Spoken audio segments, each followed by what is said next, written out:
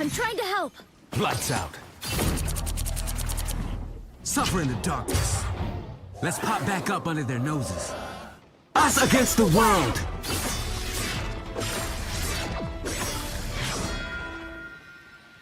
My time to shine.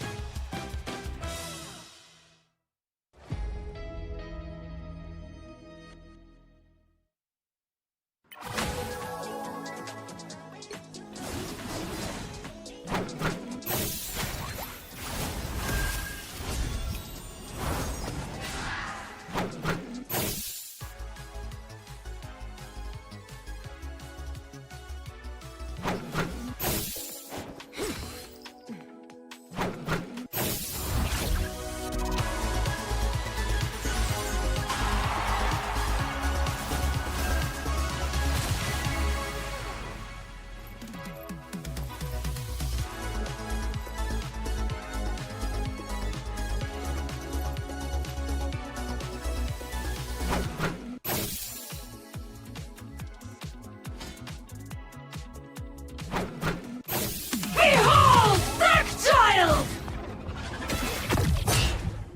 Survive this!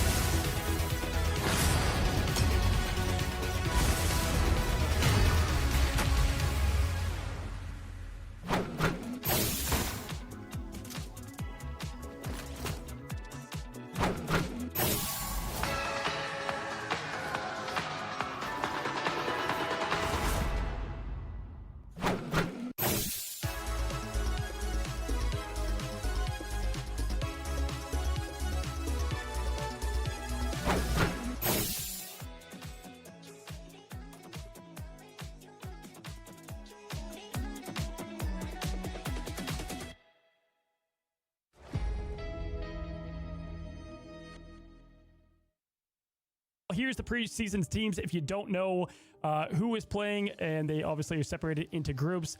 Quickly, I'll go to give you guys the rundown on America. Shiv, I'll give you halfway through here, but obviously 100 Thieves is probably the most returning team as far as members go across the board. Obviously, I have a big departure in Terra going over to Navi, but Self is more than adequate to fill that spot, in my opinion, in a different way that I think could be healthy for the team.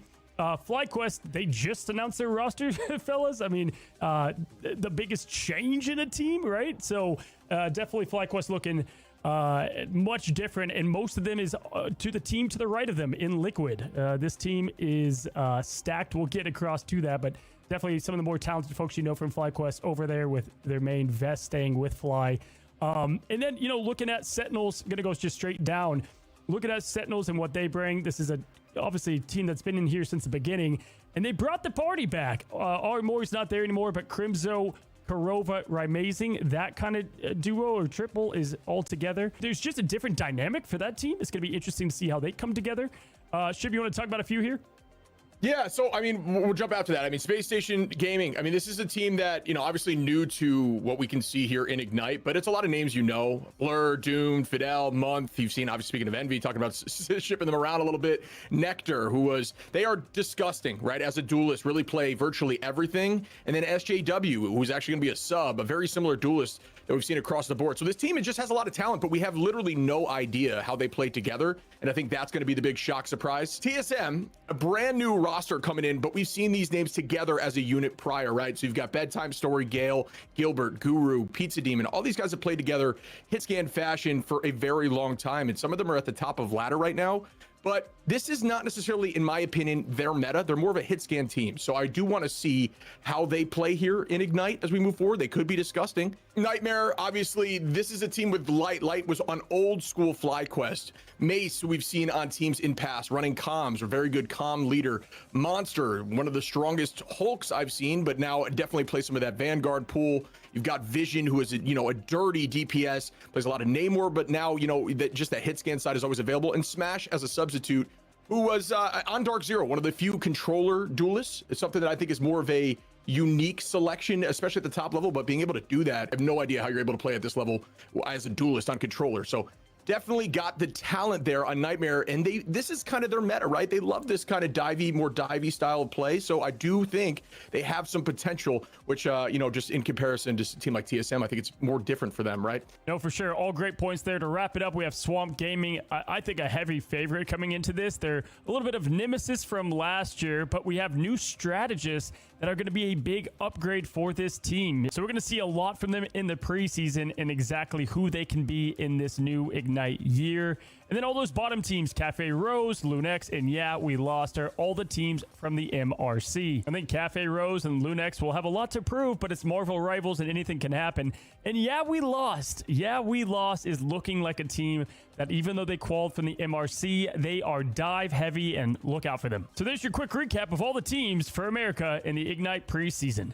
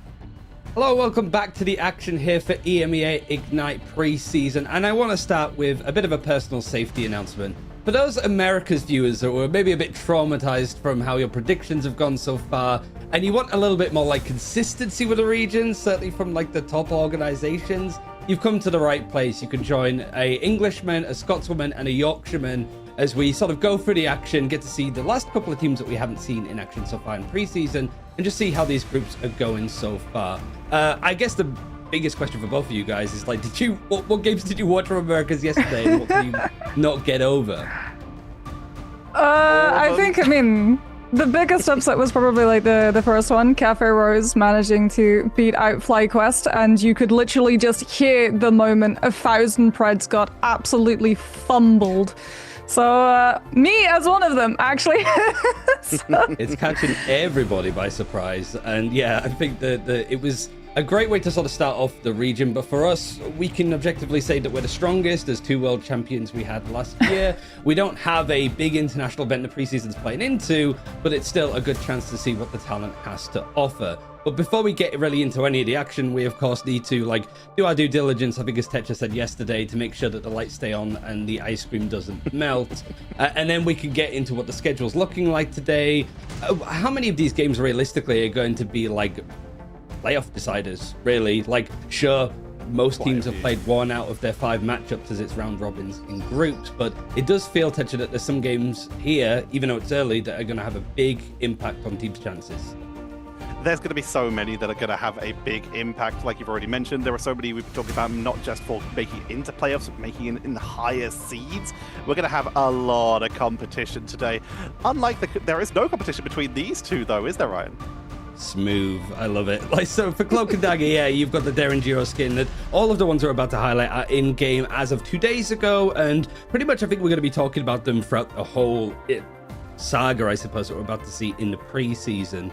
So you're traveling through the Dark Force, it could be a little bit disquieting, a little bit worrisome.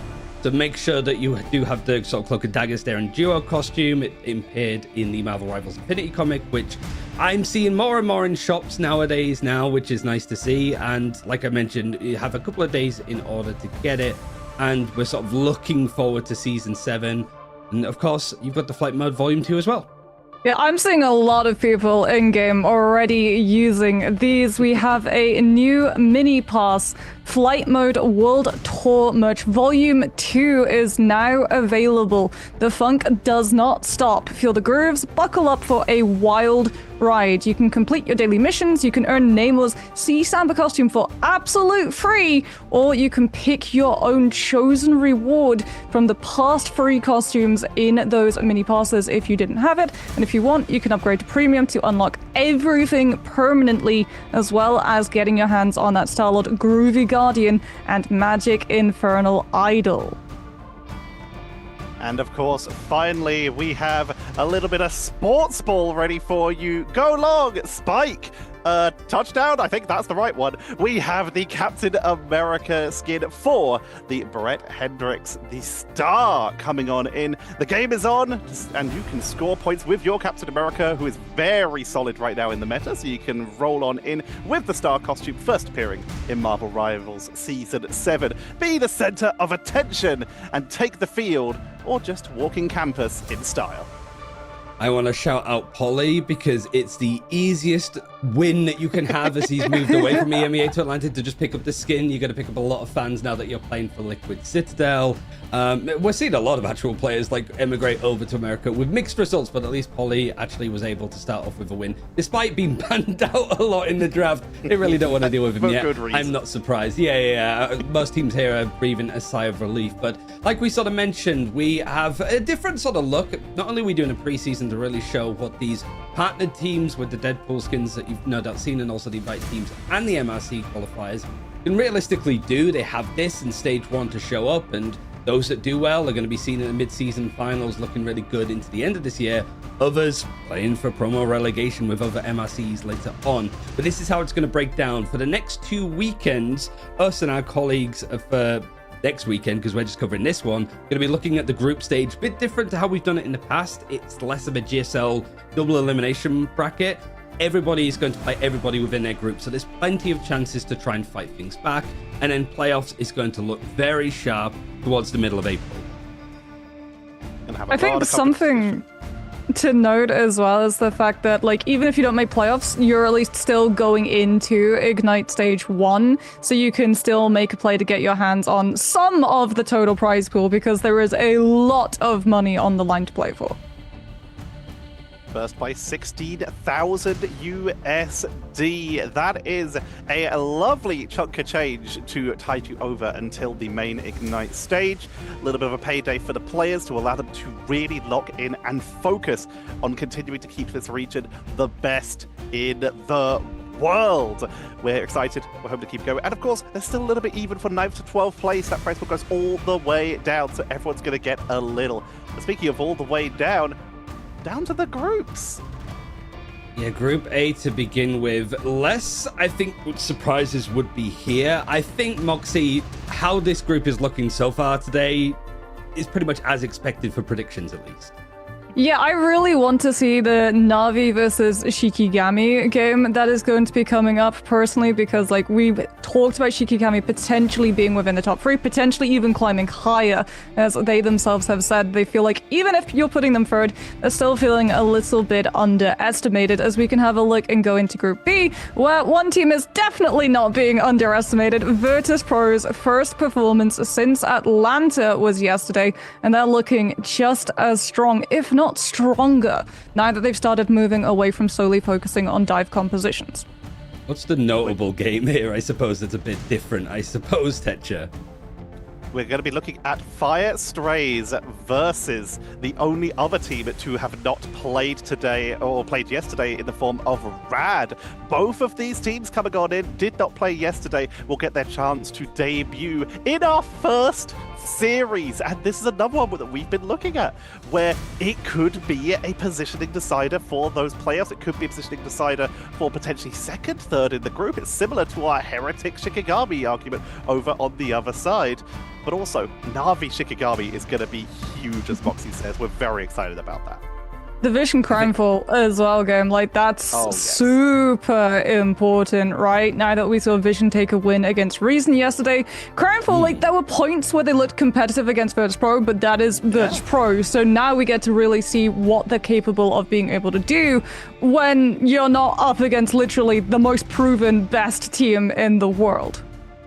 Yeah, I think that was the main thing from yesterday that deviated from whatever scripts was being formed. I think this first game, sort of like you mentioned, Tetcher, it's such a weird one to call because you have a lot of experience on the side of Fire Red, but they haven't played for a while, whereas Rad not only qualified through MRC, but blistered their way to a first place finish. And when you look at the sort of players that were on previous teams like Chopped and Final Dance in that same MRC that we saw Fire play on the foot, it really does feel that they're like the favorites, but you just don't know. Certainly with like that Vision Reason game, it's not only teams losing, but also actually putting in good performances like Peps against Team Heretics, and even Crownfall against Virtus Pro had their moments where they shine. And even further down in the bracket itself, in the matches we have today, Alter and Pulsar down at the bottom, neither one are yet to take a win so far. So this is potentially a lifeline for one of these teams. Obviously, someone has to win, and you need those points to have any chance of getting out of playoffs. And if you can't beat one of the teams that have already lost maps, you're going to start to be struggling as we get closer and closer to those qualifying matches. I think whilst we have like a moment before we look into the teams, meta has obviously been a big talking point. I kind of want to echo what Enzo was sort of saying at the end after we saw him in the interview with Team Heretics winning. It feels like for them, because they're a new team, playing a lot of matchups. The meta is very vast and open. It feels like Dive Moxie is like the go-to, but there's almost like a surprise in how good stuff like Triple Strategist is still working. Again, not to highlight what Americas was doing with Pro Builder yesterday, but it does feel like don't deviate from the old stuff too much. It's still good in the right places and in the right hands, most important. I mean, Triple Strategist is finding wins, but it's also still taking losses as well. It's not like where it was in the last meta where Triple Strategist would just win you the game because you could eternally stall out for a first point of convoy and then swap to a composition which was more 2-2-2 focused with the time bank that was significantly diminished in that first half. So I still think we're going to be seeing pop-ups of Triple Strategist, especially potentially, like the Mantis, maybe a little bit more of the Ultron coming back on through.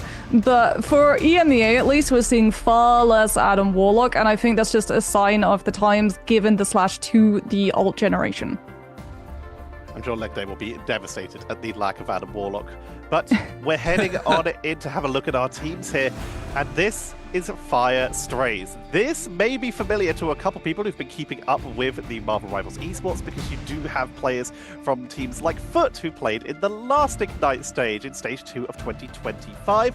You've got Zestroid, who was the substitute for the World Champion Rad roster.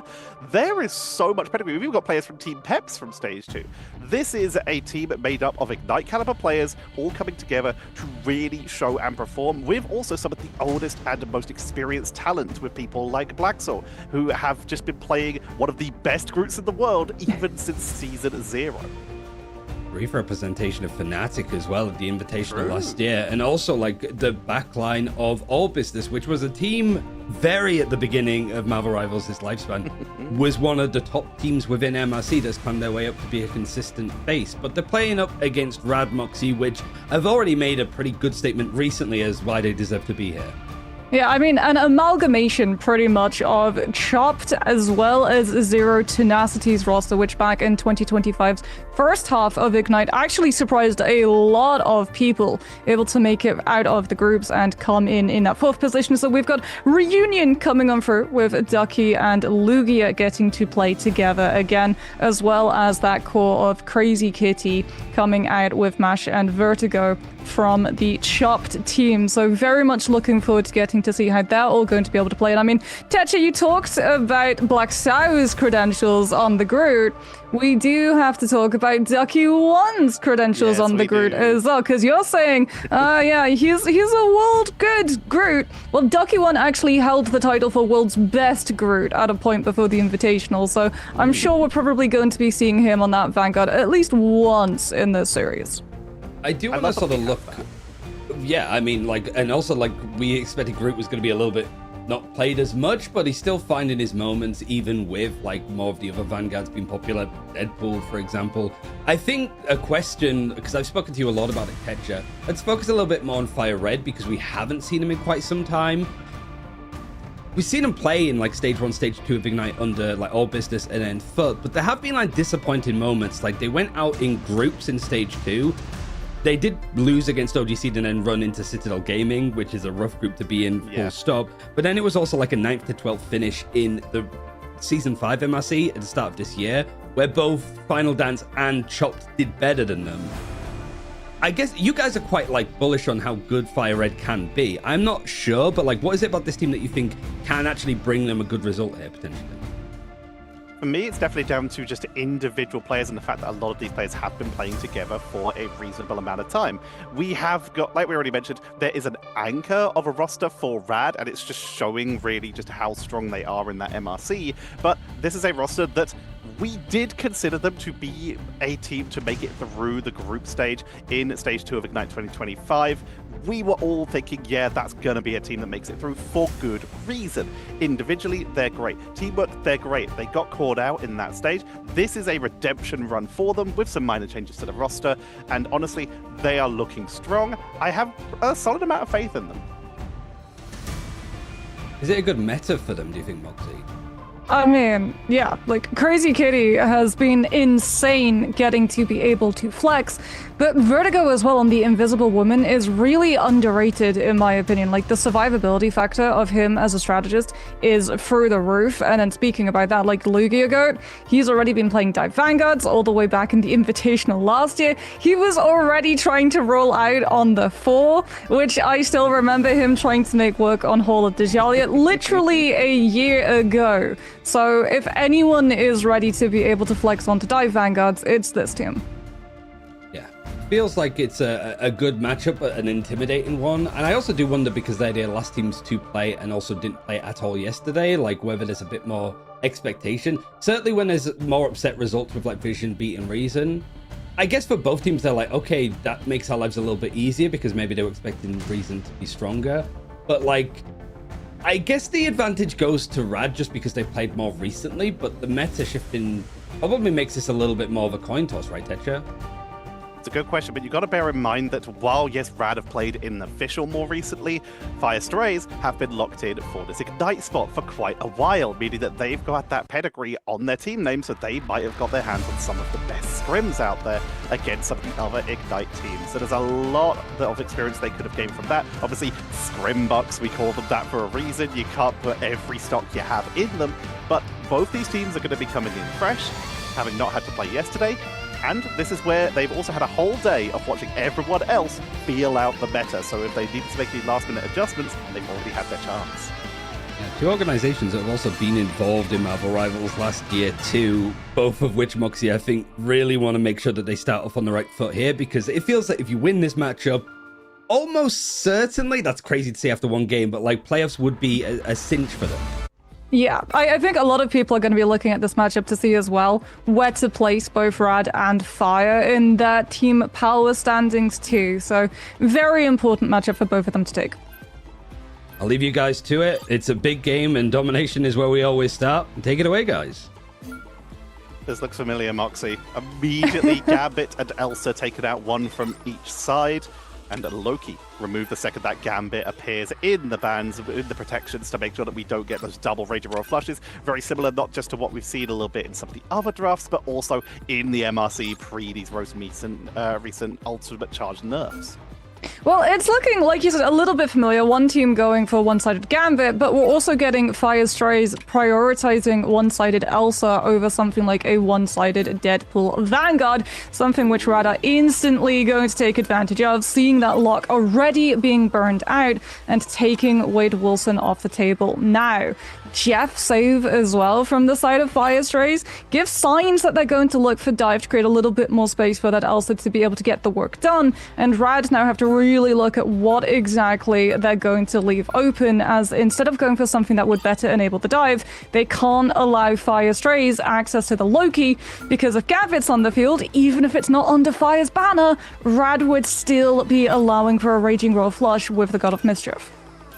Going to be seeing that protection onto the Vanguard Deadpool right at the end, with the final ban being the Psylocke, who has massively leapt up in terms of priority due to her ability to follow up and charge those ultimates very quickly. And of course, the speed of ultimate charges for the strategist being slowed down, meaning there's less of a chance of reaction. It's more of a big deal to burn some of those bigger cooldowns earlier on in fights. But it does mean that Rad have got their hands on the Star-Lord Gambit combo, an absolute classic that has really spiked up just since the release of Gambit. You know what's absolutely wild for Rad's ban draft is that not only were they able to secure both the Gambit and the Vanguard Deadpool, they also got Star-Lord to be able to pair with the Gambit, and if they so choose, Rogue as well for the Hearts as one team-up, which would be a really good way of dealing with Fire Stray's dive, as we can see Binary is going to be rolling out on that Venom. Closer, I would imagine, is actually going to be sticking with this rocket instead of just supplying the team armor packs in spawn, since Demon on the Star-Lord will be able to rely on the team-up to give him an additional iframe, so he can be a little bit more aggressive and bail out of the ship if it starts going a little bit too sour. The Rocket Network giving you that escape tool, which allows you to just play so aggressive now with not only that, but with the barrier from Blackcell playing on that Magneto, means Star-Lord's going to have so much freedom for Fire Strays. But they are going to roll with that Rocket. They instead are going to move over to the Jeff for more of that just quick rollout dive, and of course the symbolic shenanigans with the Venoms that have got a lot of potential with that setup. Whereas Rad, they've got that Vanguard Deadpool, they've got their own Star-Lord, and they've even gone more Jean Grey to try and ping from a distance here. Slowpo on that Elsa starting to get work done. A little bit more space being made as well for the hit scan, as we can see Binary just looking for a dive opportunity, wants to find that backline, instantly pivot the attention away so that the Elsa can get a lot more work done, and manages to fell Vertigo and Smashners in the meantime as well. A brilliant start to Fire Strays, which is now going to allow them a really good defensive hold the next time Rad come calling, because they're going to be set up. The dive's going to be in position to jump on them as they come through from those chokes, and I mean Sloppo can just play the distance wherever he feels comfortable with this Elsa, while still having all of those instinct levels for the higher mobility. Has that high mobility, has the position, so you can be able to ping people on approach to try and build up that Glass Box charge with the Apex Predator.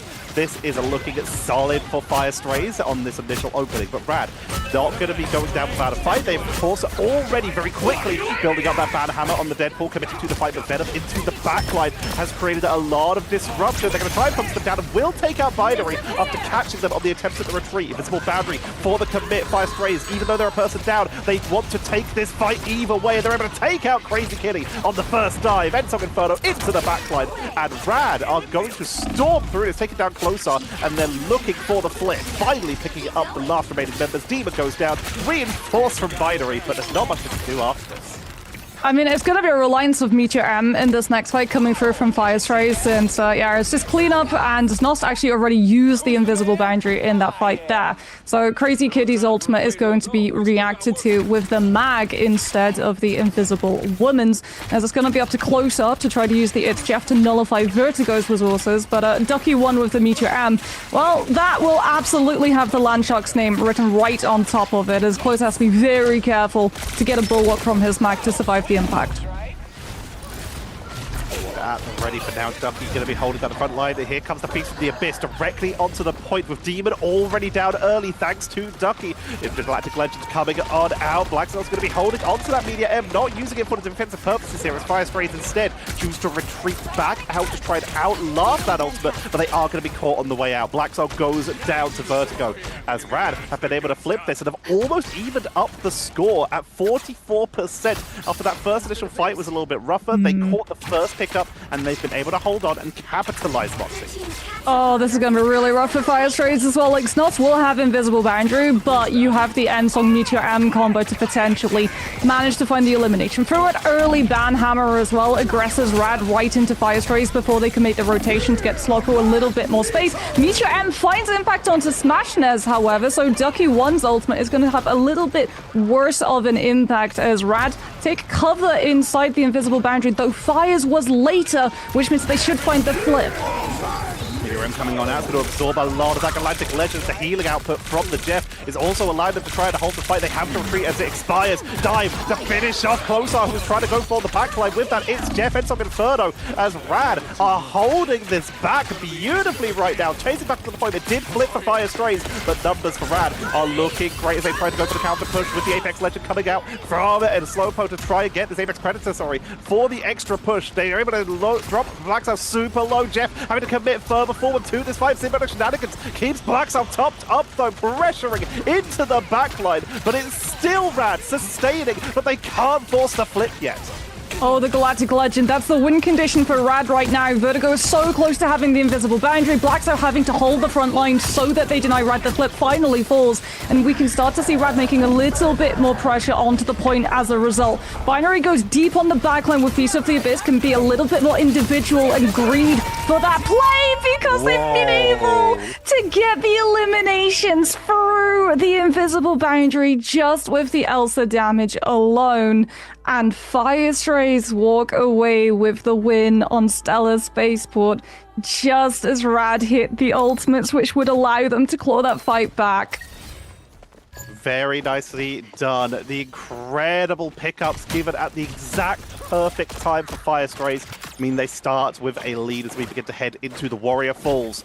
And look at those ultimate charges. You mentioned it, Rad. Yeah. 0% on Jeff, 0% on the Deadpool, 0% on the Star-Lord. Closest they have is Raging Royal Flush, which of course can be used without other ultimates. You can use the Blaster Barrage, the Jeff can get some good value out of it. You can still, and of course the Deadpool will have a great time. There's still potential there. But look at the comparison here. We have Znost with the invisible boundary, so could potentially counteract that, while everyone else is close to 50 or higher in the percentage count, with the exception of Binary.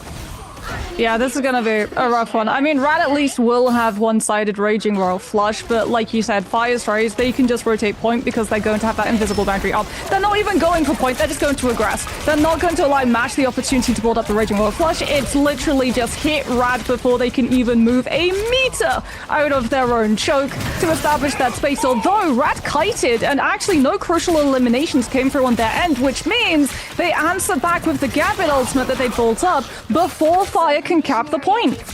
They kited, they were able to force out the invisible boundary. Jeff into the backline, going to try and take them down as they try to abscond with the members of Rad. Media M looking for that finishing blow. Closar drops close again. No one going down this fight. Finally, Crazy Kitty is going to get cleaned up as Binary tries to force their way onto the point. Symbiotic Resilience to keep themselves topped up, forced to swing away, but gets caught with the AoE from the Magneto Primary on the way out. Beautiful pickup, forcing out the Galactic Legend for the attempt at the duel. Great Guardian Barrier to make sure they're safe, and they pick up one and chase out Phoenix, making it a second. Lovely duel from Firestrays as they're able to completely split Rad, but so far no one's been able to cap the point.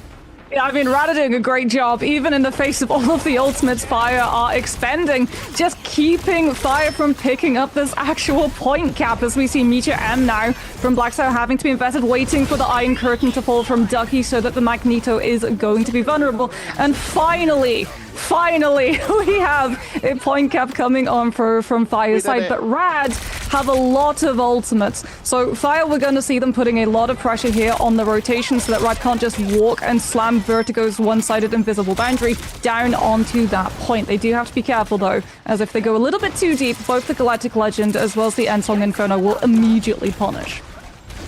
Venom into the back line, going in for the face of the abyss, picks up one right off the bat. Vertigo is gone. The back line is gone. The front line is alone. Lugia, the only one who might be able to make it back to spawn here, as they are able to retreat for the rest of their team. Fire Strays have taken control after a long early fight. It's the positioning that they are able to capitalize on beautifully here. They capitalize as well on Vertigo being stuck in the animation cast of Invisible Boundary, because Binary of Feast of the Abyss and the anti-heal actually took the Invisible Woman out mid-ultimate. So Znos yet again gets one-sided Invisible Boundary, and yet again Fire catch the rotation coming through from Rad, trying to slam them with that slow, mitigated by Mash with the Raging Royal Flush and that speed boost, as we get the Banhammer actually placed onto Demon, who's very close to a Galactic Legend, which would be able to finish off this fight. Rad, knowing this, ult-tracking the Star-Lord, want to prevent it and allow Crazy Kitty to hit theirs first. Crazy Kitty will get those off, trying to take the duel, trying to force those members of Fire Strays off the high ground. Black Soul will be taken down, Binary is down, and Fire Strays will be forced off the point. We flip it round, Rad finally able to scale that in their own way, and with all ultimates off the board, Fire Strays will back up, building up to that Apex Predator, building up to their own Galactic Legend, like you said, as Rad already used theirs, and they're back down to only really having one tool, that Meteor M, but it's a solid tool. You can drop that on the Apex Predator, onto the Glass Rock, or onto the Star-Lord, who's almost back to that Galactic Legend. Yeah, I mean, you have to hold it for Galactic Legend, ideally. Like you said, you might use it for the CC immunity to dodge the Apex Predator, because they're all lined up. Oh, this is going to be absolutely brutal, but wait a minute. Glatrox goes a little bit off the field and actually deposits them below instead of coming back to Slopper's position, so he can't actually capitalize and find the damage to convert into eliminations. So forcing a reposition, Rad building their way up there at 45%. Galactic Legend going to come on out. Meteor M already used from Ducky, so they don't have the full counter for it, who goes down anyway, but a beautiful setup from Sloppo with the invisible boundaries from both sides on the point to just try and keep this charge going for Rad. They're already a little bit lower in this fight. Banhammer comes on out to try and focus into that backline, but it's not going to be enough. Demon is just uncontested. Crazy Kitty, here comes the Raging Royal Flush into the backline. Beautiful chase by Crazy Kitty for the first duel, and that's allowing so much space for Smash Nez to finally enter the point. Yeah, great pivot as well from Rad. They were really focused on trying to find those eliminations, saw that Fire Strays were actually starting to make a presence quite heavily onto that point and in that backline, so they pivot the attention and retreat back to deny the flip and protect their backline. As we're headed to final fight territory here on the side of both of these teams, Binary is actually going to be swapping onto the Strange, so they are just going to go for a teleport, try to hit Rad before these ultimates can be accrued, as Crazy Kitty is very close to the Galactic Legend. That could be the tipping factor for Rad to be able to scale off of this fight. Demon 2 onto the staple with the Wolverine, having the extra survivability of that passive kick on through, but keep your eye, Tetcha, on what Slowpoke is doing, because we're getting so close to an Apex Predator.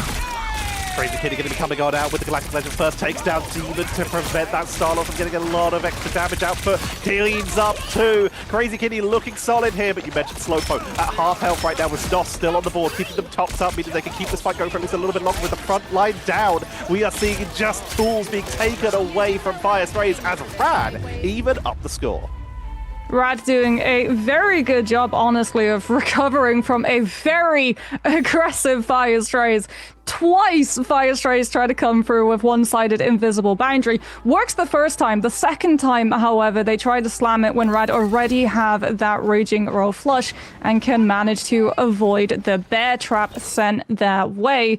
And being able to predict that just gave them the edge, as we can actually start to see the one-sided gambit really working out for them. Even though they're not really going for the combos, right? Crazy Kitty is not synergizing Galactic Legend with Mash. Rather, both of them are using them individually to force Fire Strays into having to hold more ultimates to use them and react defensively. And it has been working. You called that exactly. We did see where we saw Galactic Legend come on out from Crazy Kitty, and Blacksout no longer had the Media M to try and deal with it. And we saw that once or twice throughout that. But talking about the first fights as we begin to head on in, Slowpoke did get that full charge onto the Apex Predator, so Glatrox is at the ready for this first fight, with the closest ultimates on the side of Rad being Meteor M, Invisible Boundary, and Ensong Inferno, which means if Fire Strays can get a quick engagement, they might be able to catch them off guard. Yeah, but they use the strange teleport. So you can actually see, like, Rad are taking this high ground, trying to put as much distance between themselves and the Elsa as possible. As they went for the Jeff roll, like, Mash very quickly hopped onto the land shot, gave the speed bubble, so they're already here, as opposed to Fire Strays, who, yes, they have the ultimates, but they don't have the position to be able to use them just yet.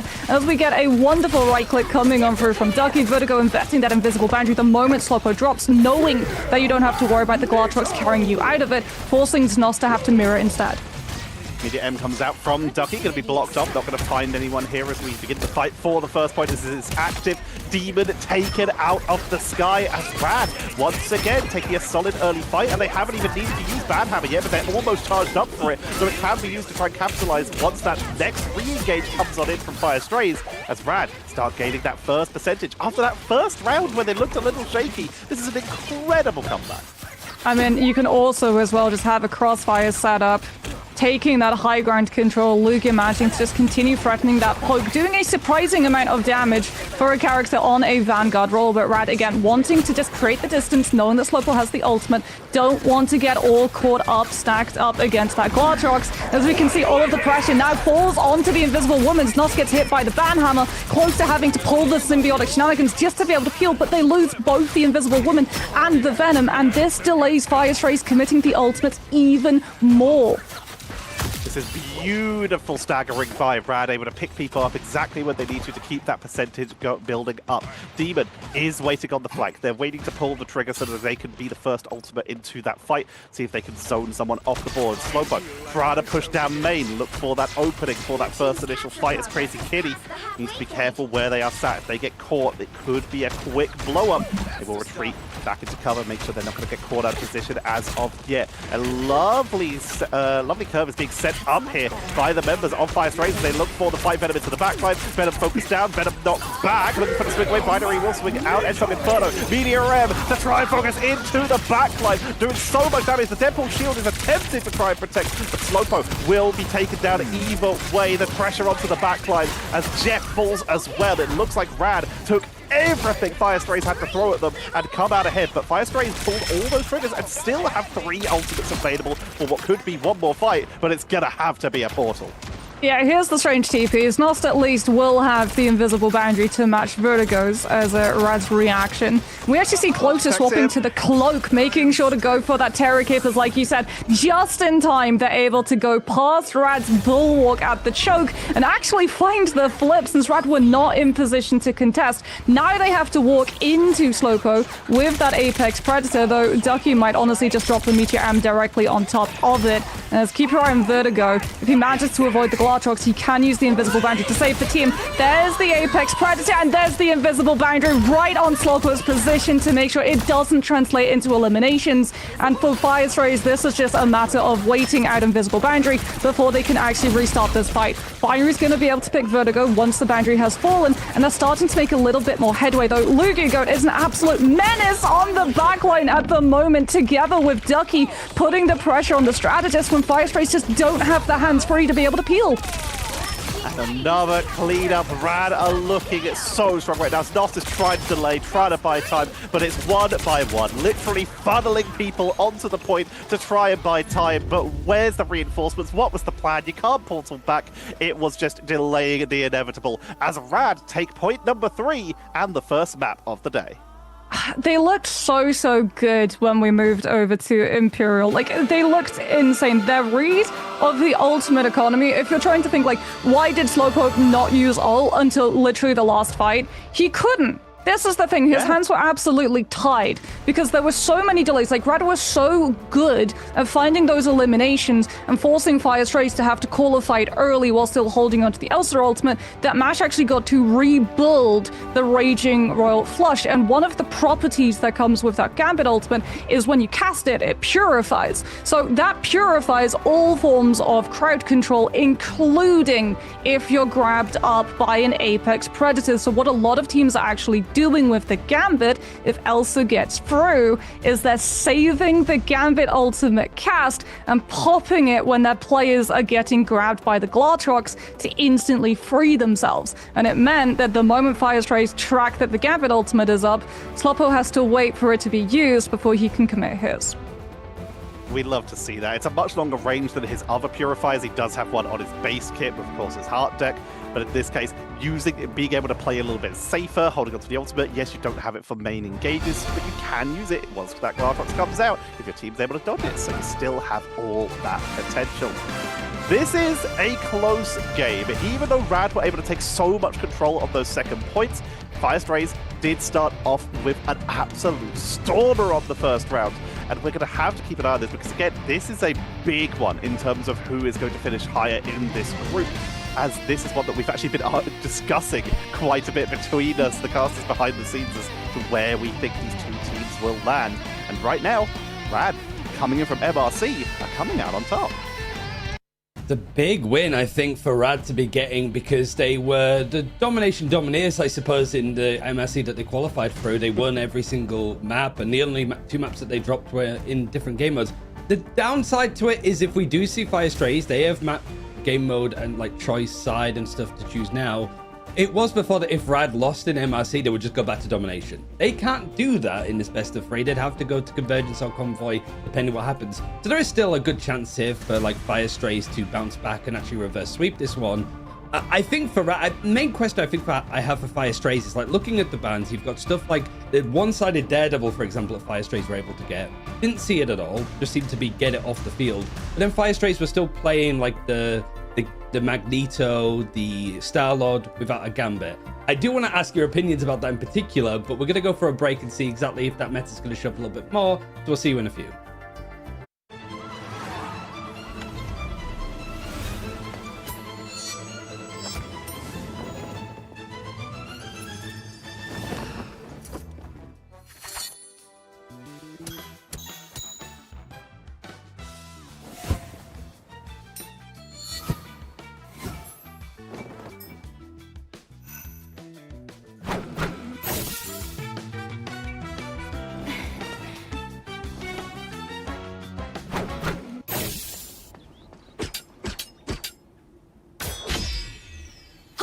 I'm trying to help. Lights out. Suffer in the darkness. Let's pop back up under their noses. Us against the world!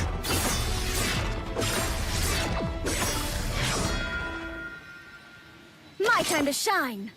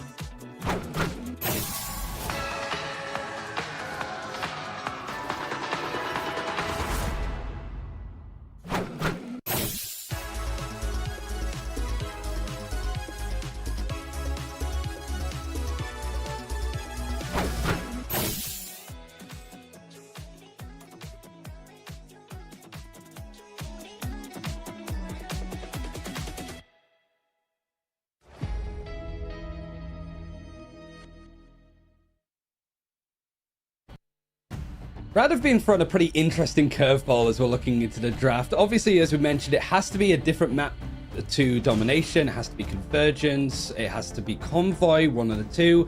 And Rad went, Fire Strays went, we're going to go to Heart of Heaven because we haven't seen this map literally in EMEA since, like, Atlanta, since DreamHack Grand Finals, I'm pretty sure. Like, Moxie, what do you think, like, the meta's going to be like? Because there's some characters that were good there before, like Jeff, Angela, the like, but with some of the newer characters that have been added in that time since last October, what do you think might show up a little bit more here?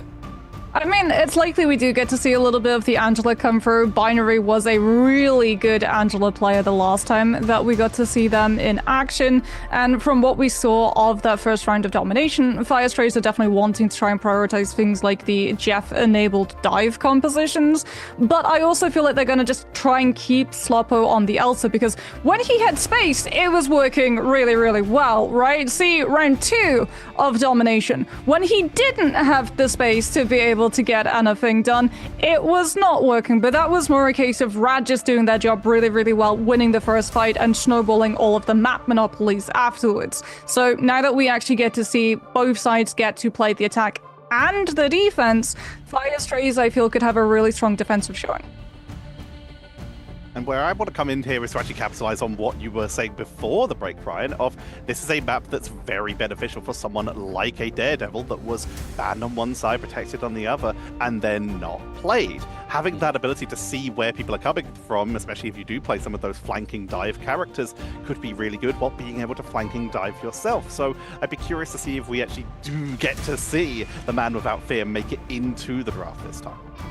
Seems much more important to where these fights are going to be dictated, assuming that we don't see like a full point hold, which I don't know if we do ever usually. There's some Convergence maps that can be like full held, but I think most times that we saw it in DreamHack, it was like pretty much an eventuality that we would see it move on a little bit more. I guess for like either one of you, do you want to see the draft stay the same for like Fire Red, or do deviations need to come in now that they've got this choice of map?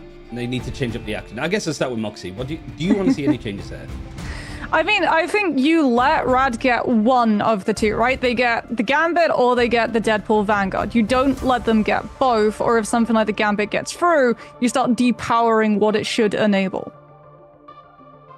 Couldn't have said it better, honestly. Like, we're talking about the characters that are currently being really game-changing in terms of these early draft spots, and those are Elsa, Gambit, and Deadpool.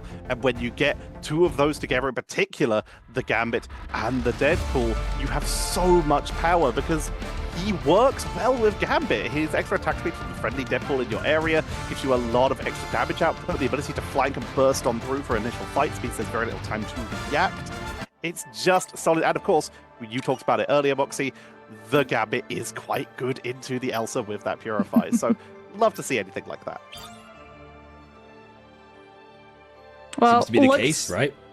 Yeah, looks like we're getting ready to head into that band draft, and already, Tetcha, I see that we're just keeping things the same. Rad are going to be able to, yet again, claim stake on one-sided Gambit, and Fire Strays, again, prioritize the one-sided Elsa, removing the Loki the moment they see that Rad was able to secure the Strategist, so we don't get two copies of him running amok on the field as, ooh, this is a new mix-up. Mantis is actually getting removed on the side of Rad, so we're starting to target out triple strategist lines.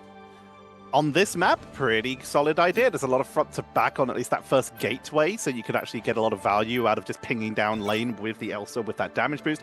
And we did have the opportunity again for Fire Strays to take away the Deadpool, but they prioritize the Daredevil again, potentially looking at the priority on this map, or, as Brian was saying earlier, potentially just keeping the draft the same, and they protect Jeff. This is looking very similar between these two. Yeah, there goes the Loki as well. So no team is going to have access to the God of Mischief, the regeneration domain, or the ability to copy anyone's ultimate that you so choose, as long as line of sight is forgiving. As, yeah, there it is again. Rad are able to secure, like you said, Fire Strays prioritizing the Daredevil ban allows Rad's last pick slot to go to the Vanguard Deadpool once more. So Fire Strays, it's looking more of the same compositions that we're likely going to be seeing, at least coming through from Rad's end, taking out the Psylocke a little bit later as well to make sure that there's less of those dive duelists to be able to get behind and start splitting the attention to have a better map monopoly of the front line. I think I'm seeing double. 4 one-sided Deadpools. I'm definitely seeing double. I'm curious to see if Fire Strays do adjust their composition. And currently in the hovers, they are on defense, so we'll see how many of these make it out of the door very quickly. They are adjusting, and it's an extremely different composition. We'll talk about more when it's visible on all of your screens. But overall, it is about, for the defense, this first point. As Ryan mentioned, we don't see full holds on this map very often, but it is possible. You can get some really good positioning because there's so many places for cover, which is why Daredevil can sometimes be very popular on this map, whereas there is also a lot of opportunity for flanking dives. We were talking about the Angela earlier, but as we get ready to head on in, we're seeing a Hulk appearing for the side of Fire Strays. Yeah, we are seeing a Hulk appearing, and I mean, Binary is going to be just jumping all over the shop, providing a little bit more cover and protection as well with the Unbreakable Resolve, potentially for Slowpo, who is positioned up on this high ground, getting as much damage as possible onto Rad, potentially an early elimination, as we get, great interference coming through. Lugia and Binary both clashing, but unfortunately, that does leave the Hulk a little bit too vulnerable outside of both Demon and closest healing LOS. So these Vanguards are just tissue paper at the moment for the amount of protection they're giving Fire Strays, who have to just kite out, bunker up in small room, and allow Rad to already pick up 1, make that 2 ticks of point percentage.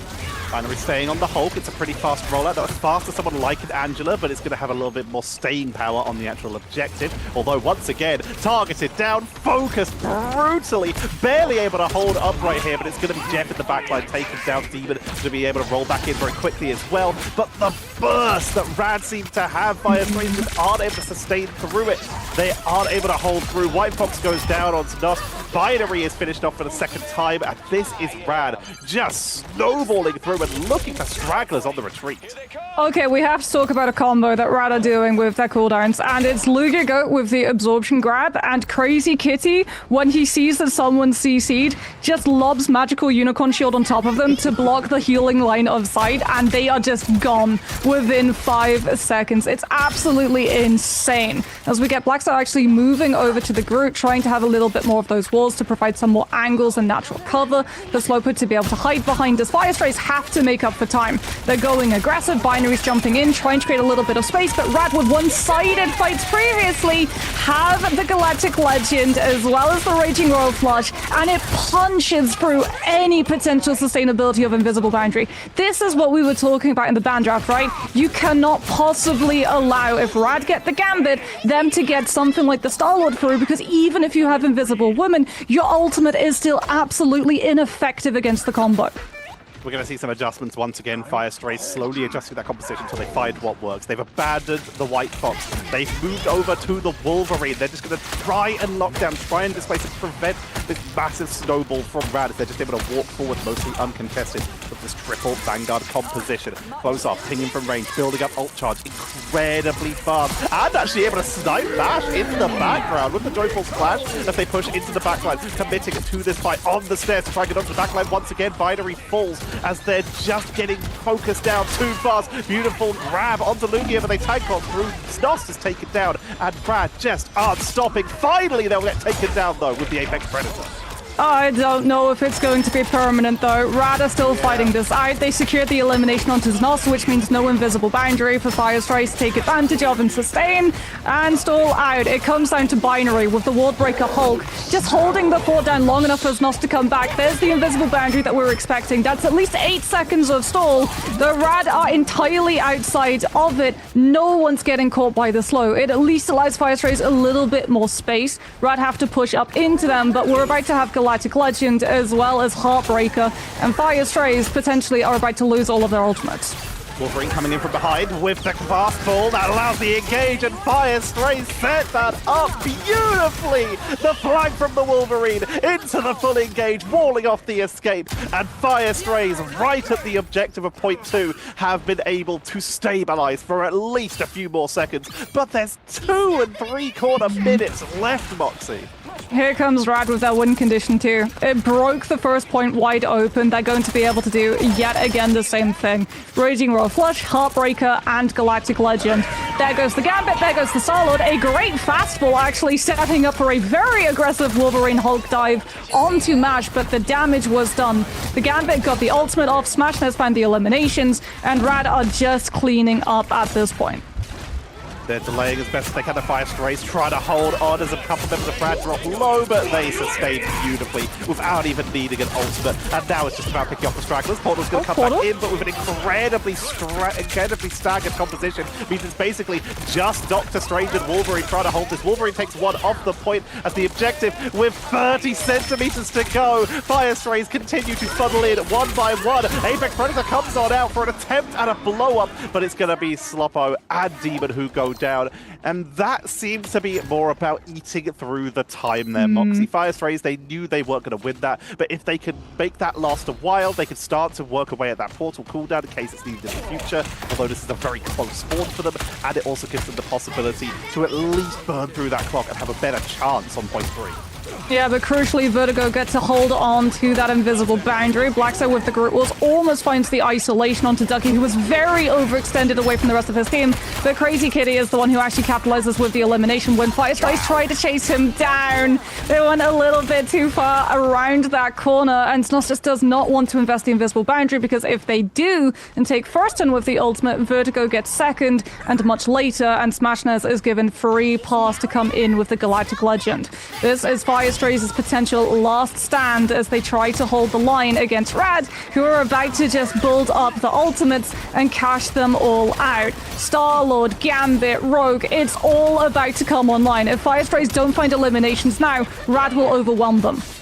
First boundary comes it out from Snoss. Straggling Prison comes on out, doesn't find a lot. Meteor to absorb most of that damage, meaning there's no capitalization, and they didn't even burn invisible boundary for it. Means that's still available for Vertigo as they finally get the double combo with the Galactic Legend and the Raging Royal Flush, chasing back all retreating members of Fire Strange. Jeff's all that's left. Jeff retreats. Blackso's going to move over to Captain America just to try and get someone to touch the point, as that's what it's coming down to. Burning everything. Heartbreaker in the spawn door to prevent reinforcements as the car moves on in. Cap looks for a delay but can't even reach. That is going to be Rad with the triple. Oh, the Heartbreaker too. It wasn't BM, it was actually min-maxing. They all tracked that Binary hit Feast of the Abyss. Feast of the Abyss would allow the Venom to actually self-sustain on that point and survive for the rest of the team to potentially regroup with the closer respawns. So Lugia popping the Heartbreaker actually forces Fire to have to just hold themselves and spawn. Binary still, unfortunately, gets hit by the Heartbreaker and loses the ultimate, and no one is able to help out Blacksow, who, like you said, swapped over to the Captain America just to try to stall on the point for the team to be able to make a play.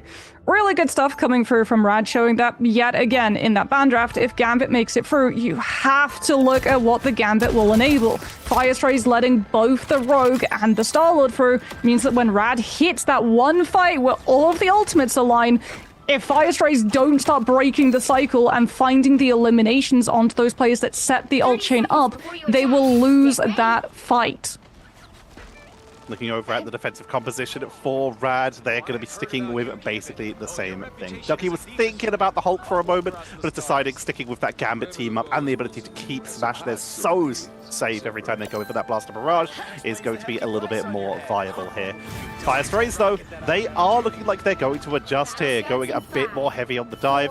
The Captain America, that was the last-minute swap last round, looks like that's going to be stuck with. Double dive for the Vanguards from Fire Strays line, so trying to get a lot of attention away from Sloppo on that Elsa, as Demon is very likely going to be going with the team. Crazy Kitty guarding one of those lanes, instantly clocks the Captain America and blocks the healing LOS with the Unicorn Shield, which allows Lugigo to get much more aggressive and brawl into the choke, and there goes Nost, and there goes Blacksow. Rad really just holding down these channels and not allowing Fire Strays to make any room. We saw it on the yesterday. A lot of teams were batting out the road quite high up, sometimes even over the Vanguard Deadpool. And Lukia Go is making a very good case for it. The amount of control they're having over these fights is absolutely devastating. But the combo is even scarier. Like you say, being able to lock someone down and then prevent literally any help. What can you do is just so valuable. Right now, Rad holding the high ground once again. Unicorn Shield to block Captain America, who will be able to jump back over this time, make their way back to the team. But overall, this is looking like solid positioning for Rad. As Fire Strays are trying to go for the wrap-up, and the team is incredibly split here. As there comes the bad hammer, and Slowpo is deleting.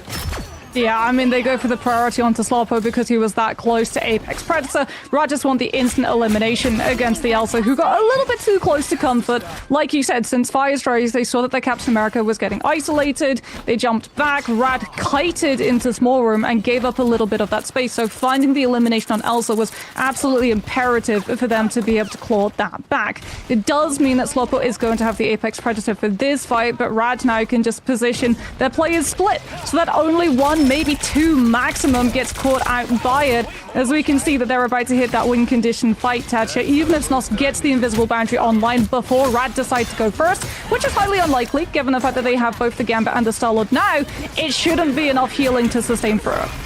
Raging Royal Flush going to be coming on out, even though they're down a member. It's still the commitment, but Slowpo is deleted again by the bad hammer of Crazy Kitty. Doing so much work for the team, literally taking the upgrade mid-fight, looking for the background. Meteor M to try and take out the Jeff, who will once again be fleeing with a couple members of Rad. Crazy Kitty focuses down Binary, taking them down as well, builds up more XP, and Rad repel yet another push by Fire Strays, even being down a member. Just the momentum they're having in these fights is so difficult to deal with. They even catch one little attempt from Demon to try and get something on the backline.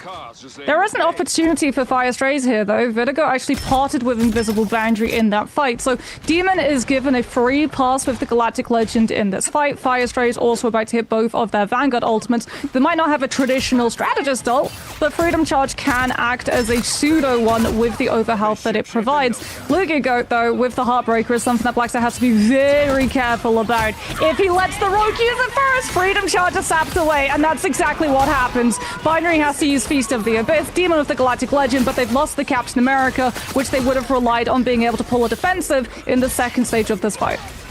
Smashness does get burst down though, and Cap will be reinforcing quite quickly. So will Star-Lord. Bad hammer into the backline, trying to get onto Binary this time. Who will use Symbiotic Resilience to sustain on through that first fight, tanks through. Just getting juggled though. Is trying to escape but can't do so. Crazy Kitty taking it away with the Deadpool to try and get some extra damage on a Smashness. Will portal back to make sure that they can keep this defense going with only 30 seconds remaining. Black Cell so close to a Freedom Charge to give their team some extra duration onto that fight. Will get it off to keep this fight going for a little bit longer. Gets the shielding onto Demon to keep it going, and with portal already used with seconds remaining, Rad are repelled and Fire Strays break open the first point. There we go. Fire Strays, just as OT hits, able to overcome Rad's defenses, but they lost so much time and they have so much left of this map to be able to push, so they need to snowball this next fight. The good thing for them is that Mash has the Raging Royal Flush, but Smashness having to swap onto the Strange to put all the team back was cut back in terms of the ultimate charge. Now we get a great Apex Predator catching so many players, including Mash, which means no opportunity of using the Raging Royal Flush to free the team, and Fire Strays get a very much needed snowball for the first fight on second to clear up some of the distance and make up for some of the time that they lost.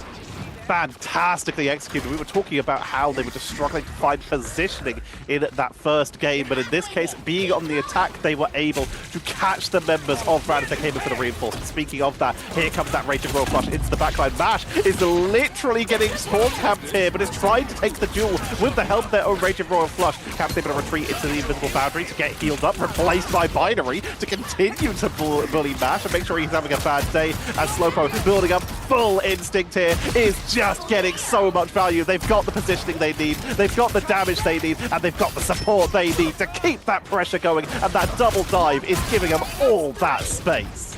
Oh my goodness, the Elsa is disgusting with the max instinct levels. 2-second cooldown on the advance, which automatically builds up into a free piercer. That's a lot of damage that Sloppo is outputting, and a lot of space actually that Fire Strays are able to free on up. Rad, however, they're building their ultimate bank back up. Mash with the Raging Roar Flush didn't give them the fight win, but it did set them up to take this next one as we get Ducky 1 clearing out Sloppo with the Meteor M, and all of the space that we talked about Sloppo being able to take advantage of. Tetra, that's now gone. Rad used the ultimates by the space back and can now cut Fire Strays before they're in distance to use the Elsa the way that they want to. It is worth bringing out, though, that Fire Strays, they didn't use Portal on that first engage. It was Rad that did, meaning we're in a situation where Fire Strays could go for this one last push, and if someone goes down, there is a chance that they can delay long enough that the Portal can come back in. But Heartbreaker into the backline immediately to try and punish the strategist. Kosar goes in with the It's Jeff just to make sure it is not stolen, to keep healing up for their team, as Demon on the flank with the Galactic Legend takes out Smashness and had a pretty good angle. It's Jeff to grab even more Crazy Kitty, drops low on the flank, focus down. But the sustain of Deadpool is doing so much work. Freedom charge for the extra delay and that quicker ult charge to try and hold it onto the point. But it's going to be Invisible Woman who goes down first. That's so much sustain. Apex Predator grabs 2 but holds them on the point. Smashness comes back from spawn, gets the bullet from the Magneto to be able to enable this Galactic Legend, and Rad are clearing out Fire Strays. Like you said, they didn't use the portal, so Znos tries to set up the portal for the regroup, but can they still in time? I don't think they were able to get past. I think the convoy itself actually interfered with the players being able to get out of the portal, because we saw the ring appear, but we didn't see anyone step through. So that was unfortunately very good body blocking coming through from Rad's end, or it was literally just time was about to run out and the portal had to go where it could end. Valiant effort from Fire Strays there, literally just charging at the point, everybody to buy time. It's exactly what they did on defense, but now on attack, just to please give themselves time for a portal, but it just wasn't fast enough. And exactly what we talked about in the first game came to pass again. The combos between the Rogue and the Deadpool, the combos between the Gambit and the Star-Lord and the Deadpool. There was just so much comboing from Rad, not even needing ults for some of them, just to make sure that they were taking advantageous fights versus Fire Strays. Can we talk about the fact that Lugia on the Rogue of Vanguard actually outdamaged some of Fire Stray's duelists? Because, I mean, like, we talked about this, right? Rogue was getting so much done. A lot of the times when Fire Strays wanted to make a play, they couldn't because Heartbreaker was interfering with the ultimate economy. But not just that, Hearts as one as a team-up is absolutely insane at allowing Rogue to excel in the damage department. Having that additional kinetic energy explosion, oh, it's painful for Fire Strays to have to deal with, especially if Crazy Kitty is cutting the heal line of sights with those Unicorn shields. It's burst, it's lockdown, and in some cases, it's a little bit of extra abilities there to give you some more sustain to keep going. The amount of times Lugia was able to trade out onto Demon on the Star-Lord, one of the hardest characters to catch in this game, was fantastic to see. Rad, we talked about it during MRC, they are looking so clean as a roster right now, and they continue the EMEA streak of 2-0s. I mean, watching that from the sidelines as well, we're still working out what the meta's looking like, right? And one thing I was looking at Rad's composition, triple Vanguard, 2 of which have a team up with Gambit. Gambit's very strong. It felt like a best in slot like combination, I suppose, for Rad and Fire Strays. Whether it's the draft or not, it's hard to get a gauge, but it just feels like an over-focus on Elsa Moxie isn't as valuable as some characters that just seem to connect to everybody like Gambit does. Yeah, I think as well, it goes to show the power of Rad's duelist hero pool that we got so much banned out towards them instead of the Vanguards. Both the Daredevil and the Psylocke were removed so that Rad's dive was defanged. But as we're seeing more and more of, we got to see it from Virtus.pro a little bit yesterday, duelists have started moving into the camp of playing Vanguard Deadpool, and so they simply sidestep that draft, which should be taking out their hero depth and allows them to play a composition which really synergizes amazingly well with all of the heroes Rad still had available. Oh no, you've banned out and taken away my hit scan character who can blow up backline super easily. Guess I'll play Vanguard Deadpool, the character that does the exact same job. I mean, that was the other thing I was going to say. Like, for Crazy Kitty, one of my favorite players from last year, like on that Chop team, incredibly flexible, known for being the duelist, but also playing in the triple strategist, but it's like Ultron and stuff. You cannot ban him out. He plays literally everything. And so making have a Rogue and a Deadpool Vanguard in a lineup, and then the Magneto, so like it's pretty much just a lover's square. I think at this point now, with all of the like connections happening there, it feels very like Rad can just take whatever's working with a meta and just build it around somebody like Crazy Kitty, because he's such a flexible player, Tenja. He really is. You talked about it before. When we were talking about players who really excited us, we talked about players that we've seen work their way up through MRCs. Well, we talked about people like Ballas. But talking about players who've worked their way up through Ignites, we talk about people like Crisis. We talk about people like Smashness, like Crazy Kitty, because they just continue to show us exactly why they are so valued in these teams. And the fact that Rad had to come through MRC to get into this Ignite is crazy. You've got third place in Ignite Stage 2 MASH. You've got the Smashness Crazy Kitty combo for all that DPS power. Ducky and Lugiago, as Boxy brought up, their experience in the past on some of those older teams were some of the most terrifying for so many players, because no one was ready to have to deal with them. They tried stuff like single Vanguard compositions in Stage 1. They are creative, they are flexible, they're almost impossible to ban out, and they are a team to watch. I mean, to jump off that point, though, about how Rad had to come through from MLC, like, yesterday we talked to teams who were already invited and had their spot secured, and they basically said, yeah, we're having to get used to Gambit again, because he was just perma-banned when we were scrimming all of the time. Rad came out through MLC, where Gambit was open. So is it actually a surprise that Rad are relying on a hero that they've had more practice and also got to have experience in officials as opposed to just scrims with, and are looking really, really clean with it? Like, I think, honestly, for a lot of teams in the future, if they're facing Rat down, I would prioritize the Gambit ban instead of the Elsa, because it really does feel like a lot of Rad's whole win condition and ultimate economy cycle was all drawn not around their duelists, not around their vanguards, but MASH in particular on that Gambit enabling. Like, when they wanted to go for the ultimate combos to just win out a fight and punch through invisible boundary, they did. But when they also wanted Raging Royal Flush to reset and rebuild their ultimate economy so they could overwhelm Firestrays before the Invisible Woman had her ultimate, they did that as well. There was a lot of really good just balance coming through from both the aggression but also the ult economy. I also think kind of like leaving the Elsa open for Rad. We just mentioned how flexible the duelist line is. Elsa is too good to just not like actually be able to use, right?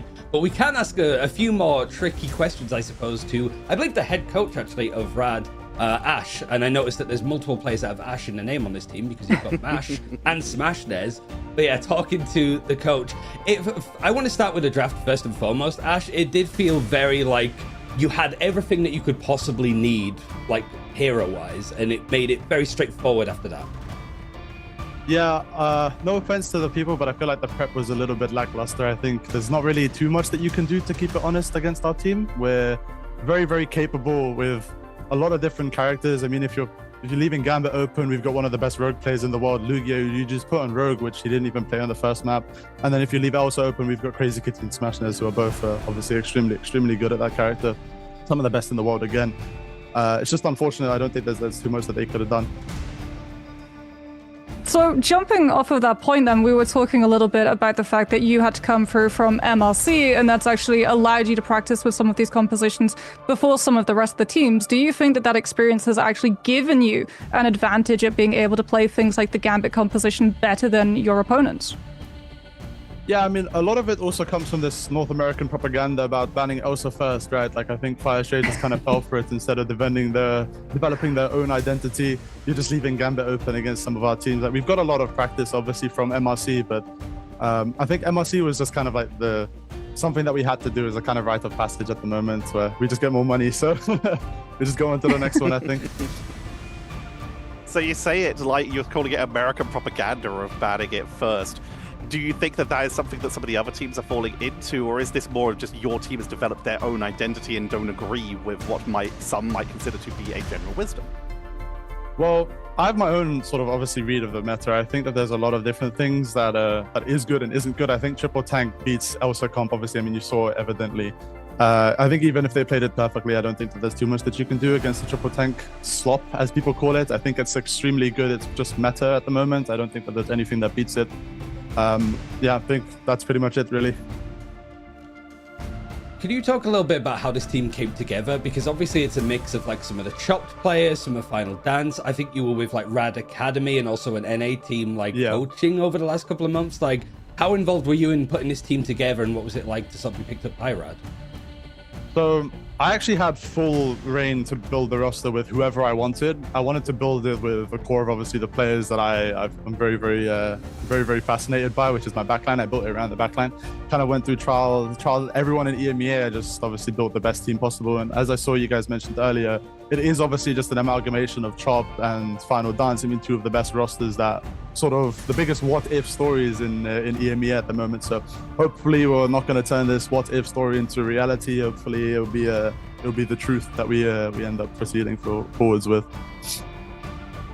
I guess your next opponent as well is Crown 4, which you didn't have actually the chance to play in MRC because they were on the other side of the bracket and stuff. I guess how big was this win, I suppose, for your like chances of qualifying for playoffs? Or do you sort of see every game the same? Because it's such a weird group of teams that we haven't seen play, like Reason for quite some time, even Vision and stuff. Are you sort of thinking that you have like a really strong chance and every game is just going to be straightforward? Or are you a little bit worried because some of these teams we didn't see in MRC, for example, and they've seen plenty of you guys? Well, I think uncertainty-wise, like, we don't really know anything about these guys. Like, no offense to them, obviously, but we haven't scrimmed them at all, just since it's not been our priority mainly. So I think maybe they come up with something, but I don't think that there's anything that they can come up with that we haven't either prepped for or already practiced against, because I feel like we've got insanely good practice. Obviously, there's a lot to improve on, and just side set for VP. I see Blaney in the chat. I can't wait to desecrate his team. Hopefully, it'll be really nice to see. Well, I live for just forcing beef between coaches with Blaney because he doesn't want any part of it. He's too nice. But I'll let you prep like he is, but I'll let you prep the war speeches for like next week, I suppose, but also your game tomorrow against Vision. Again, congrats, and we'll see you again tomorrow. Thank you. Shout out Space and happy birthday. Thank you for streaming our games. Happy birthday. I mean, Happy I'm used to we're just all passing it on. But yeah, I think to just sort of cap it off, I think we should be throwing to us, and you can hang around if you want, Ash. If you want to do a podcast, you're more than welcome. But oh, I'm sorry. Your own I don't know. I was supposed to leave. Yeah. Thanks for joining us, Ash.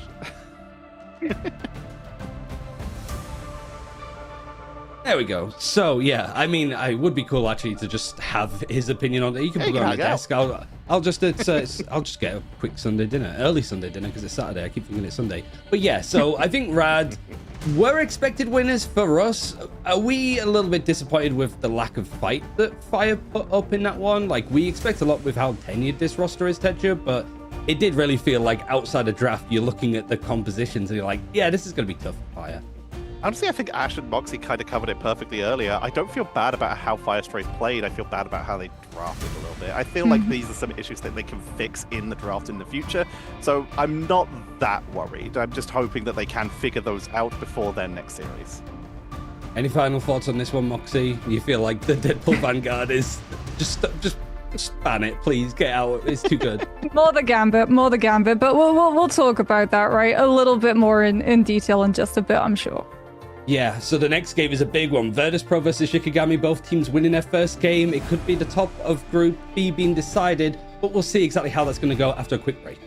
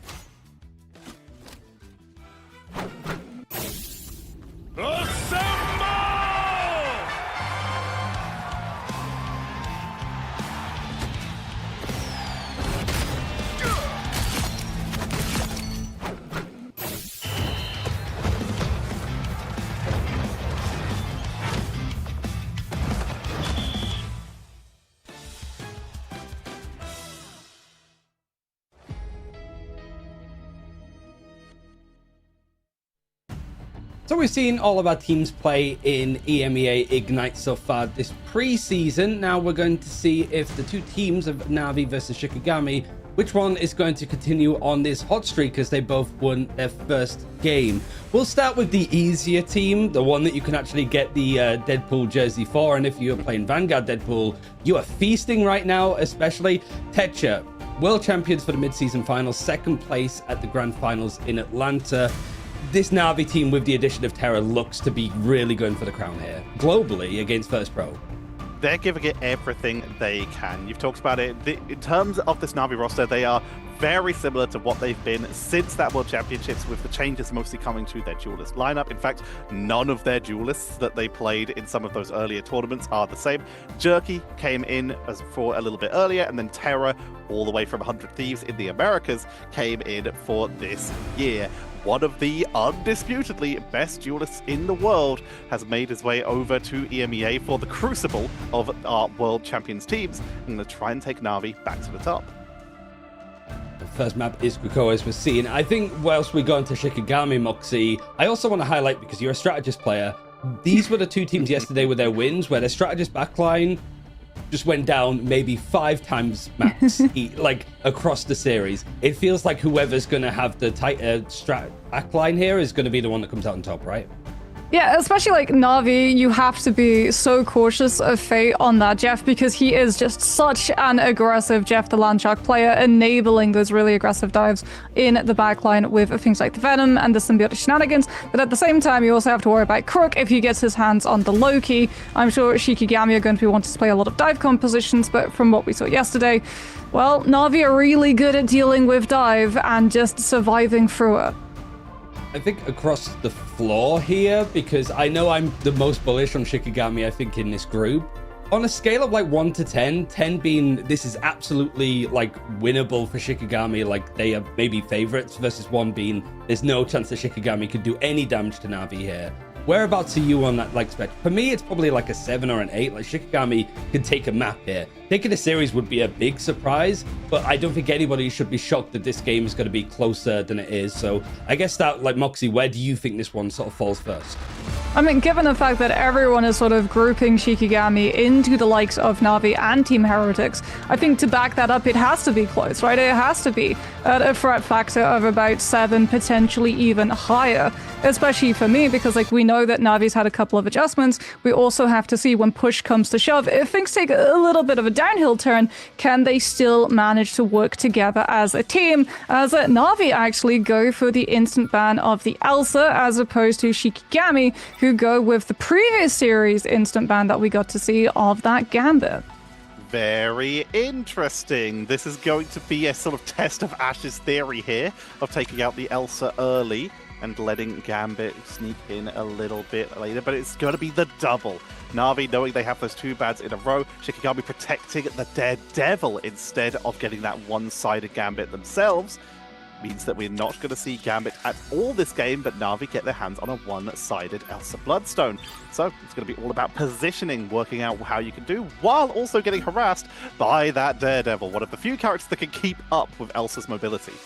Is it going to be a mirror Daredevil, though? Because if Na'Vi are wanting to run dive, Shikigami having information from the Daredevil passive to inform them of when the dive is hitting could go a very long way of being able to counterplay it, as we actually get Shikigami losing the Venom, but Na'Vi losing Fate's Jeff. So no speed bubbles, no symbiotic shenanigans as well, and also no huge amounts of distances surpassed by the amount of range that the Jeff primary actually has to heal the team a whole 3 miles away. As Shikigami now actually going to be taking the Mantis out of rotation as well, so targeting Na'Vi, which means that they can't have that 12% damage boost on an Elsa to get to play a triple strategist line with a hyper carry solo duelist.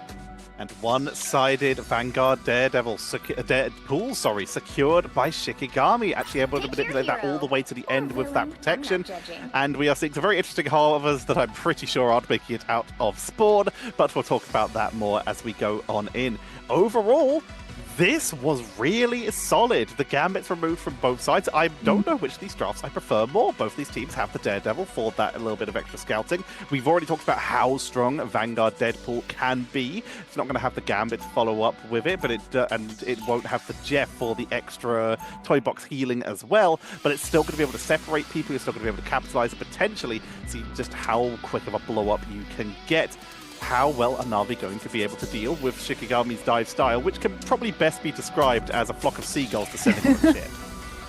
I mean, not just that, but both teams losing Jeff also means that if you know the teams are going for dive compositions, you can't play the Jeff Rocket backline and be undivable. As Na'Vi actually, they might roll out on this. We saw Fate yesterday actually going for a little bit of White Fox on Museum of Contemplation before swapping off of it after a failed first fight.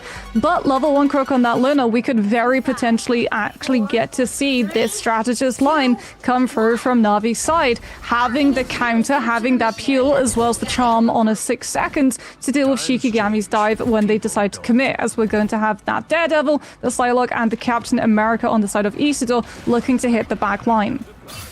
Whereas Leo's going to be looking on that Psylocke to see if they can just get some quick trade outs. Psylocke can very quickly blow up an Elsa if they're unprepared for an initial engage. So Terra will have to be on point for this defense. And of course, it's going to be up to Frost Mountain and Jerky to keep track of each other and look out for those defensive plays. A sailing Captain America flying past like a beautiful shooting star, looking for any way they can try and hide into the backline and get some early pickups. Terracave comes on out, but it's going to be Crook that picks off Kaya as they attempt to rejoin their team at this choke point. I mean, Na'Vi as well, also bullying Shikigami off being able to hold into this point position allows them to actually get the point cap relatively easily. It's just Rashara and trust me, going in, flooding Shikigami's whole composition to force them up at the point, having to turn around and peel for that backline, which now allows Na'Vi all of this point percentage the longer that this fight goes. They don't even need to chase for eliminations. They push Shikigami out of the space. They don't want to overextend because Nami has actually got one-sided Eternal Bond. Trying to look for a position, though. Shikigami are trying to create an opening, or at least force out some ultimates as they charge on up and get closer and closer for Na'Vi. Crook, again, turning so fast. This is something we really just haven't seen Luna in such a long time. The amount of damage output that they can do sometimes, while still having that snowball to lock people down when they try and dive the backline. So many members dropping low. Na'Vi, they're going to lose 2, though. Fate goes down, Luna goes down, and it's going to be Shikigami creating an opening. It's a 2 for 3 right now in Shiki's favor, forcing out the invisible boundary, and they're going to get a potential flip if they can get rid of Trust Me here, but Frosty is not going down. Feast from the Abyss for a little bit of bonus health, forced to swing away, but it's buying time for their team to potentially reinforce and look for a counter, but Shikigami have been able to stabilize. They lose Lindstrom, but still Na'Vi won't give up. Kumiho or Fate of Both Worlds, Na'Vi have both strategist ultimates available if they want to commit to one of them and keep this all going. It will be the White Foxes. Everyone stacks with Fate, and Shikigami just have no way of just shredding through that 900 HP and managing to find a way back into this fight. It's all going wrong for them. They have to just try to disengage and look for a regroup because we're headed to final fight territory, and Na'Vi have 2 ways of sustaining with both the Luna and the Captain America, and Jerky with the Let the Devil Out can punish Shikigami's lack of strategist sustainability. It all falls to Isidore with the Freedom Charge to keep the team topped up when we have the overtime brawl. Na'Vi jumped that so well. They literally just fed people onto the point without letting it go down, and Shiki can't even reach the point in time, and they burned ultimates for that. Freedom Charge was used. They couldn't touch the point in time. Na'Vi kept them zoned out too effectively, and that is a almost as worst case scenario as it can be for Shikigami. They only burnt 1 cooldown, but that's 1 less cooldown for moving on in. Sorry, they burnt several cooldowns by the looks of those cooldown timers. Let the Devil Out also burned Kaya, of course, there's resets. Oh, they use Freedom Charge, Tetchup. That's the pain point. They use Freedom Charge. Because Jerky has Let the Devil Out, Shikigami have no way of sustaining it, and Rojaro has one-sided Freedom Charge, which is going to allow Na'Vi to, just as we saw in the last fight, go aggressive and jump onto Shikigami's position before Leola's is set up to go with Dance of the Butterflies. This is like potentially going to be a very brutal one-sided first fight engagement, unless we get to see Leola's punish Na'Vi's over-aggression and try to hit the backline when no one else is there to stack the damages. But I mean, honestly, Fate can just teleport with Sanctuary and dodge out of it entirely. That is the risk. They need to make sure that they catch Fate before they can escape, maybe isolated, but if you do that, then you're not hitting a lot of people with that Dance of the Butterfly. This is an almost impossible puzzle to solve, but Shikigami are gonna have to be the ones to do it. As right now, Na'Vi, they take a little bit of the high ground on the main pathway to see if they can just force Shikigami down the stairs and get a high ground position. In comes that Devil out from Jerky. Dance of the Butterfly will come out to try and counter. Trust me, dropped incredibly low, but Symbolic Resilience says absolutely not. This is stayed on through, and Lindstrom is once again going to be falling down up to 61% Ultos. There was no invisible boundary available, and with that huge amount of healing removed from the board, Shikigami crumble. Great split from Na'Vi. Like, Jerky goes in with Let the Devil out, but it's just Jerky and Trust Me ahead of the rest of the pack. Everybody else stacks with the backline. Rajara with the Freedom Charge gives the sustainability to survive through Dance of the Butterflies from Leola's, so no trades, no opportunity for Shikigami to claw back into that fight on second stage when they hit things like Eternal Bond or Invisible Boundary. They will have those up and available to them before Na'Vi, which is why we're seeing them be a little bit more aggressive and proactive here, but Na'Vi also disrupting that walk-up. Trust Me and Rajara trading their positions, allowing Terra the freedom of space to turn around and take down Frost Mountain before Shikigami can even commit to the walk. And I mean, they're not going to commit ultimates when they're stuck in this open space. This is just a matter of getting out before you lose more players. And Na'Vi have literally locked them in their spawn point at this point. Shikigami have no way to push up right now. We are going to see Na'Vi back up for a little bit of a reset. They don't want to get caught too far out of position. They would rather have that high ground. But overall, Shikigami, they have the Eternal Bond. They almost have Invisible Boundary. That could be their opportunity, as Na'Vi are currently a little bit behind in terms of Scratch's ultimate charge. But overall, it's about even getting to that point. And Shikigami are forced to creep and fight every single inch.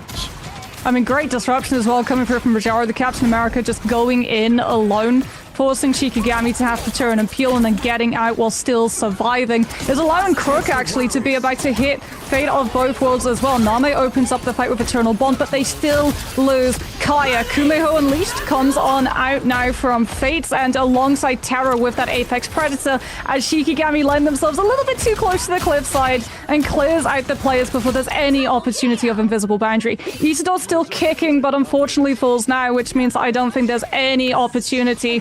Oh, yes, just in time. Kaya gets the Strange Portal. Frost Mountain sacrifices the Wolverine cooldown of the Feral Lunge, and it is into Lindstrom's Invisible Boundary, but I mean, Jerky with the Let the Devil out just goes through the portal and catches two.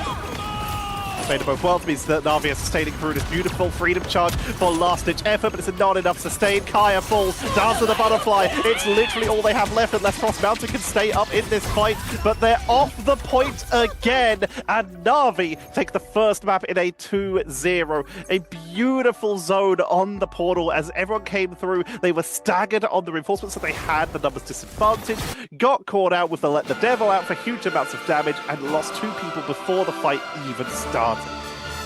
Fate with an MVP on the White Fox as well. One. I know that America with Valentina Eve yesterday was showing what exactly White Fox was capable of, but so too are Na'Vi. Also, shout out level 1 Crook for yet again managing to perfectly time the lunar freeze of the Absolute Zero onto Shikigami's Name just as they come out of Eternal Bond in that first usage of the ultimate on Cradle. This is something that level 1 Crook's actually done multiple times in the past so that they can catch the CD before they go into Cloak form to be able to use Dark Teleportation at the end of the ultimate.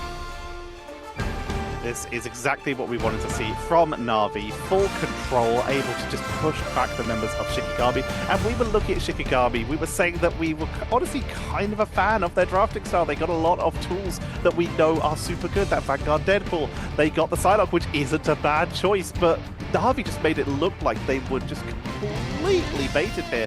The Daredevil from Jerky was just putting so much pressure onto everyone at all times, and you said it perfectly in the cast, Terror wasn't even touched. He was vibing back there. Well, Crook and Fate as well, right, Ryan? Like, looking at the statistics, yeah, they went down once apiece when Shikigami are running full dive. Yeah. I mean, they were 2 of the 3 eliminations went against Na'Vi, so that's 66%. So honestly, I think the strategist might be lacking on that one a little bit. But it is kind of crazy how much the meta is like changing and adapting. Na'Vi, yeah, I think Fate has gone down a total of maybe 4 times in 3 maps, so we'll see if he can make it 4 for 4 potentially. We'll see what Shikigami are going to pick map-wise after a quick break.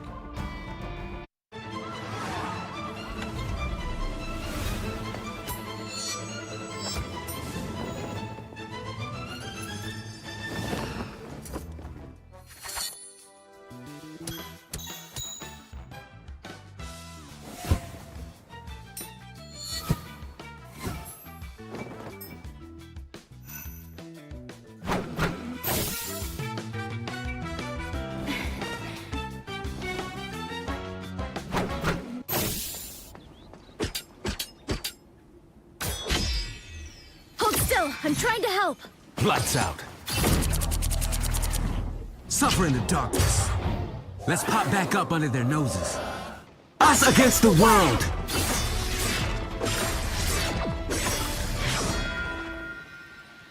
My time to shine.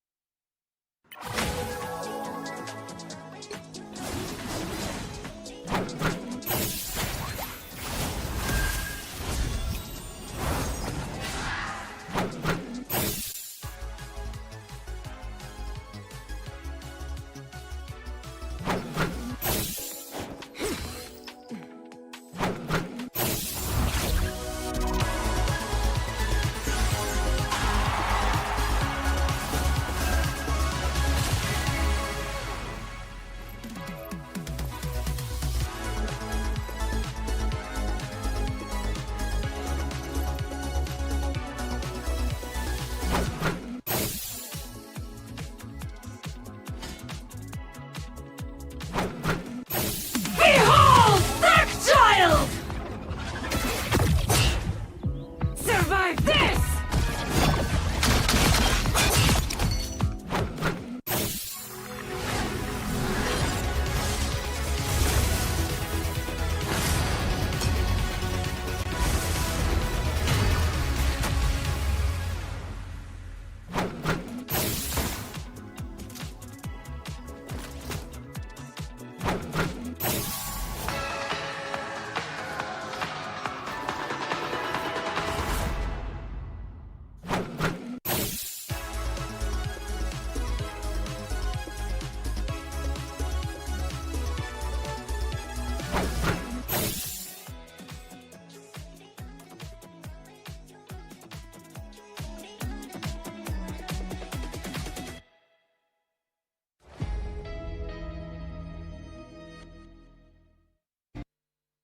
We judge this game to be a 7 out of 10 for Shikigami to give Na'Vi a chance. It might be a 7 out of 100 with how that first map went. Na'Vi are looking undominatable on domination. It really does feel that this game mode is pretty much firmly in their hands. But Shikigami having the choice here to change the map.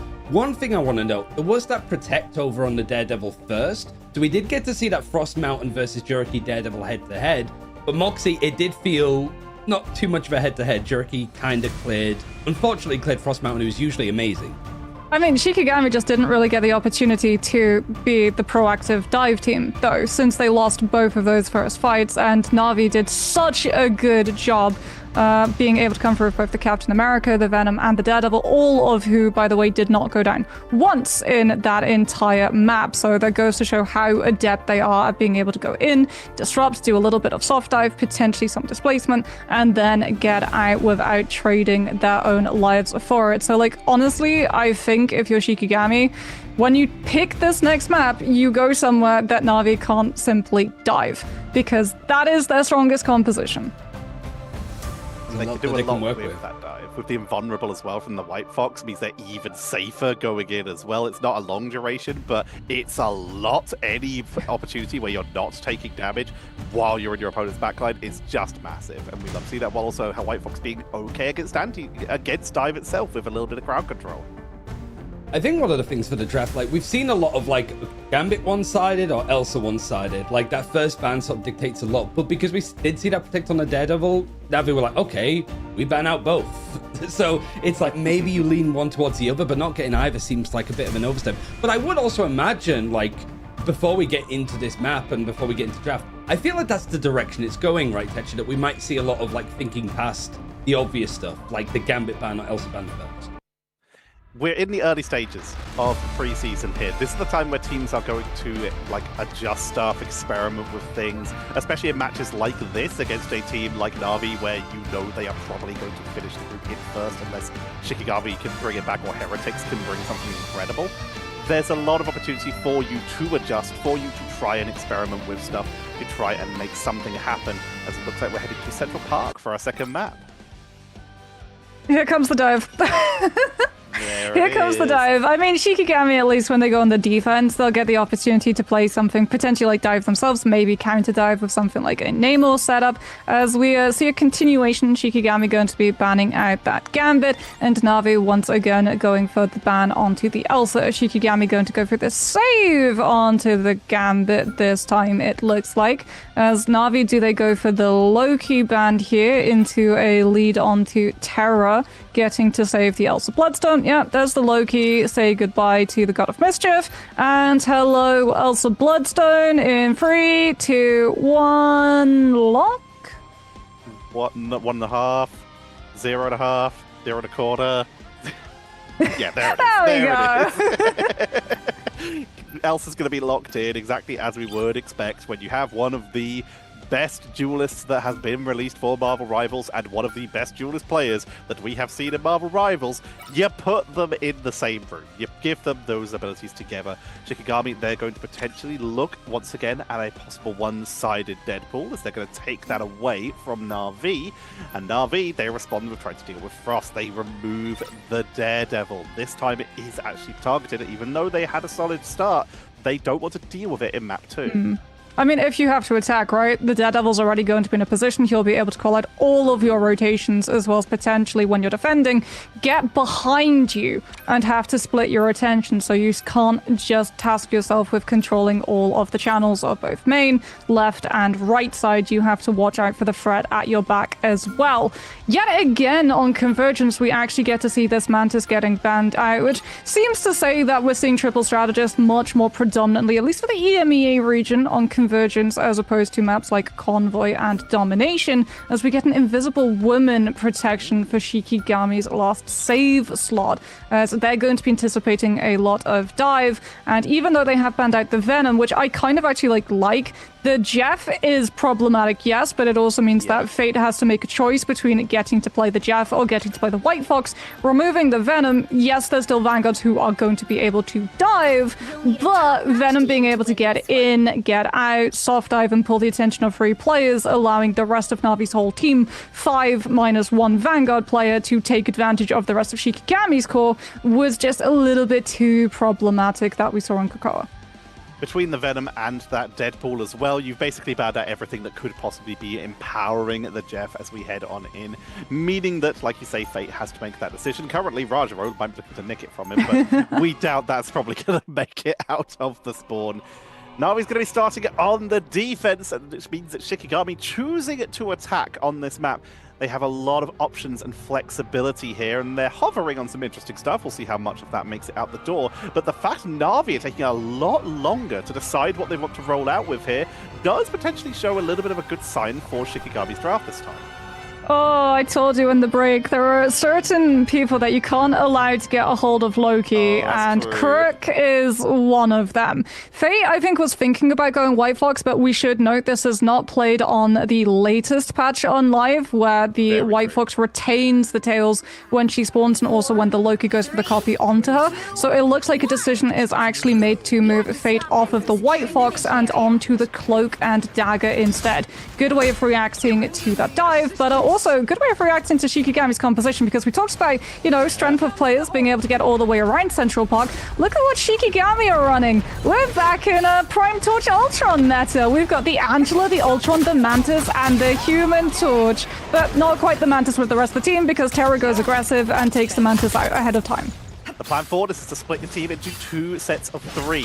One set of 3 literally flies around the map and starts attacking from behind, sieging from above with their flying abilities. The other side pushes down main, causes a little bit of grief, but problem with that is you are running Vanguard, Deadpool, Invisible Woman, and Mantis. That is a solid amount of healing and a good amount of damage, but Mantis doesn't have a lot of protection if the Elsa is able to get onto them quick enough. Oh, great quick force burst. physics. But great capitalization by Shikigami, punishing a second attempt by Na'Vi to go for a blow-up here, taking down 3 members, and trust me, is already moving over to Strange, realizing that that could snowball out of hand really quickly.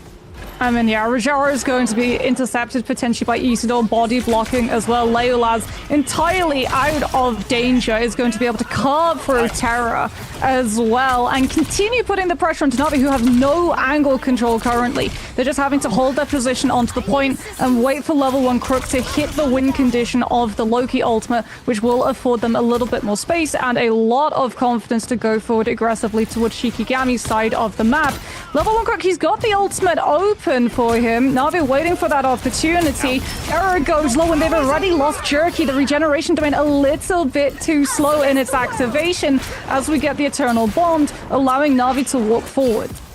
Counter portal just came out there for a little bit of cutting off the escape route from the members of Na'Vi to try and capitalize. Here comes the Rage of Ultron to power onto the backline. The Dagger Storm for a little bit of protection is going to force out the Eternal Bond from Fate to allow the Mirror, meaning that currently only ultimate in play while a lot of clones are charged up is the Supernova. But Shikigami, they don't need to use it yet. They've already got 2 charged up. They're all going to try and push it. Invisible Battery is burned, and that's going to allow Na'Vi to push back, forcing Shikigami to pull the trigger, make the most of the heal while it's up, and try and get something out of it.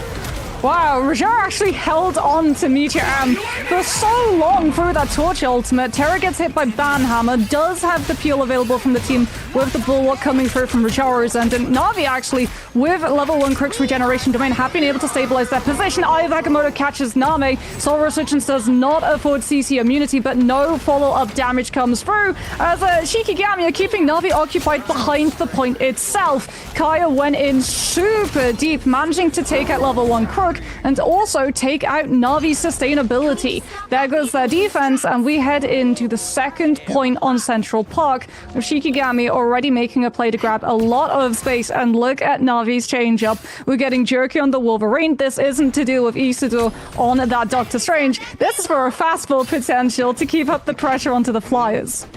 How can you deal with Flyers? You can play a hit scan and try and ping them out the sky and just try and whittle them down, but there is an extra bit of healing from the Ultron that's keeping it difficult. There's the Guardian Shield. It's going to be difficult to get that beautiful pickup from Isidore. Or you could literally remove them from their team and try and capitalize that way. That could be with the Hulk catching them out the sky or the Wolverine. But right now, they're not getting the chance because great lockdown there. But it is still Shikigami with so much momentum right now, cutting off every reinforcement that Na'Vi sent their way, one by one.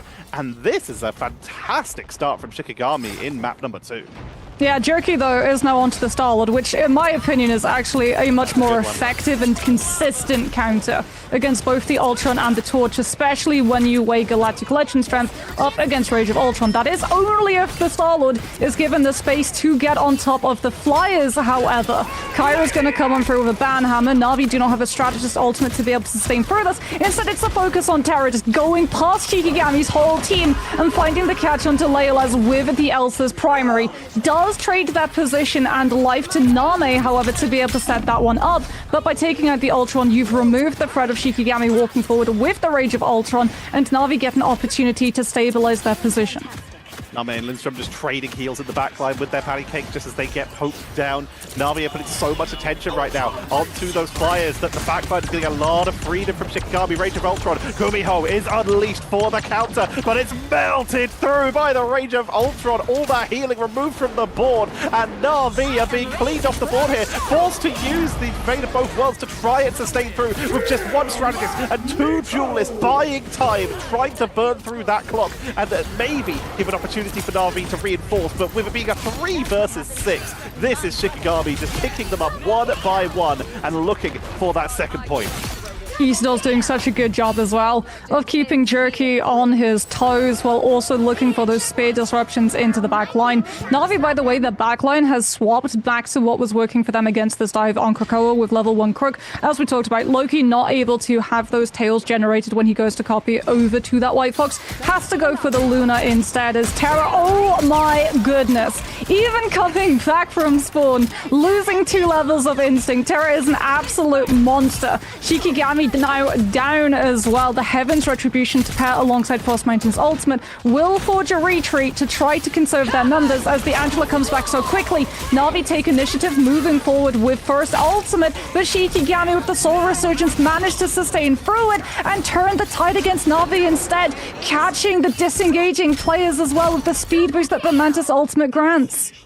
The speed boost, the damage boost, and just the hypermobility of that torch, showing that it still has something in the tank, able to just chase them down beautifully. Fantastic soul resurgence to keep them in that fight, and now they're building up towards another Banhammer and their own Heaven's Retribution to try and capitalize, to see if they can catch Na'Vi on their way out of spawn. Trust me, is on the flank, looking for an opening, looking for someone to punish, and as the Galactic Legend comes on out, forcing the initial engage already, but the backline is getting turned into a blend by Kaya as Isidore takes down 1. Frost Mountain makes it 2, and Na'Vi's defenses are shattered. Shikigami are pushing into the throne room. Jerky's onto the Hela, just so you can surpass ultimate economy and have a potential hit scan 2-tapping the Flyers with the Ultron and the Torch, both vulnerable up in the open air. Lindstrom, though, with the Invisible Woman, the Guardian Shield staggering in front of them, denies Jerky the opportunity, just like Isidore denies Terra the opportunity of clutching things up for Na'Vi as we head to this final checkpoint. Crook's not able to get onto the point in time, a hair away from fate of both worlds, which potentially could have turned the fate of Na'Vi with a potential stall of the Luna ult, and Shikigami complete the full push. They look so much more comfortable running the Mantis, the Ultron, and the Torch. You can really see why the Mantis is turning into a priority ban on these convergence maps for a lot of these teams. This is so different and fantastic to see right now from Shikigami. Now, let's see how they adjust for the defense. Is it going to be the same thing? Make the most of that courtyard where there's a lot of vertical cover to maybe make the most of those Flyers? Or do they adjust into something a little bit more of a dive potential for their opponent's backline, or even more of a bunker-style composition? For now, it looks like it's going to be the exact same because it worked really well. Na'Vi, though, they're the ones who now have to adjust, and you can start to see they're considering options once again. Jerky's looking at the Hela again to maybe just try and hit scan those Flyers out the air. They're looking at keeping Terra on the Elsa because it is doing work when it's able to get positioning, and trust me, sticking it on the Angela could give them a way to pick up the sky. Jerky going to stick with what I also agree with you here. The Star-Lord can duel Flyers a little bit more consistently and not relying on just damaging through 3 fractures worth of healing on 1 Flyer. Yeah, but, I mean, major props to Isidore. This Angela has been doing so much work into denying Jerky the opportunity to be able to do just that. Like, normally if you want to play these Flyers, you would address the Star-Lord in the ban draft. But by removing the Gambit, leaving the Star-Lord open, they've just been able to assign Isidore to get that problem solved instead. As Jerky's actually going to go to the name, or Terra already fallen to the amount of incoming pressure from Shikigami's end. One-sided Mantis means 12% damage boost, so all of these hits are really going to hurt. With Na'Vi running Fate on the Jeff and level 1 Crook on the Invis, there's not a lot of great burst healing to stand up to the amount of damage that Shikigami's side can output when they have these defensive positions, and Na'Vi are funneled into one main choke to walk directly into all of it. Look at the positioning of them here. You can just see everyone's hovering around the top of the courtyard, just making sure that they have full cover and drawing their attention, not just from left to right by flanking from behind, but up and down. You're taking damage from Mag if you step forward. You're taking damage from Torch from above. You've got your attention so split here, and that's forcing Na'Vi try and go for these isolations, as trust me, it's trying to match Isidore, trying to make something happen here, and they're trying to make it through that gateway, utilizing the Monstro from the Namor on the backline, but Crook is down again, trust me, is down again, and Na'Vi are cleaned off the board. They've yet to touch the point, Moxie. That's really unfortunate as well for Na'Vi, because like you're taking this amount of incoming damage, you're looking for level 1 Crook to build Invisible Boundary ahead of Lindstrom, but losing the Invisible Woman in in that fight now allows Lindstrom not only to equalize but to surpass the ultimate economy. Trust me's actually moved over to the 4. This is literally to counter Isidore. The moment that the Angela shows up, the 4 is going to be looking to disrupt and ground and allow Na'Vi to melt through the Vanguard's health as Rage of Ultron kicks things off on the side of Shikigami. Na'Vi, though, had not committed to the walk until now. They're able to hide out inside the invisible boundary and rely hopefully on their shield being able to keep level 1 Crook out, but there is no form of protection and they lose the invisible boundary way too early. Terra last on the board, picked off by Lindstrom, who's been absolutely popping off this map as Shikigami repel them again. They still have Soul Resurgence as well, but Na'Vi, they do have 3 ultimates in their pocket here. They have access to that Apex Predator and the It's Jeff. This is a fantastic map for It's Jeff due to the very close environmental position. They don't have a lot of setup for the Horn of Proteus outside of that Apex Predator, so we'll have to see where that gets dropped by Jerky. Supernova will be first onto the board, looking into that background. Does a lot of damage, forcing Trust Me to massively isolate themselves from their team just to find a safe location. Oh, Blessing of the Deeps already burned. Jerky's about to fall to Isidore, clearing out the lane. Namor gone, Horn of Proteus put on hold.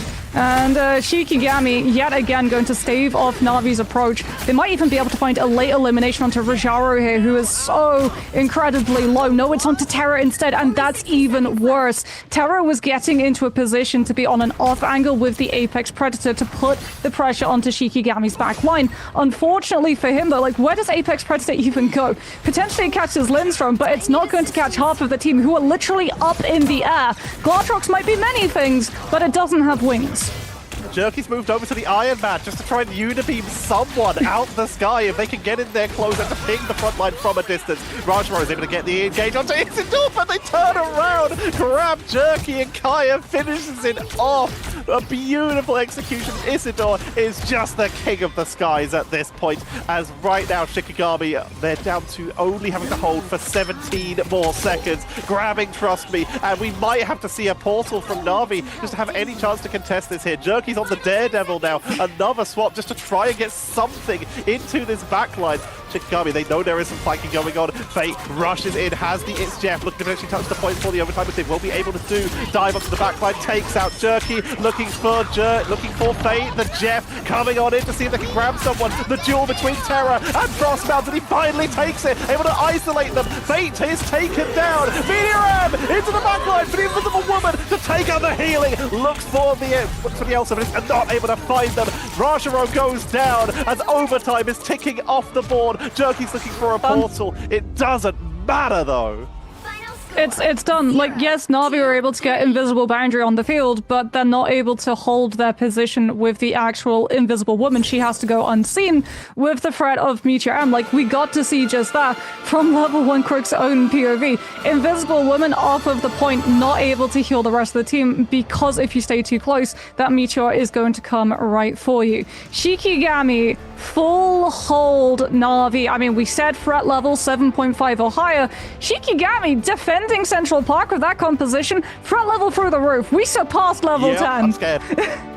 I'm very, very scared.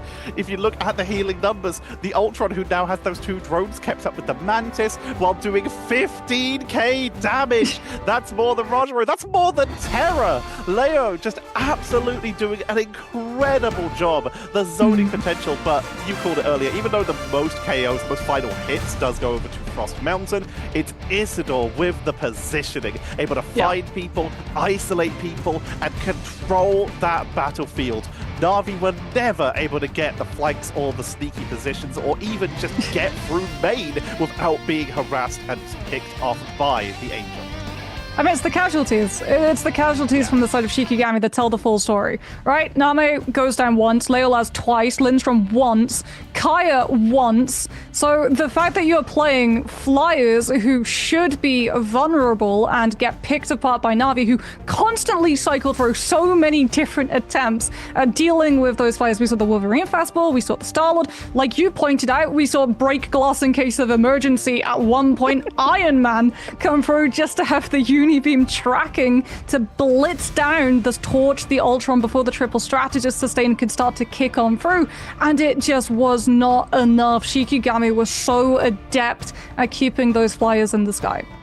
Yeah, Shikigami previously cooking with Kaya, cooking up something pretty spicy with the torch, but we'll have to see what Na'Vi want to do. We have to go to a full convoy map. They're probably going to want to go to something where they can dive a little bit more, but we shall see after this break.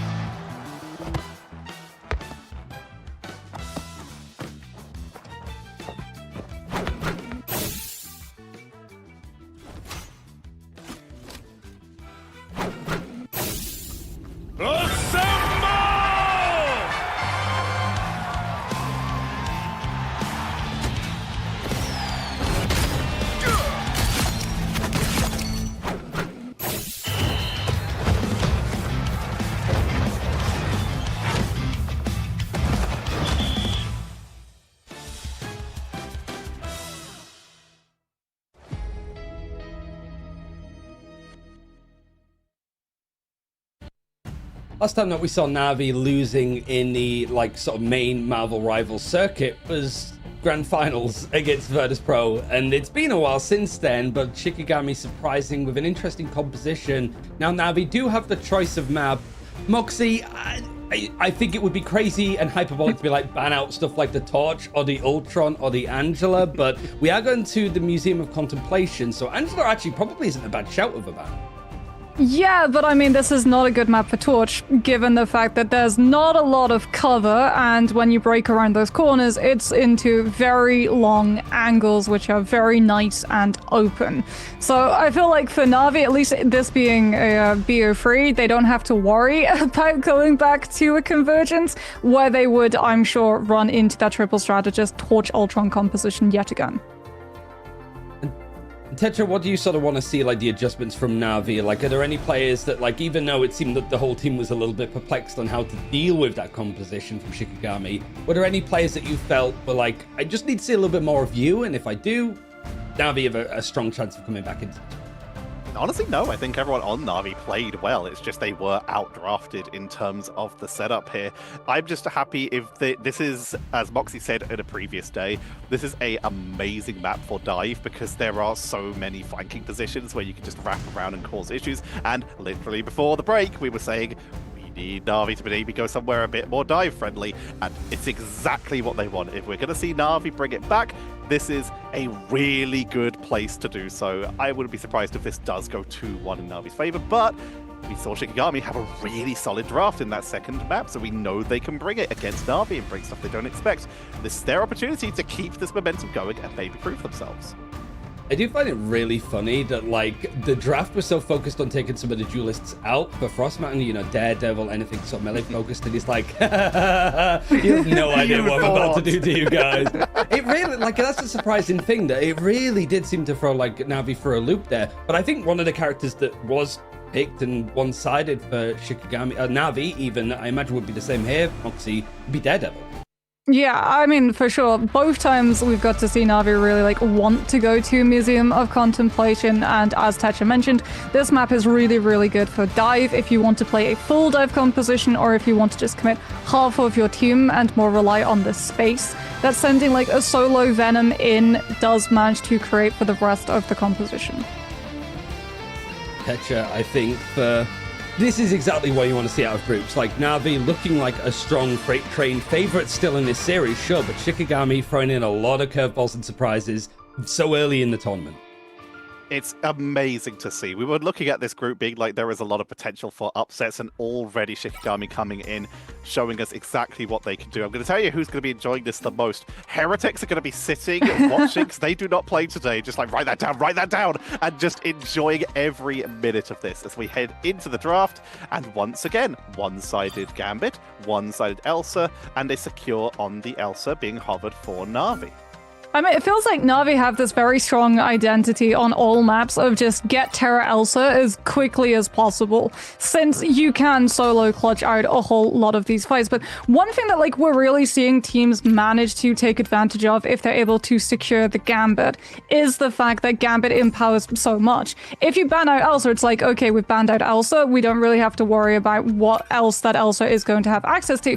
If Gambit gets through the draft, though, you have to really start thinking, like, is it worth burning a ban on Rogue? Do we have to target out the Star-Lord? Sort of the similar things that we got to see in the last series on Heart of Heaven. So as we can see, like, Gambit is a save from Shikigami's side. Navi instantly have to react with that Loki ban.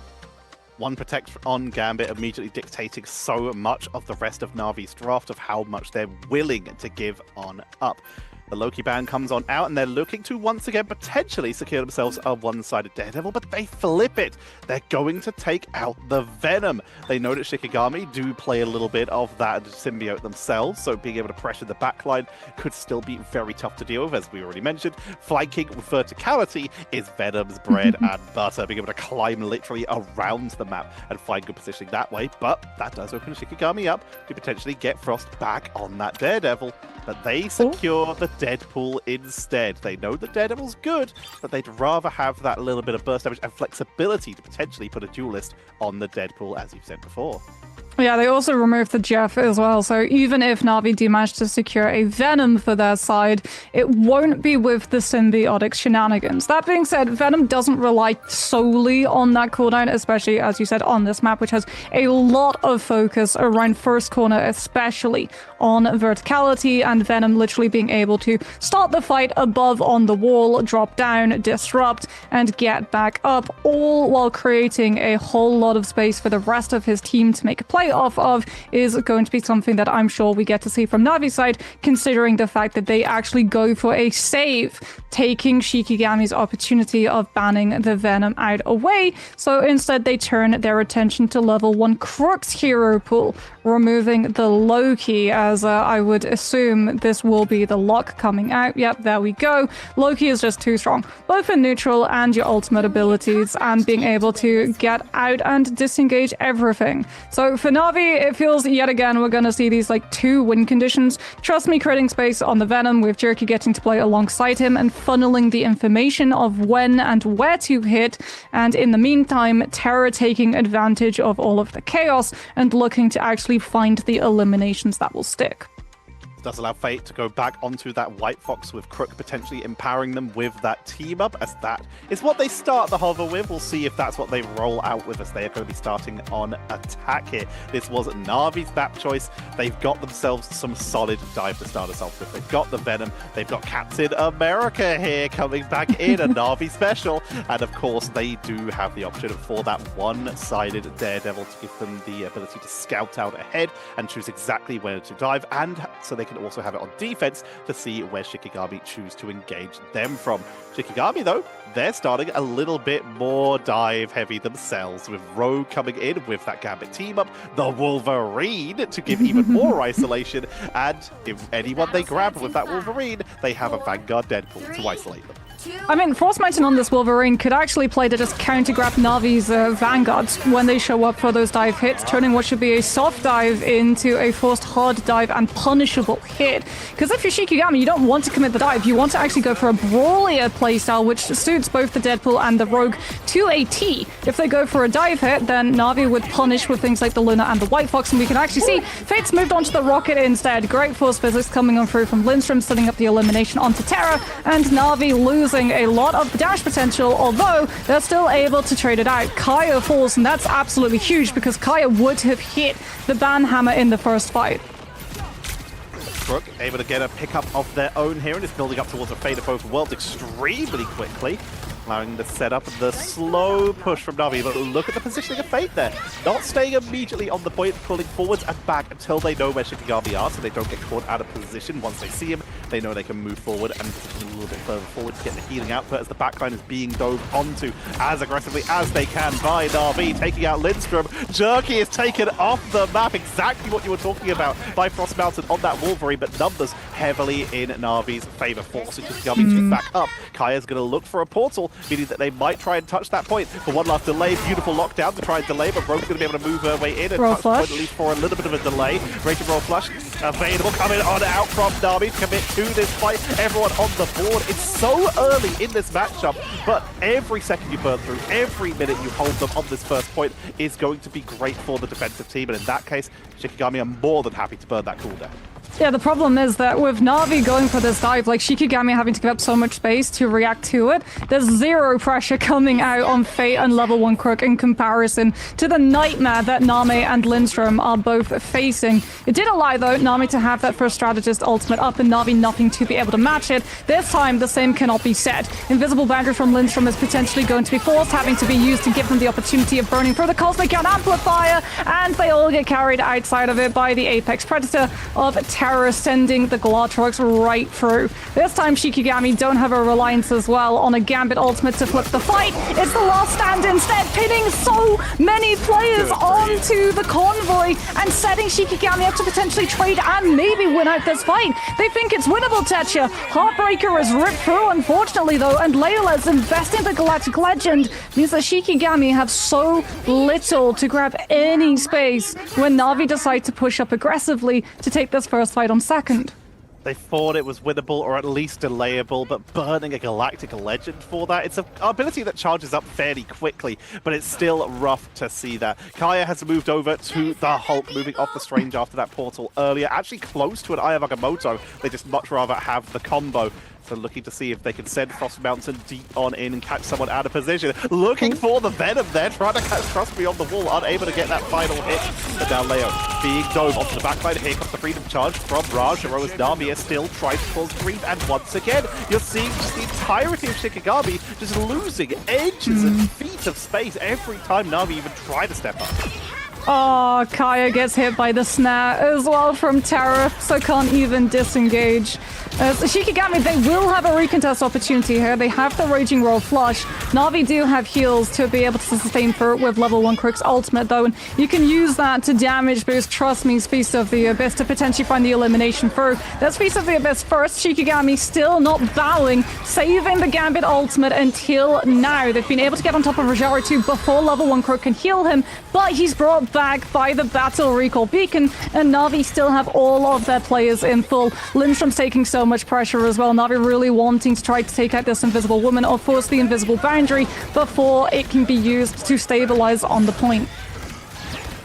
try and get into that backline, but Shikigami, they're building up some ultimate charge. They've been able to hold on once again. Widely considered to be one of the most difficult points on any convoy map to push, but into the backline. Invisible Bounties will come out from Lindstrom, allowing them to keep it going, and catching Jerky with the burst damage that Gambit can do with that space deck.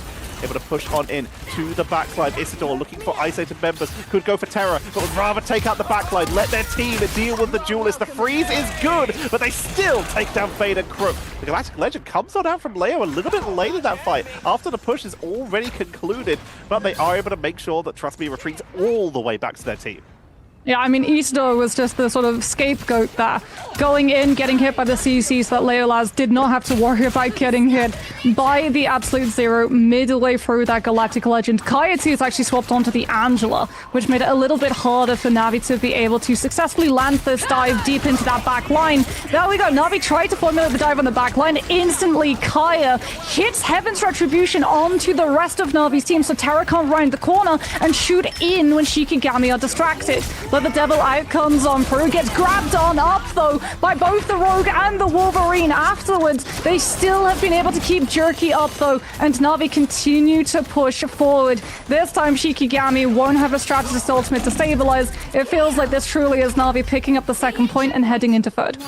Jerky going down to just over 60 HP in that fight, almost getting finished off, but Fate with the healing and the very quick Apex Predator from Terra was able to grab enough of the damage and force them out of position so that they weren't focusing Jerky, allowing them to continue that fight for long enough to claim that second point. Now, Isidore, sticking on this Rogue, has a Heartbreaker. They also have a last stand for the Wolverine, giving them the opportunity to try and dive on in, but they're not going to have that Wolverine as they're caught out by Terra, getting drained by Isidore, looking for that lockdown with the Raging Roll Flush for the commit into the backline, but it's being counteracted so quickly by the Fate of Both Worlds, but that doesn't stop Leo from just unleashing damage, able to take down Terra, but they still have the Rebirth Beacon. I mean, Navi can keep playing in this fight too, since Rojaro has that freedom charge. Isidore still holding on to the Heartbreaker. The moment the Rogue ult pops, Navi might be forced to part with the Captain Americas to sustain through, but down Jerky, maybe they're going to start pulling a little bit more back. Missing that Daredevil, they can't make a play to flank past Shikigami's front line, and it does look like the pressure will temporarily ease as Isidore now turns his attention to clearing out all of the potential flanks. Keeping an eye out on said flanks, looking for an opportunity to either go themselves or catch anyone, as right now Kaya in the Skya is looking to see if they can grab anyone out of position. Freedom charge from Rajaro to open up for Navi. They want to try and curate as much space as possible. It's going to be ult charge boost from the Captain America versus the ult charge steal from Isidore, as both teams look to try and build their way up. But Shikigami, they still have that last stand, and Navi trying to build up a full engage. And Isidore once again caught away from the strategist, is focused down. The counter on the other side though, they find Jerky, trying to push forward, trying to make space, but caught out of position. That was disgusting, Terra. The tracking! Pixel perfect up against Kaya on that Angela, and I mean, this also just has not gone down, so Terra is at maximum ability, maximum threat level, and especially with the 40% damage boost from Cosmic Gun Amplifier, Navi are just not going to get slowed down. Nami, unfortunately, not going to have the Raging Royal Flush for Shikigami to hold their ground and try to answer back, and we're going to go to one final fight, but this time Navi get to start off already in position to hit Shikigami as they come out of these respawn positions. They will have that Gambit ultimate ready to go to pair with Leolaz with that Galactic Legend, and Navi don't have a way of sustaining through this. They have to just kite it instead. Level 1 Crook falls, Terra shortly alongside 2, and in the overtime, this should be enough for Shikigami to finally clear Navi off of the point and let them come to a hold. Jerky's rushing the point, just trying to delay. He gets a bonus health, but there's only so much one Daredevil can do. Terra's rushing a portal, but there's no way it's going to make it in time. Shikigami do hold pre the triple cap, but that was a lot of distance on a map that is notoriously hard to break through point 1 and 2. Yeah, and I mean, Navi as well. Like, that dive is just going to be so good on the defense. Because, like, something to talk about for Shikigami, right? First on second especially, they were so preoccupied defending against the dive that we saw things that they could be used to aggressively set up their own compositions, like the Heaven's Retribution, turned instead and thrown to prevent Navi's momentum, which just meant that Shikigami never really got the offensive capabilities. They didn't take first turn, they had to play second fiddle. And that is not going going to work when they're on the attack, because, I mean, if you play for second turn, Na'Vi don't actually have to do anything. They just get to sit back and be like, if you're not going to make a move, we're just going to let time burn out and you play yourself. And looks like Na'Vi are going back to an old classic on defense. They're sticking with a little bit of dive with that Venom, but they're actually looking for a bunker-style composition. A classic who's moving away since Elsa has been released from the 3 Vanguard, 3 Strategist setup, because Elsa's really good, in case you didn't know. So being able to go in with someone who can dive and set up with Trust Me on that Venom, having Rajaro on the Emma Frost, someone we're not seeing it too much recently, but someone who can hold down a frontline solo relatively okay, while having the Mantis and the Adam Warlock to build up as much defensive damage and that little bit of extra stain from potential revive as possible.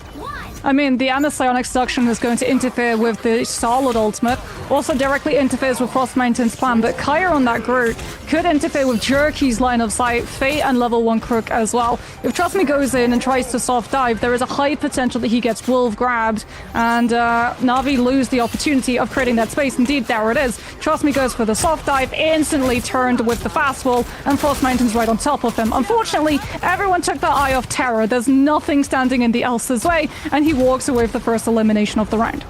Kaya's trying to create a little bit of a barrier so they can just focus on Trust Me when they move in. We're utilizing these walls to separate them, but in the meantime, too much damage coming in. Terror with the bounce on that living gunshot is able to create too much space. Moving on in, beautiful tracking and pickup. Terror goes down to the revenge shot by Leolas. As once again, Shikigami look for the opening. Trust Me, diving into the backline though. They keep having to flip their attention so quickly. The Wolverine not in position for the pickup that time. But while this is happening, the card is moving forward very slowly. Focus onto the Venom. Symbiotic Resilience forced to come out. So they are going to retreat. And that allows the Raging Royal Flush to come on out. Blaster Mirage with the chase to melt through Adam, forcing out the Cocoon. And he's already only at 63% as the car moves forward.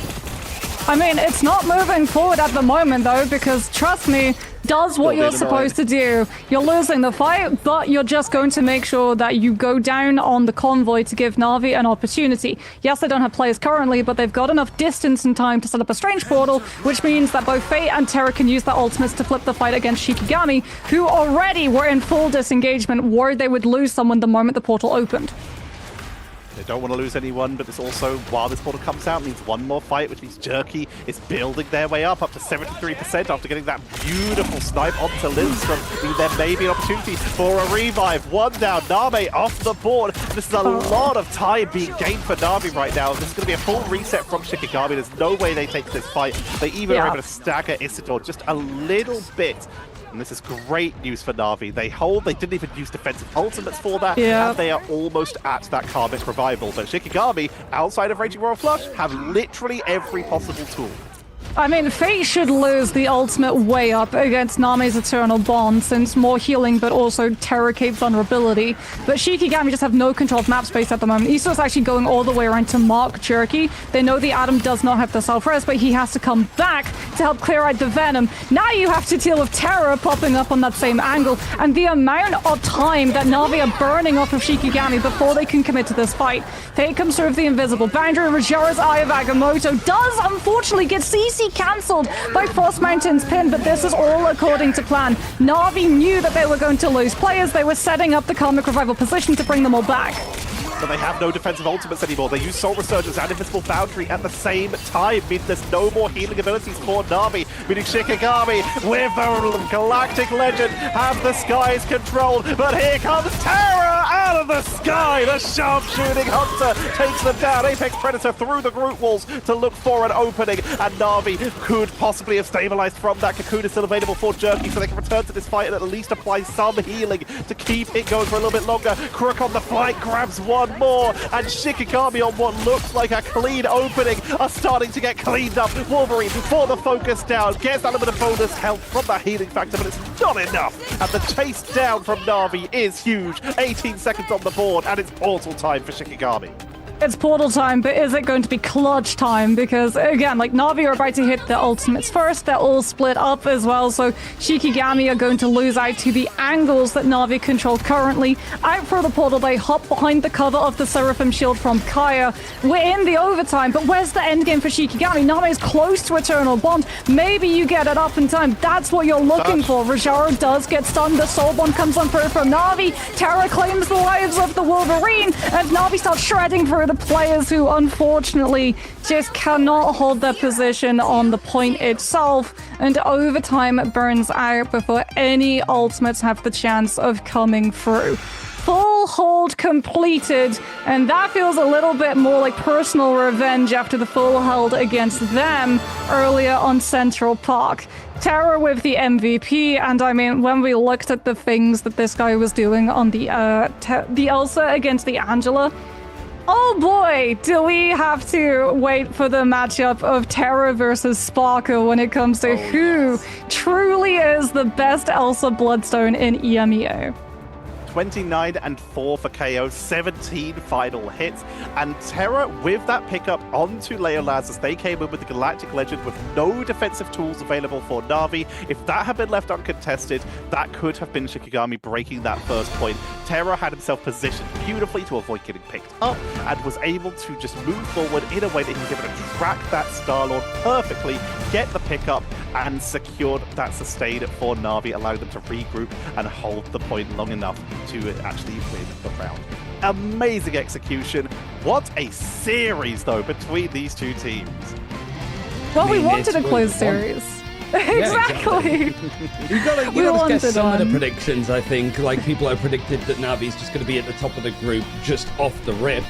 It's probably better to just give them a little bit of a fright. Maybe not as much as other regions, potentially, but we do want to see Na'Vi being challenged. It is early days yet, and Shikigami at least showing how the meta can change on Central Park at the very least, but everything else seems very much well suited towards this style of play that Na'Vi are going for, right, Moxie? Yeah, I mean, like we said, the moment we saw the ban draft and Na'Vi's composition, it really did feel like they just had this focus of, we're going to go with a dive for the rest of our team so we can take as much space away from the enemy as possible, and we can let Terra do what Terra does best, which is just absolutely melt through everyone in his path. 34,000 damage done, by the way, on Museum of Contemplation, which translated into 17 final hits with an accuracy of 56%. I know we talked about, is it worth going for the instant ban on the Elsa or the Gambit, but against Na'Vi, honestly, it's just as terrifying for both. Scary prospect, I think. Some good moments, I think, on that map at the very least, like pretty much on some of the changes that Shikigami sort of made, some of the compositions that they were going for, stuff like a bit of the Hulk, Frost Mountain on the Wolverine, wasn't able to get the Daredevil, but it did seem a little bit like, okay, these teams that know their map picks and have got the choice of like these different ones. Interesting to see that Na'Vi is using Museum, right, Tetch? It benefits them so much, though. We talked about it, just being able to dive so effectively, having that versatility to attack from multiple angles, and the fact that it is a map that's very hard to hold, while they have great angles with people like Elsa and Venom in particular. The fact that they went for a very classic triple strategist with the Adam, but it's the execution of it that I was happy with. Being able to make sure they had enough time for a portal back to continue to build Adam charge, not panicking and losing out on all that potential value and having to swap Adam really quickly on point 2 if they decide not to use it. It's the execution that is just the Na'Vi we've come to know and love. I mean, let's not forget as well, before Level 1 Crook was known for his Loki performances back in mid-season, he was one of the OG Mantis mains, always trying to play the Mantis, so Na'Vi very much got a case of comfort picks for some of their team, and what looks like a new comfort pick for Terra. It's a good mix, I would say. For this group, I suppose, for this, like Na'Vi put themselves top with 2 wins so far out of 2. Shikigami, you guys had predicted Heretics to be above them at the end of group stages. Are you reconsidering it a little bit after watching Shikigami? Or do you think that sort of relies a little bit more on how Heretics are going to be looking as the weeks go on? I mean, I'm gonna hold my my analysis Stops, until we yeah. actually get to see Heretics versus Shikigami on Convergence. Because, like, the Na'Vi that we got to see on Domination and Convoy was vastly different to the Na'Vi that we got on Convergence, which was sort of my theory, that Na'Vi will do really, really well when they're winning. They're a team that's very momentum-based, but the moment that they run into a problem that they can't quite solve super easily, because there are so many players who have the opportunity of being the clutch factor, it might be a case of too many cooks in the kitchen, and we see multiple different solutions, but no resources put into one specific one of them, so it's sort of like a jack of all trades, master of none situation. In my predictions, there were 2 points that I was really stressing about, like, where to put people, and it was, who do I put, Heretics or Shikigami? And I decided to give Heretics the benefit of the doubt there, and the bottom of Group B, just seeing where those teams stat, like Vision, who are really performing well, Crownfall, everyone around that area. It's a stressful group where seeing where people land, these are the ones I really struggled with, and I feel happy with what I did because I made a choice, and that's difficult because choice anxiety is hard. But in terms of being right, I might not be. Honestly, these teams are all playing so well, and we love to see it. A little bit of analysis paralysis, I suppose, but we Yeah. do have an interview with the MVP of the mid-season finals, not the one that was playing the White Fox at the very least, but the counterpart that was playing the Lunar Snow. We've got Crook on the line in a second to go over. I think the main question that we have to start with, Crook, was that second map, that, like, the triple flyers, the torch. Did that catch you by surprise? Had you seen it in scrims before? Because it looked difficult to deal with. I think they had a great ban line there, and they did catch us off 100%. We haven't scrimmed against it, and Central Park is also one of those maps where the Ultron Torch, back in the days when it was meta, it was the map to play it on, the best map for it, and I think they recognized that, so they applied it into this newer patch, newer iteration of the game. And yeah, we didn't have any answer for it, and we definitely have to think about that comp a bit more moving forward. So looking then at some of the rest of the new comps, we got to see obviously the White Fox and you getting to play the Lunar Snow alongside it. As a strategist, does that change like any way that you approach in terms of positioning against things like the dive? Because you guys survived so insanely well against the full dive composition coming through on Krakoa. Well, I mean, you get the Lunar White Fox team up as well, which is great to live. You can charm the Daredevil, the Cap, whoever is diving you, and once the Venom is banned out, dive is not as dangerous. I think right now Venom is a super strong dive hero, but Cap is not as lethal, and you can peel against it really well with the White Fox melee form, which also denies DD extremely well. If you look at a 1v1 perspective, White Fox is one of the only heroes that can actually win a 1v1 against Daredevil. There's not any other hero that can consistently do that. And we've already talked about the compositions a little bit. I want to talk about the team itself. You obviously have a new member here in the form of Terra, coming all the way over from the Americas. How is this fitting together as a roster? How are you all gelling moving into this new year? Well, I mean, we're getting used to each other. It can be a bit heated. It is personalities clashing against each other. So sometimes it's not that easy, but I think we're improving. I think we're getting to know the meta more and more, and we keep figuring stuff out. There's new challenges every day, and we just do our best to get past them. A day at a time, which I think was pretty much like your most successful approach, right? Thinking about like grand finals and stuff and how you managed to move through it. I did want to ask, with the meta changes as well, like the less ultimates and stuff, and obviously White Fox being added in, some changes to Gambit, which of like the roles do you think is having the most impact right now? Because if it's strategists, the meta leans very nicely to you and Fate, right? Because you are both so creative with the characters that you play. You're very good on all of the characters, whether they're meta or a bit more niche. Or do you think like Vanguard's duelists hold a lot of the power this patch? Difficult question to answer off the top of my head, but it very much depends on the style which the enemy team is playing. Generally speaking, though, I think strategists have more impact now with White Fox in the game, Ultron being back, Mantis being pretty good, Gambit being pretty good. Those are kind of the heroes that you can carry on. Cloak and Loki somewhat, but on Cloak, it's pretty hard to have a massive impact on the game besides having well-timed fades and well-timed ults. So yeah, I'm enjoying this meta quite a bit right now. Before it was very Elsa dominated, but of course Elsa has seen many nerfs now, so she's not as prevalent anymore in the meta, which I do think is healthy for the game. And Vanguard, well, the Vanguard, it's kind of in the middle. They have impact, but if you're on Angela and stuff, you're kind of just playing to punish people and you don't really initiate anything. I mean, there's so many moving parts, I suppose, and it's all still being worked out. Final question, really quickly. We've been deliberating a lot of like Shikigami versus Heretics, like who is like the team right behind you in that group? You've already played Shikigami. Are you looking at Heretics being like a tougher opponent, or do you think it's about even with how those two teams are? I think on paper and looking at results, Heretics are for sure the stronger team. But I do think this is a great meta for Shikigami. It fits their playstyle pretty well. So it's gonna come down to the ban phase. Who's gonna win, in my opinion.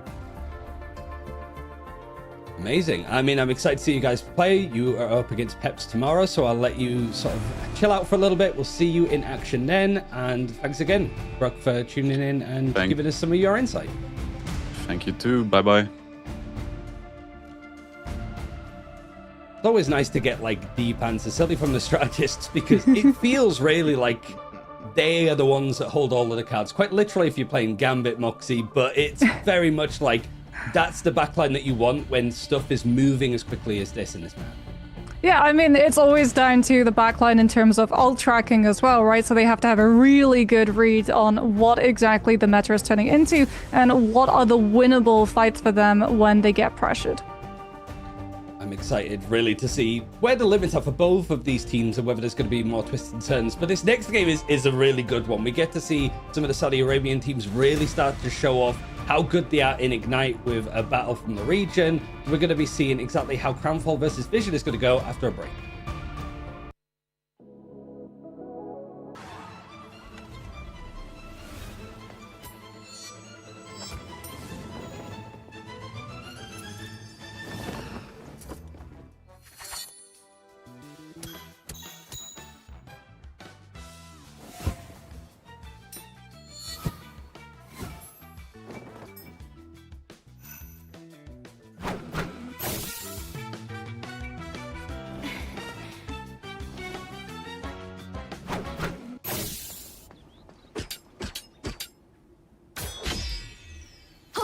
I'm trying to help. Lights out.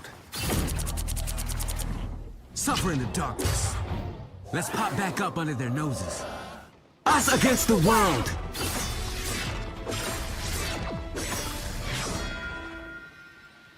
My time to shine.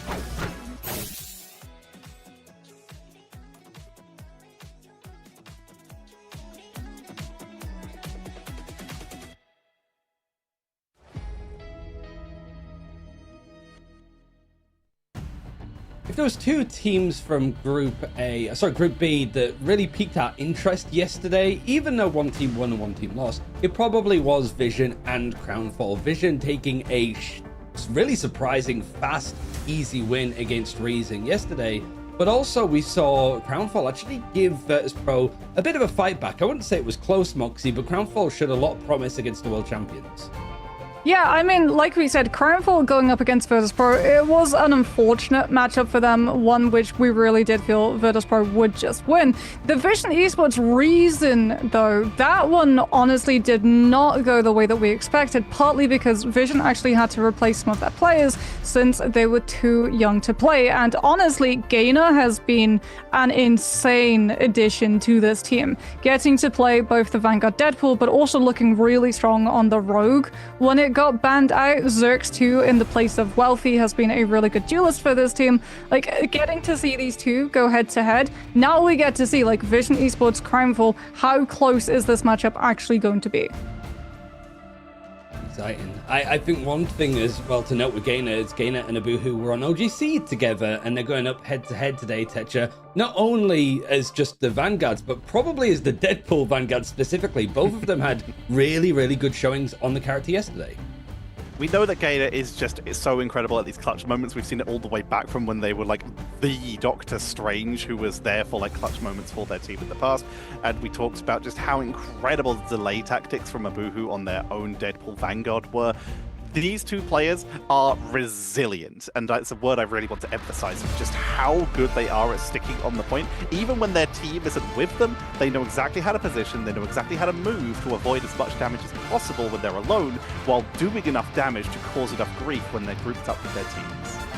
Vision Esports, when they were playing as the Lions in the previous seasons of MRC, they were domination gods. Honestly, they were so good at this game mode. We saw it yesterday. So Crownfall playing up against it, and really I think it's going to be who can get onto the board faster.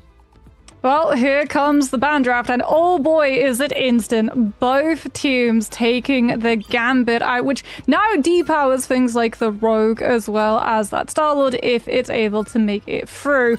Crownfall actually going to be going for the save onto the Elsa as well, since this is sort of like the theory, right? If Elsa isn't the insta-ban, she's likely going to be the first save outside of maybe the Vanguard Deadpool, which Vision Esports will ensure Crownfall cannot play, potentially leading into one-sided Vanguard Deadpool here, or they might go for the Elsa to match.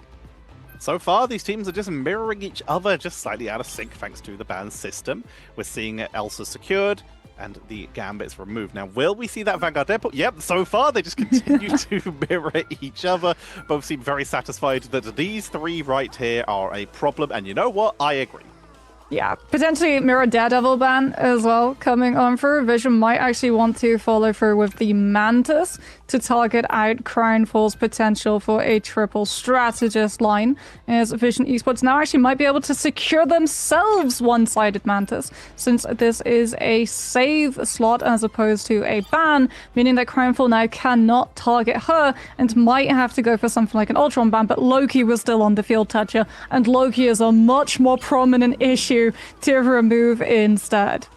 Especially with Mantis already secured, you do not want that Deitific Vitality team up between the Mantis and the Loki, where Loki gets his regeneration domain radius massively expanded and gives damage boost out of it, meaning it could be incredibly powerful with someone like an Elsa, who already does like a load of damage. Having multiple sources of damage boost can be extremely difficult to deal with. Crownfall, they choose a little bit more safe and sustainable. They're going to protect the Invisible Woman in order to make sure that that backline is a little bit more, just not going to be as harassed as much by Elsa.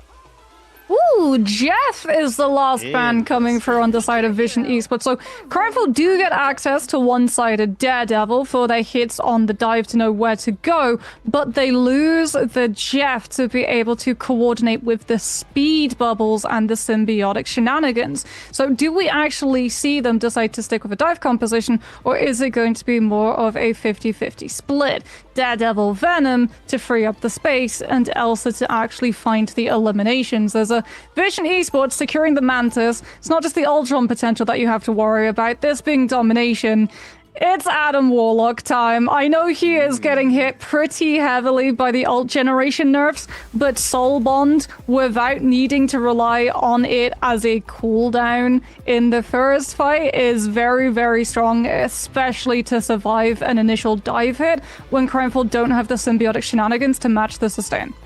I love that you brought that up because it is worth talking about. The ult nerfs hit so many people so hard, but what it did really give a boost for are Adam and Loki. The regeneration domain and the soul bonds, they are ultimate level abilities put on as basic abilities. You've brought it up so many times in the past, and it is worth bringing up just how valuable those are.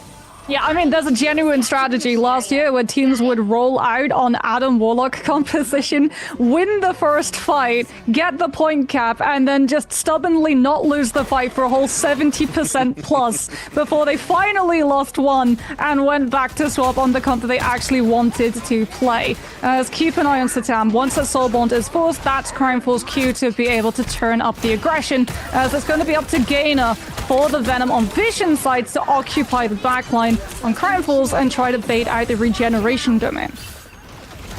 Already a little bit of pressure into the backline of Crownfall as Venom pushes on into the fight, mirrored immediately by Rosa, who takes a lot of damage as the chase is good. Zerk's able to counteract that beautifully. The Groot is applying a little bit of pressure from Abuhu, but they're able to play around it. There's so many angles they can take here, melting through with the damage boost from that Mantis, and Zerk is just uncontested. The dive was countered, the chase is on, and they just do so much.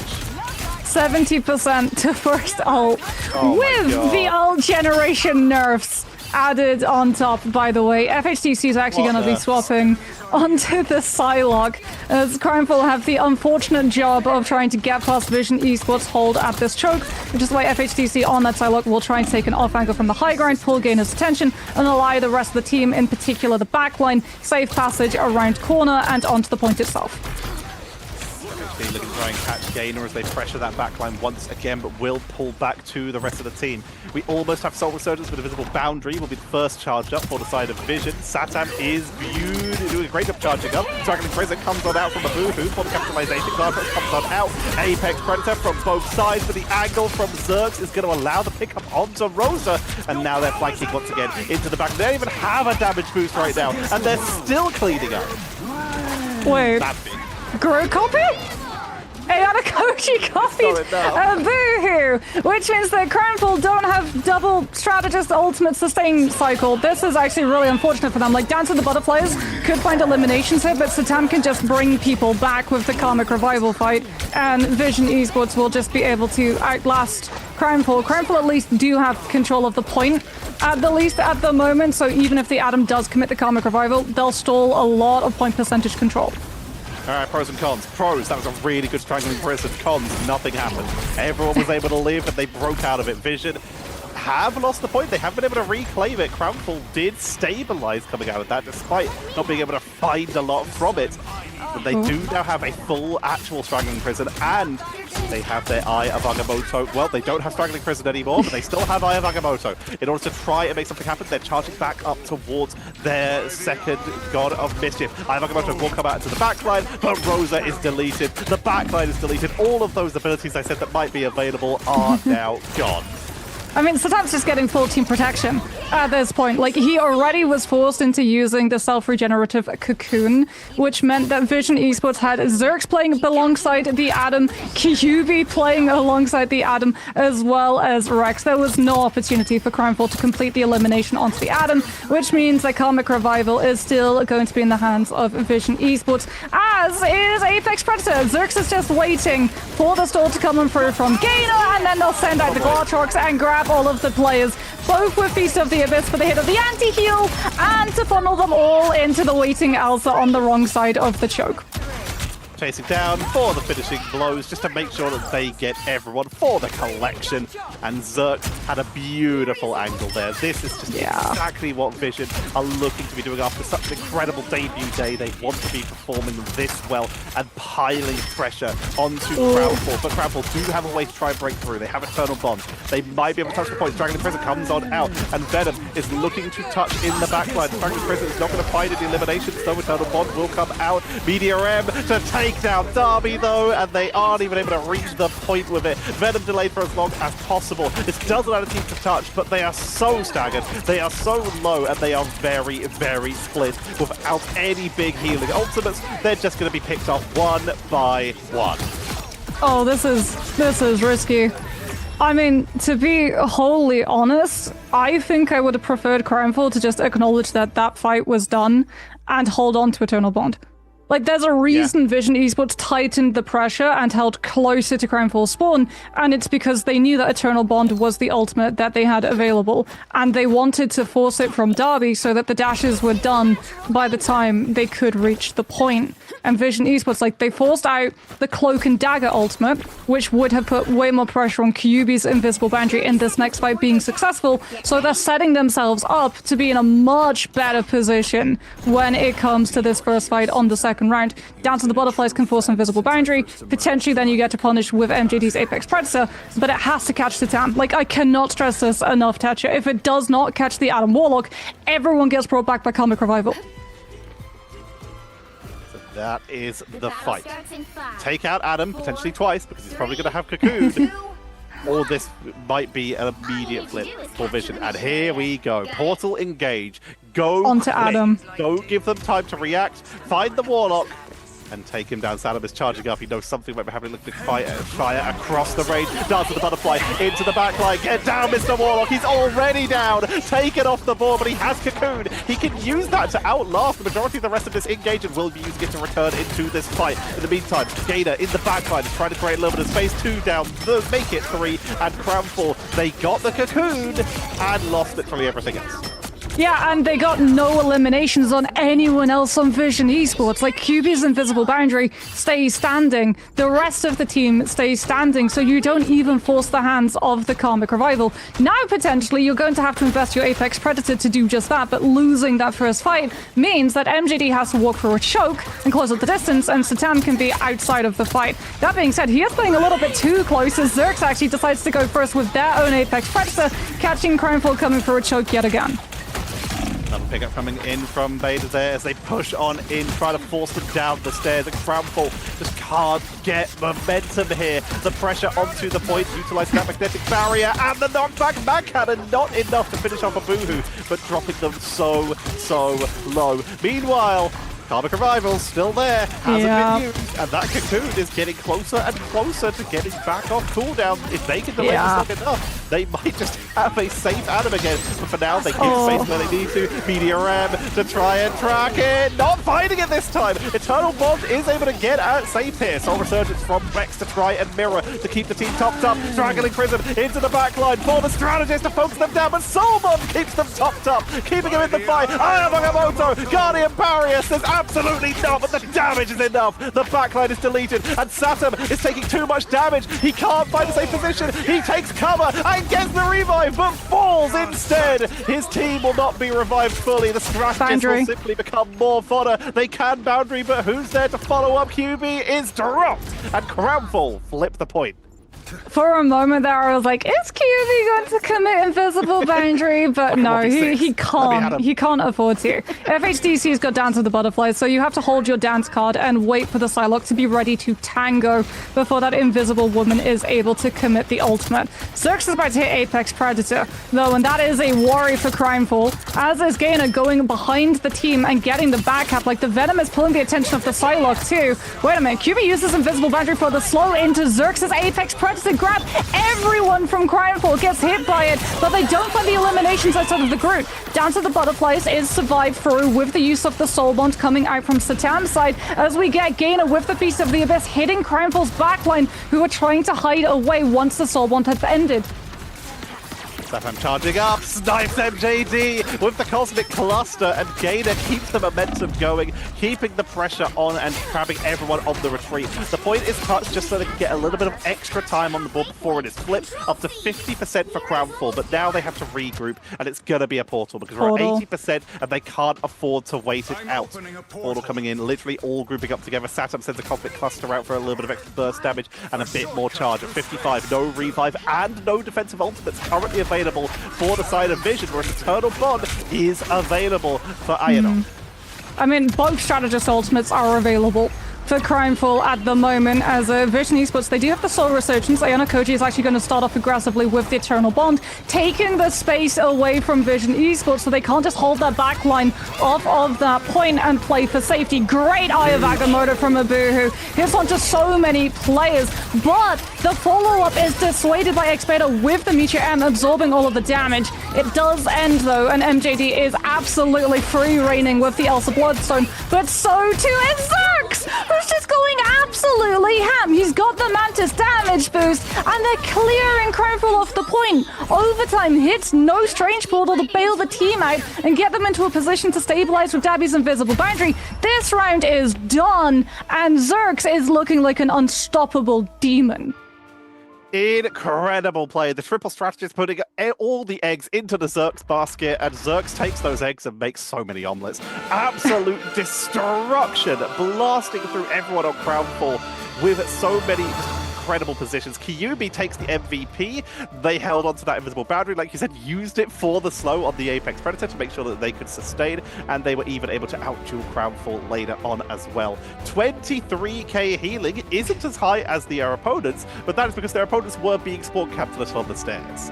I mean, look at the damage done as well. The strategists, they were hitting shots, as was Zerx. 13 eliminations, 22,000 damage done by this Elsa, which was almost 6,000 ahead of MJD. And I mean, it's such a good map as well for Elsa to get to play. You're forced into having to cross around those corners. She can hide, she can obscure her hitbox and position, and then send out that Apex Predator in the close quarters so you have no opportunity to shred through the Glartrock summon health. And that was even with the Adam. Saturn was able to not really get the full Karmic Revival on that second revive they got. They were picked off, they were chased down, and that meant they only got the backline revive, which just fed more ult charge over the Cramfall. And yet, even with that, the Soul Bond to sustain through on that second Eye of Agamotto, Saturn earned their weight in, pun intended for Adam Warlock, earned their weight in gold. I think if there's an MVP to give, it went to Kyubi. It could have gone to all three of the strategists, I think. And it's also just in that domination game mode. I think it was like Zootopia that Vision were playing up against Reason Gaming yesterday. A whole different look of a backline here, Moxie, but it's still Vision were very capable of playing it. Yeah, I mean, that coordination is just really, really good, and that's something that we got to see when they were in the MLC run under the banner of Team Lions. That communication and coordination has always been absolutely stellar, and they identified very, very quickly, okay, Adam is going to be vulnerable, Crownfall will look to target it, let's make sure to shore up our defenses and keep him standing. Yeah, for Crownfall, they chose Midtown when they lost to Virtus Pro yesterday, but the problem is that Vision Esports also beat Reason Gaming over on Midtown yesterday, so maybe the choice is going to change. We'll see in about 3 minutes' time.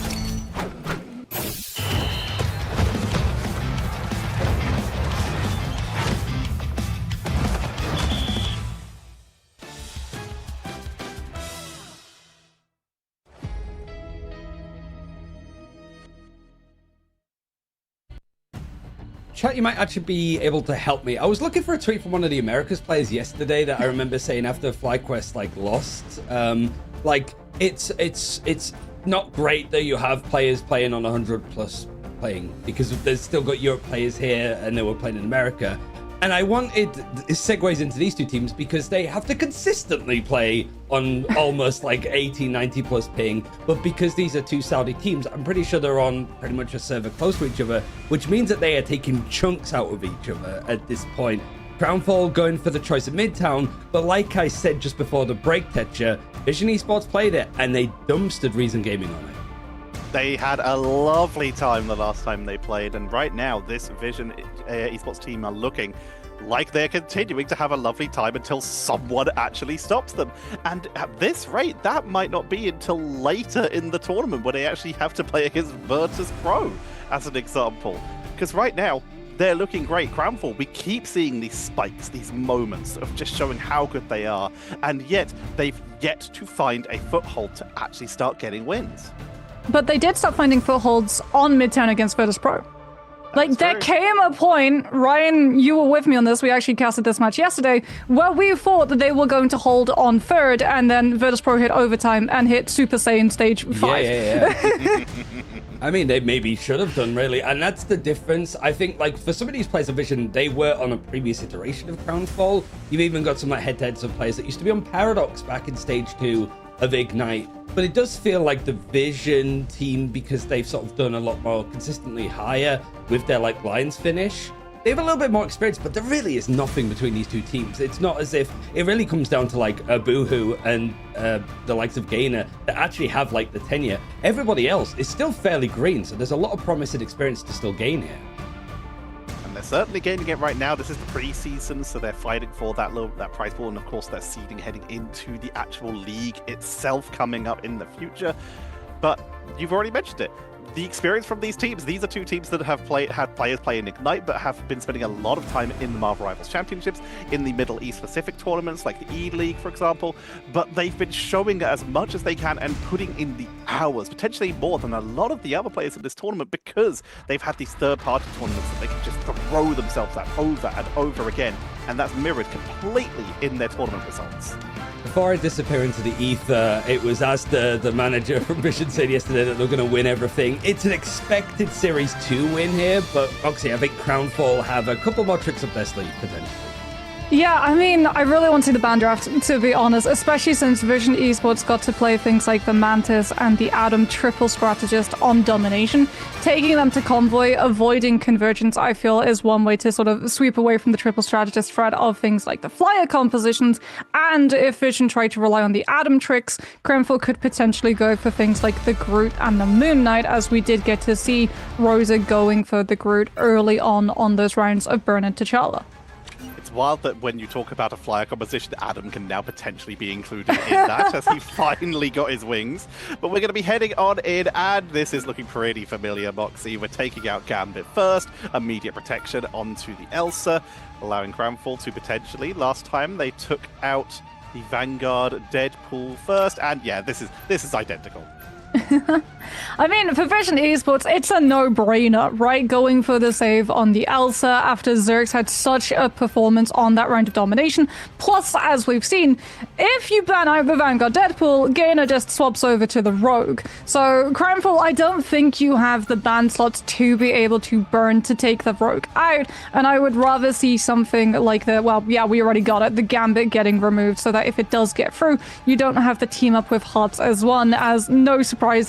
Mantis across the board for both of these teams targeted from Vision and Crownfall's end. So not going to get the triple strategist line, but potentially still getting the Adam Warlock. Loki was hovered as a potential protection from Crownfall, but they're going to stick with the Invisible Woman, making sure they have a more sustainy backline as opposed to one that is more burst protection, and Flex is more on based on whatever they get their second strategist to be. Vision, they're going to remove the Groot. That does potentially give a clue that they might still be looking at triple strategist, because Groot is very good at dealing with that, putting up walls in between you and your strategist to prevent that healing output, something that Deadpool has also jumped in as an option, but that has also been taken away, and Vision secure it one-sided. I mean, one-sided grid's actually a really good Vanguard look, especially on Midtown, where there's going to be a lot of fighting in small spaces with streetways, where the Groot walls can really serve to isolate, blocking off not just Adam line of sight healing, but also things like the Loki as well. So it's going to put a lot of focus on Crownfall to not have their team core too split. Like, if the Vanguards are super far forward and their backline's trying to play a little bit safer with more distance in between, the Groot's actually able to punish that. Yes, the backline will be safe, but the Vanguards will be anything but. Looking at Crownfall as they look for the hovers. The question I think for them here is, do they go for the Loki themselves to get potential double revives? And it looks like yes, Invisible Woman as the main healing output could be swapped off if they're happy with what they have, but looks like they're going to commit to that. They don't have a Groot of their own, so they're going to be forced to set up with a classic double shield here. They do not want to dive with people like Adam potentially being put at risk if they're not at least close to their Vanguards enough that they can turn around and help them. Whereas Vision, they will be able to split the team with that Groot, and that is going to be something that Crownfall will have to position themselves to deal with. Speaking about positioning, I imagine Vision Esports are likely going to scout out the Loki and the Adam and potentially field the Moon Knight, given the fact that Crownfall are going to be bunkering up in those small rooms, making it a little bit harder for the dive to find a good point of entry. And very punishable for things like the Moon Knight, since everyone's stacked up, means a lot of onk bounces, as it looks actually like we're seeing Vision Esports scout it, but still want to commit to Nemo Elsa instead, as FHDC gets almost cleared out of the high ground by Gala, gets a good bulwark coming on through from Rosa. So the Adam is still in play as the team actually swaps. No more Nemo, we go Phoenix instead. The third swap in under a minute for Satam here, but getting that Phoenix could of course burst through that backline, all those bonus hit points that the Adam Warlock could get, and of course taking out those local clones and the Beacon Domain Lanterns. FHDC forced to fly away with that new mobility he has, trying to get some healing onto their Doctor Strange, but Abuhu is getting isolated. Just the power of the Groot here, trying to separate them from the team to get the damage output, get the finishing blow, prevent the healing, but it's not enough. Beautiful play between Abuhu and FHDC to keep their front line topped up, forcing Yubi to drop the first ultimate here with the God of Mischief into the Eternal Bomb. And it's unmatched as well, because X-Vader on this Groot, while not getting a lot of damage, has been cutting the line of sight for both Ayana Koji and Darby to be able to work with. Invisible Boundary, once the Eternal Bond is over, Rex does not yet have their actual ultimate to overlap into this, so Crownfall go aggressive. Eye of Agamotto combined with Apex Predator, and Vision Esports are dispatched and dealt with. Back to respawn they are sent, and Crownfall give themselves a little bit more space. They do have to worry about the walk with Eternal Bond, allowing Zerg space to send out the Apex Predator, but winning that fight does ensure FHDC or Ayana Koji, whoever decides to use the Karmic Revival, the opportunity to bring the team back safely.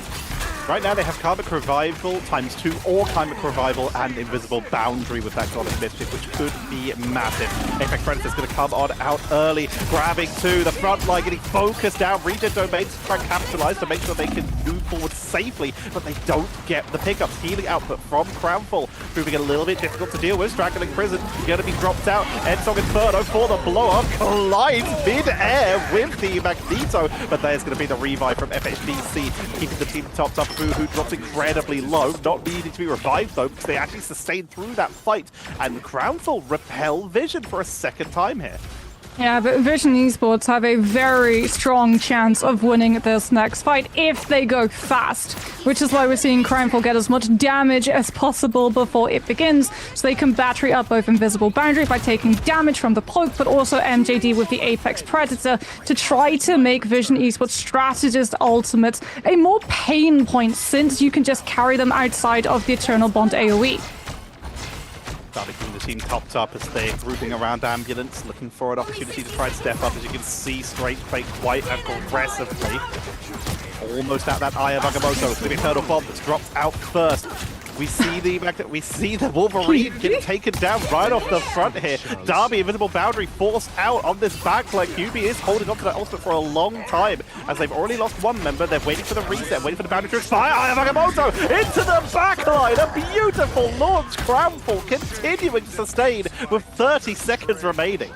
Oh, what an exit trade, though! Huge play from Gainer, goes deep into the backline, takes Ayana Koji out. No Loki, no opportunity to portal him back into play, no regeneration domain, and no Karmic Revival cast. This is great for Vision Esports. They can play aggressive with QB's one-sided God of Mischief to set Zerx up for all of the damage into the Apex Predator.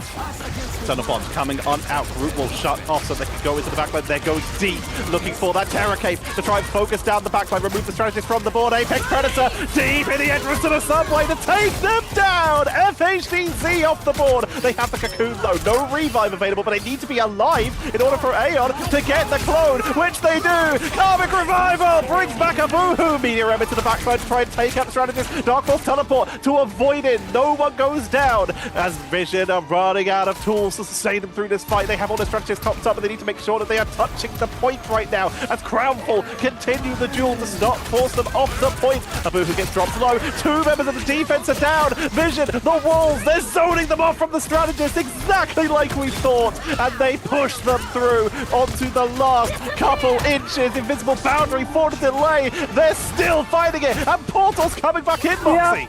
I mean, not just Portal, FHTC has Karmic Revival. If you bring back a Boohoo, potentially you can bring that CD back for the Terror Cape. Oh, here comes the Karmic Revival. Vision Esports have already dropped 2 players. Make that free. Apex Predator, though, might be able to clear them off of the objective, but Satan pins back onto the point with the last stand, and Vision Esports have the last laugh in the fight. QB comes on through with the later God of Mischief into the invisible boundary, and this is just a matter of cleanup. It came close. The Vision Esports see the fight through and head on to second. What a performance! That is Vision breaking the hold, but all the time was burned through here. That does not leave them a lot of time to push on to the second point, which is another notoriously difficult point to break. Dives in But and look out at the from ults. the Venom. The ults are Look charging at up for the Vision. ultimate economy, though, Tatcha. Like, Zerx has Apex Predator, so you don't have to start chipping damage in with your Elsa, which means that both Ayana Koji and Dabi are getting very little ultimate charge from the damage that they're just not having that Vanguard's take at the moment. As Vision Esports want to take first turn, they lose X-Beta, though, and that group was just a little bit too overextended. FHTC with the instant punishment from the damage that Elsa can do, and this is the turnaround. Vision wants to take first turn. Crackle just prevented it. Satan's moved it over to the Winter Soldier here, looking for a potential just capitalization. See if they can go for the blow, but MJD is looking for anyone from Vision to step up. Straggling Prison, though, could be the first setup here. Apex Predator also at the ready, but their follow-up is just going to have to be main output damage. Vader taken down, exactly what MJD is looking for. Anyone who steps up and puts themselves out there to try and make space is going to be punished. That Iron Root wall not set up. They weren't ready for the Wolverine.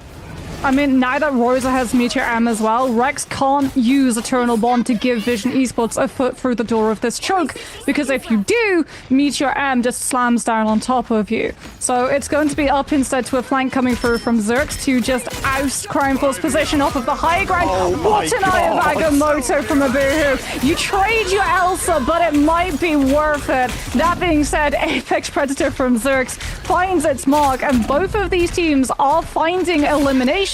But Crownfall still retain the high ground hold, as do they hold both of their strategists, and Vision Esports are sent back yet again, down now to half a minute.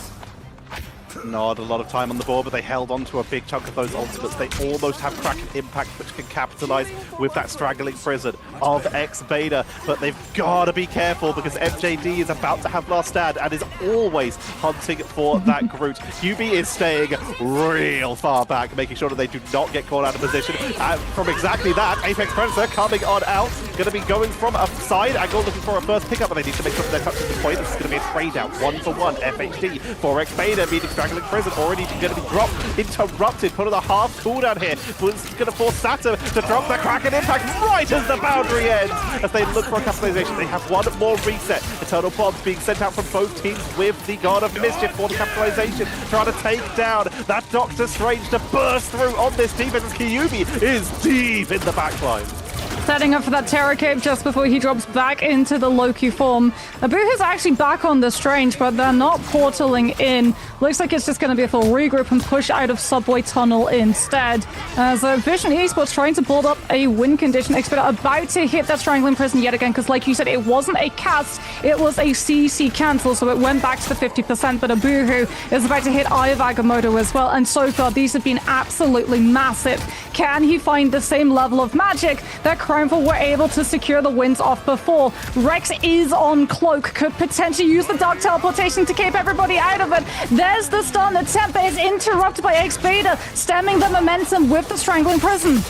MJD is turning into an angry Canadian blender right now, melting through the front line to try and force them off the point. Cramful, they lose them though, unable to sustain through. It's a slither of overtime left, and yet Cramful grab one after another. Abuhu's going to portal back in. Satam may have to do the same for their team, as this is a scrappy fight as teams just throw bodies at this. Invisible Boundary's going to come out for Vision, thanks to the God of Mischief and Apex Predator to try and force them off the point, but they're still holding. Satam is throwing himself at this. They're giving everything to this. Gainer's now on the Wolverine to try and contest it, as Strange is forced back to the rest of their team to make themselves back into that defensive line as the Invincible Boundary with the second God of Mischief needs to avoid any chance of getting picked up by the Wolverine, and finally Crownful forced them off. It could have been a full hold.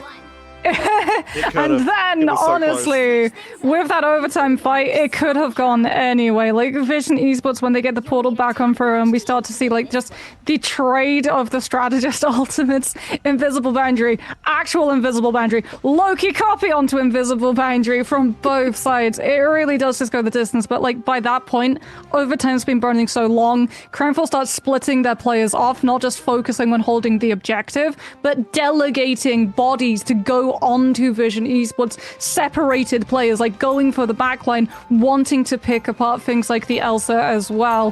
Very good job coming through, but I mean, it was a lot of distance picked up on a map that, as I said, could be a full hold, this time on the side of Vision Esports, because they looked at that Adam Loki stall composition, they're doing the exact same thing.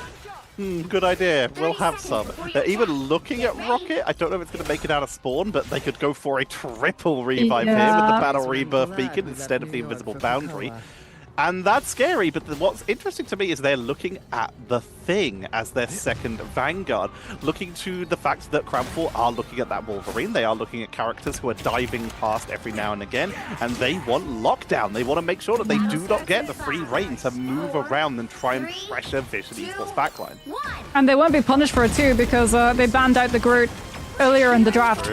So the Groot can't just wall Gainer's engagements off and prevent him from jumping back to his players. So we're going to be seeing a lot of stall potential because, like you said, Rex is sticking with the rocket. If one from Vision side falls early, they've got the Battle Recall Beacon to bring them back as we get Regeneration Domain already forced on the side of Vision Esports to just care their players after MJD find a opening grab on that Wolverine. And so begins the slow crawl to the ultimates and finding eliminations that will actually stick. A lot of damage onto Gainer, but they're able to retreat back to the rest of their team, get healed up. Satam's up to 45% for that Karmic Revival. It's all about how quickly they can build these up. QB may get the first one, as Loki's able to charge up a little bit faster here, as Zerk's trying to go for a quick blow-up. The capitalization on these Elsas is so hard to do. If you're not marking who they are, then they could just do exactly this. And this looks like round one, Moxie. This is what we were used to seeing. I mean, the Thing doesn't just stop the dive, it also allows you to play the tempo of the brawl, which the EMEA is really happy to do. It also lets you apply vulnerability without the cloak and dagger in play that Zerx is capitalizing. Every opportunity that this Elsa sees someone low and purple, boom, headshots. As Darby uses Invisible Boundary, Vision Esports will use the Cosmic Ion Amplifier to give them the opportunity of combining the damage with the Apex Predator and punching through the sustainability. And Crimefall's win condition is discarded. They go back to the respawn yet again.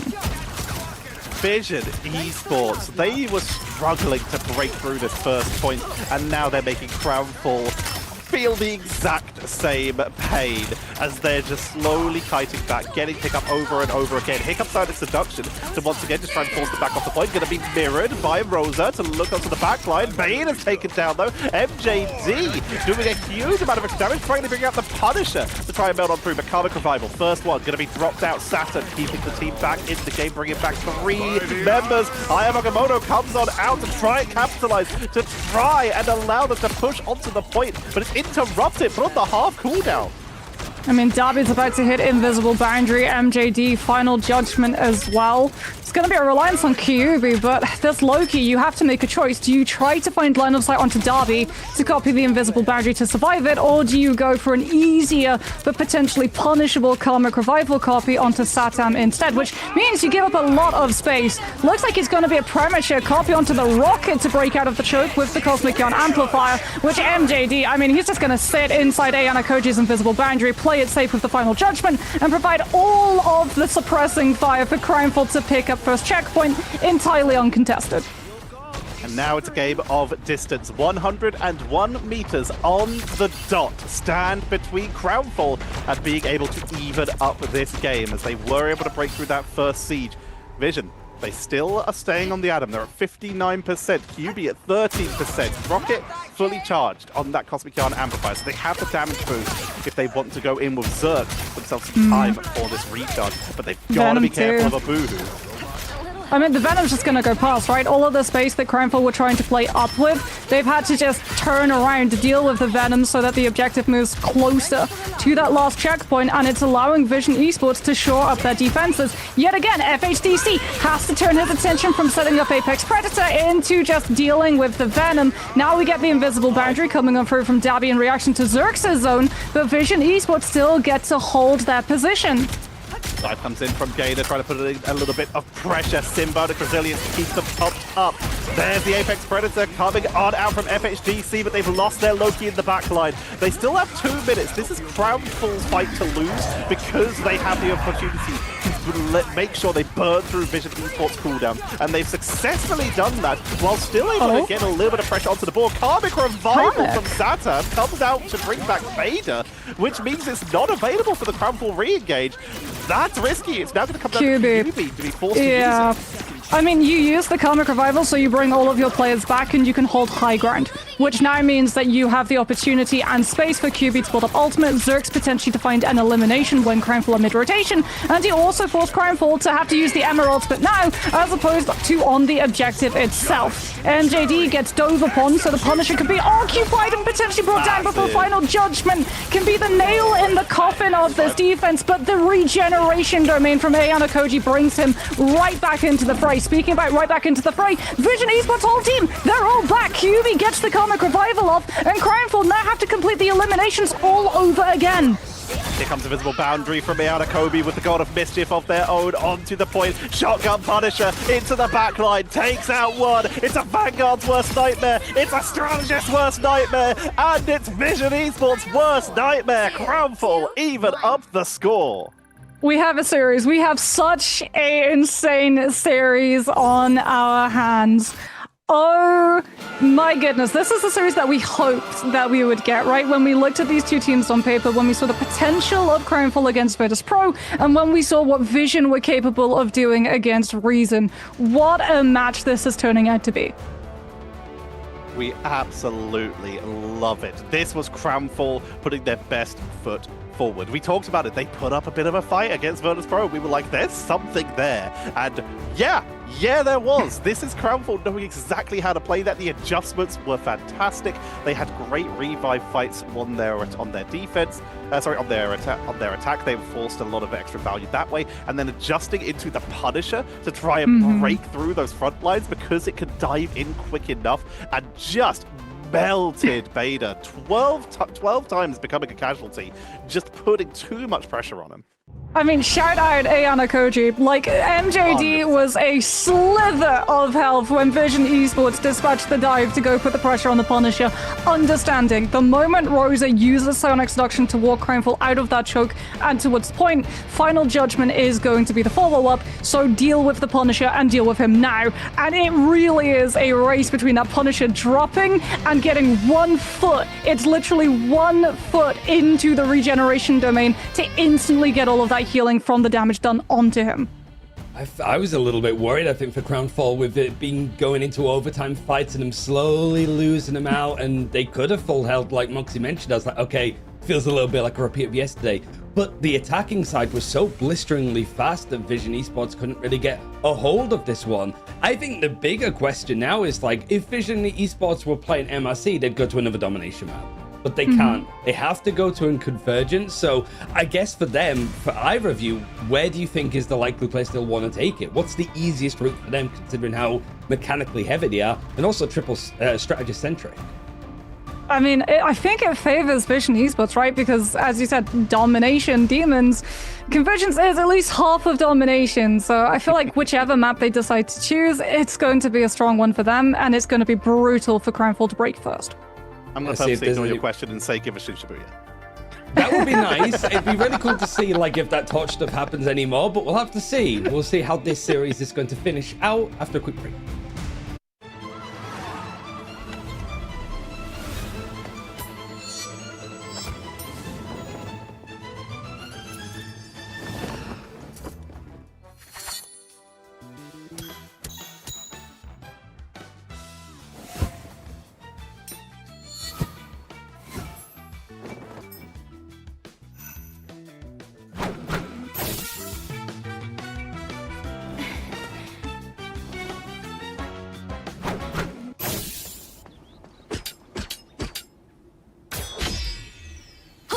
I'm trying to help. Lights out. Suffer in the darkness. Let's pop back up under their noses. Us against the world!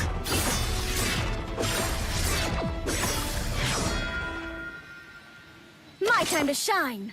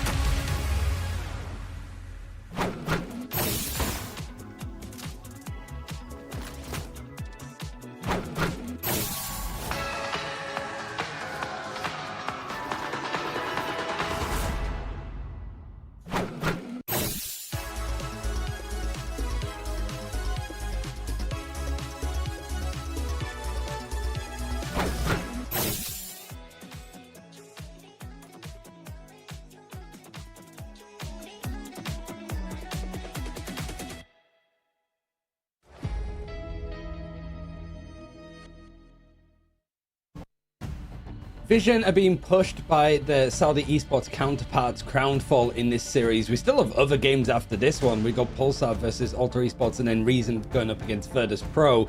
this series is giving everything that you would want, right? You've got a team that was pretty successful in previous MRCs, been picked up by Vision and Crowdfall, qualifying for the most recent MRC.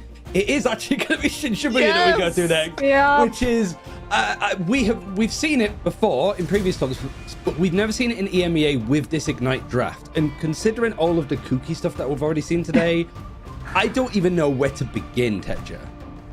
I mean, it's the storyline I tried to set up yesterday, that this Ignite is a little bit of something old mixed in with a little bit of something new. We have the newest map in our map pool, which is one of our oldest maps, coming back in, and this unchanged from how it was when it was taken out of the competitive pool, meaning that the initial choke point on point number 1 is so difficult to deal with. And there's been a lot of discussion, I know, Moxie, you're a big fan of Doctor Strange, is why deal with a choke point when we could just go around it. Yeah, but it also puts a lot of pressure on the teams. Like, if you open up with Portal and you lose your Portal attack first fight, oh boy, do you not have a fun time of having to walk into a choke that you have your defensive counterparts having the greater ultimate economy against. So I feel like the Mantis, especially since we're headed to Convergence, is going to retain as a staple ban for both of these teams, which means, guys, there's a likelihood Adam Loki gets through again. Yeah, it was the Loki that was like getting through. It was quite surprising. I was checking my notes. I wasn't showing you how well I shaped the top of my head. I did a really good job, but that's not the point. It was that there was a one-sided Mantis in the game that had such a big impact. But just like, we don't usually see like Loki being let through. Like, even though there's more focus that goes onto Elsa, onto the Deadpool, onto the likes of Gambit, there usually is just like, you've got 4 bans, yeah, get rid of Loki, because we just don't want him to like amplify whatever compositions come out. Case in point, there was no Gambit in that server. Loki still got a lot of value, right, Tetcher? Yeah, not just from the copies onto the Karmic Revival and the Adam Warlock. We also saw multiple times, of course, the copy onto the Invisible Woman for Invisible Boundary, which is the usual. The Adam Warlock copy is an extra bit of spice if you need Total Bond too. But Boundary's so strong. Good portion. I mean, I will say though, if we get flyers, like, Loki can't heal flyers. That's the thing. True. Every Loki player will tell you, I pull my hair out each time I want to play Loki, and I see like an Angela on my team, because unless you're flying close to walls, so you can take advantage of the AoE distance of the Loki heal, you're not going to be able to consistently hit your shots on things like the Ultron and the Torch, which is why when we do see those flyer metas develop, it's not with Loki as a strategist alongside it, it's more on something like the Mantis, who can just apply the heal tick and look away to the rest of the fight. Just watching, because obviously going into a third map, I'm for the players getting like a couple more minutes break to just sort of make sure that they're ready to go into this one. There's a lot at stake. I am watching admins count them down like they're an angry parent. Literally what Detcha was doing earlier, like 55, 54.5, 50, you know, just like, come on. We are getting into game very soon, but like, I don't mind. You've got like the old map now back into the game, 0 changes, but a whole new meta and a draft system put on top of it. It's not surprising in the slightest, Moxie, that they're probably making sure that they are as ready as they can be, because it's not only what they're going to use in the server here, it's what they're showing for future games, qualifying games for playoffs for sure. Well, not just that, it's also the fact that we're about to go into ban draft, so you don't want to screw over your ban draft on a map like this, especially because if you're attacking first and you manage to get the full push against the defensive team, that's going to be a great motivator to have your defense round, as opposed to if you're defending first and you find yourself getting rolled because of a bad ban draft, that's going to be horrible motivation to have to pull out on your attacking round. Vision starting us off on the attacking round as we're heading into the draft. Crownfall forced onto defense, meaning that they have to be the ones to show how you lock this down. And Vision bravely showing us for the first time in EMEA for Ignite how to attack on Shin Shibuya. The fact they picked this and chose attack means that they have a plan, and we're all very excited to see. Elsa is the first save coming through from Vision. There's the Mantis actually being removed incredibly early on the side of Crownfall. Not a Vanguard Deadpool that they decided to remove, as it looks like we're going to have an Elsa Mirror. I wonder if they can actually like leave the Vanguard Deadpool open to try and deny Vision Esports wanting to put Gainer on the Rogue, especially since Rogue would be less problematic given that Gambit was the instant ban. Have to see. For now, though, we're just seeing something very familiar, with the exception of that Mantis being banned out earlier instead of that Vanguard Deadpool, and not even banned out even on the second attempt there from Crownfall. Vanguard Deadpool is just being allowed through for Vision in exchange of taking out the Angela. This is a very strong character on this map. There's some environmentals, and also that first entryway is very effective for Angela to try and skip it and see if they can sneak around and get some pressure onto the backline. I mean, not just that, but the disruption properties of a defensive Angela as well. Being able to catch you as you come out of those chokes once the Strange Portal has been done, or even being able to utilize the Angela and cancel the Strange GP so you don't get the opportunity of skipping the line, as we get the first Loki ban coming through into a save on the Deadpool Vanguard. Now, do Crownfall echo the Loki ban, or do they prioritize the Invisible Woman? Okay, Vision Esports lose the access of Susan Storm, but gain access to Loki Lofferson. And that does mean potentially we do see, when they go to the defense, a stall strategy with a different composition for first than when they move on to second. If it is a Loki, though, we're going to have to wait and see, because they won't roll it on the attack. Instead, we're likely going to be seeing a much more aggressive composition around both the Jeff and the Rocket. This gives them, of course, the classic Zootopia backline where they can avoid getting dove, but also just the speed you can push forward. Even if your first person gets picked off, you have the Battle Rebirth Beacon. The bubbles from Jeff mean you can roll forward quicker and pile on even more pressure. Vision hovering spicy, but we'll talk about that depending on what actually makes it out of spawn. But welcome back, everybody, to Shin Shibuya. First time it's been in pro play for a long time. And Crownfall, they're showing us their defense. They are looking at that defensive Angela. I mean, Rose is already looking at Vision Esports spawn. So I would imagine if you're hearing a Strange Portal queue, that's going to be the cue for the Angela to drop down and spear the Strange out of the cast. And I mean, there we go. Xbeta is currently on the Sorcerer Supreme. Rosa, do they go for the portal cancel, or do they let it through? Looks like they might actually let it through, and we can see Crownfall adapting their position, starting to try to scout out where exactly that portal will be placed. For the right angle, you want to place it safe so that your team can actually exit, maybe a little bit of cover, but also in a position where you can maybe get an early pickup. They've got extremely aggressive here, but they are bringing out an offensive Adam Warlock here to just try and build charge up early as they commit through the first fight. Beta going to go back through the portal, deciding that he wants something a little bit more aggressive. Portal your team in, swap to Venom. He's got a fast rollout, rejoin your team. This gives that Jeff the symbiotic shenanigans. This is something we've seen a little bit in the past. Good to see it make a return here, but while that's happening, they focus down onto Gator, taken down but brought back at the Rebirth Beacon as Zerg takes out their counterpart. FHDC picked off in the backline. Yeah, Rex was only on the Atom for that first push with the teleport, with the Soul Bond access. Now swaps back over to the Rocket, as we can see QB from afar healing the team. They've already been able to pick up the first bit of point cap. MJD falling as well means that Crownfall are losing the opportunity of stalling for a win condition to be built up. I say win condition, honestly it would just be stabilized condition at this point. Invisible boundary potentially, but Darby is already down, as has the first checkpoint fallen. Crownfall now have to back up, disengage, relying on Ayana Koji with the Jeff bubbles to give the speed boost to stop Vision Esports finding more staggers. Call the AR nurse, because that condition is anything but stable. Crownfall forced to retreat so far and give up all the space to Vision as they push on forward, and they're playing so aggressively with that Venom, with that Daredevil. But Rosa is able to spot the Venom up on the high ground, will zone them out a little bit, and this power, as you pointed out, of that defensive Angela to put pressure on and try and punish people who try to sneak around, trade out Gator for MJD on that front line, as Darby just sending shots down range, keeping the healing up for the rest of their team. Apex Predator comes on out, grabs back, trying to force them off the point, but it's still Rosa who's fighting people on the flanks.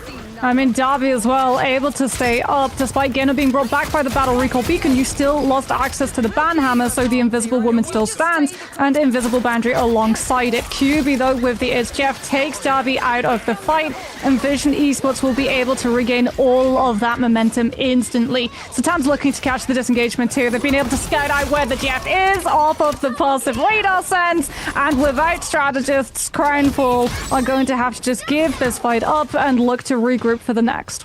Satam might know where the Jeff is, but I blinked and he was gone, so that was wild, just how quickly he was able to take them down. Rosa is still flanking, still causing issues, trying to enter into the duel with Satam, who tries to chase them down with that good chase, and successfully does so. Great 1v1 with that Daredevil. Piece of the Abyss coming on in because Vision knows they're having to pull some of these triggers to capitalize on the fact that they have a numbers advantage. Visible Boundary comes out and is expiring from Darby. Let the Devil out with the Cosmic Yard Amplifier for the damage boost. It's Jeff to buy a little bit of time. This will be a quick retreat. Not going to make it back to spawn, but with Rosa combo, that might have given Crownfall a little bit of time to regroup and try and punish the people here. But Zerx arrives back to the fight and immediately contributes, grabs one, sets up for two, and Vision continue their momentum. I mean, Crownfall do get one more chance at stopping Vision Esports before they hit second checkpoint. It's all going to come through from MJD's Galactic Legend. Rosa, with the Heaven's Retribution, tries to tie the team up, but unfortunately, Darby just gets spawn camped by Experto, who's more than happy to position himself outside of the fight and get the more crucial elimination. And again, without the Invisible Woman, Crownfall just don't have the sustainability. Ianakoji alone on the Jeff is not going to be enough to keep the team up in the face of the Apex Predator. And Vision Esports continue rolling through Shin Shibuya. The pressure is applied. We're getting the full tour of Shin Shibuya here in its return showing, getting to see every single part. As Crownfall tried to set up for a defensive Boohoo. Onto the Groot. MJD going for the full combo. Horn of Proteus with the Namor. They're going to try and just wombo Vision out. But with 3 minutes left on the clock, they have to first build up those ultimate charges. 42% on a Boohoo, 22 on MJD. As Vision just keep pressuring, keep diving into the backline. Wall set up to try and cut them off from their healing output. Nearly is enough, and it is enough to take out Beta. But the Rebirth Beacon's already up, but it means it's not there for Gainer. Finished off on the chase as Rosa is piling on the pressure.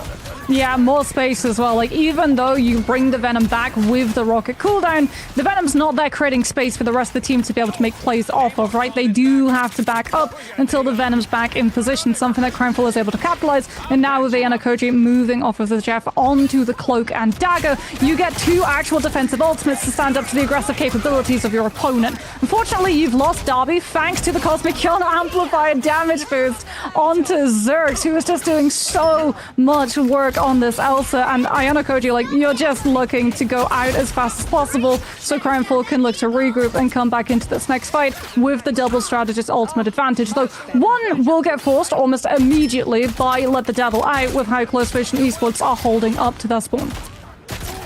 Pressuring on through this main entranceway, trying to just keep Crownfall back as close to their spawn doors as possible. Straggling Prison, as we said, at the ready, and Horn of Proteus is just around the corner, but their strategist may not be, and once again, Satam is causing grief. Straggling Prison comes on out, but there's no one to capitalize on. The team is 2 split. The Horn will not find value. It's sent into the backline to try and find Zerx, but Zerx is too fast. Apex Predator takes down one, looks for more, but Vision do lose 2 members in this. Crownfall is starting to stabilize, but Gainer not giving it up yet. Aya Nagamoto into the backline. Gainer is pressuring the strategist to try and create space here, but Crownfall have claimed the points back, and they will delay.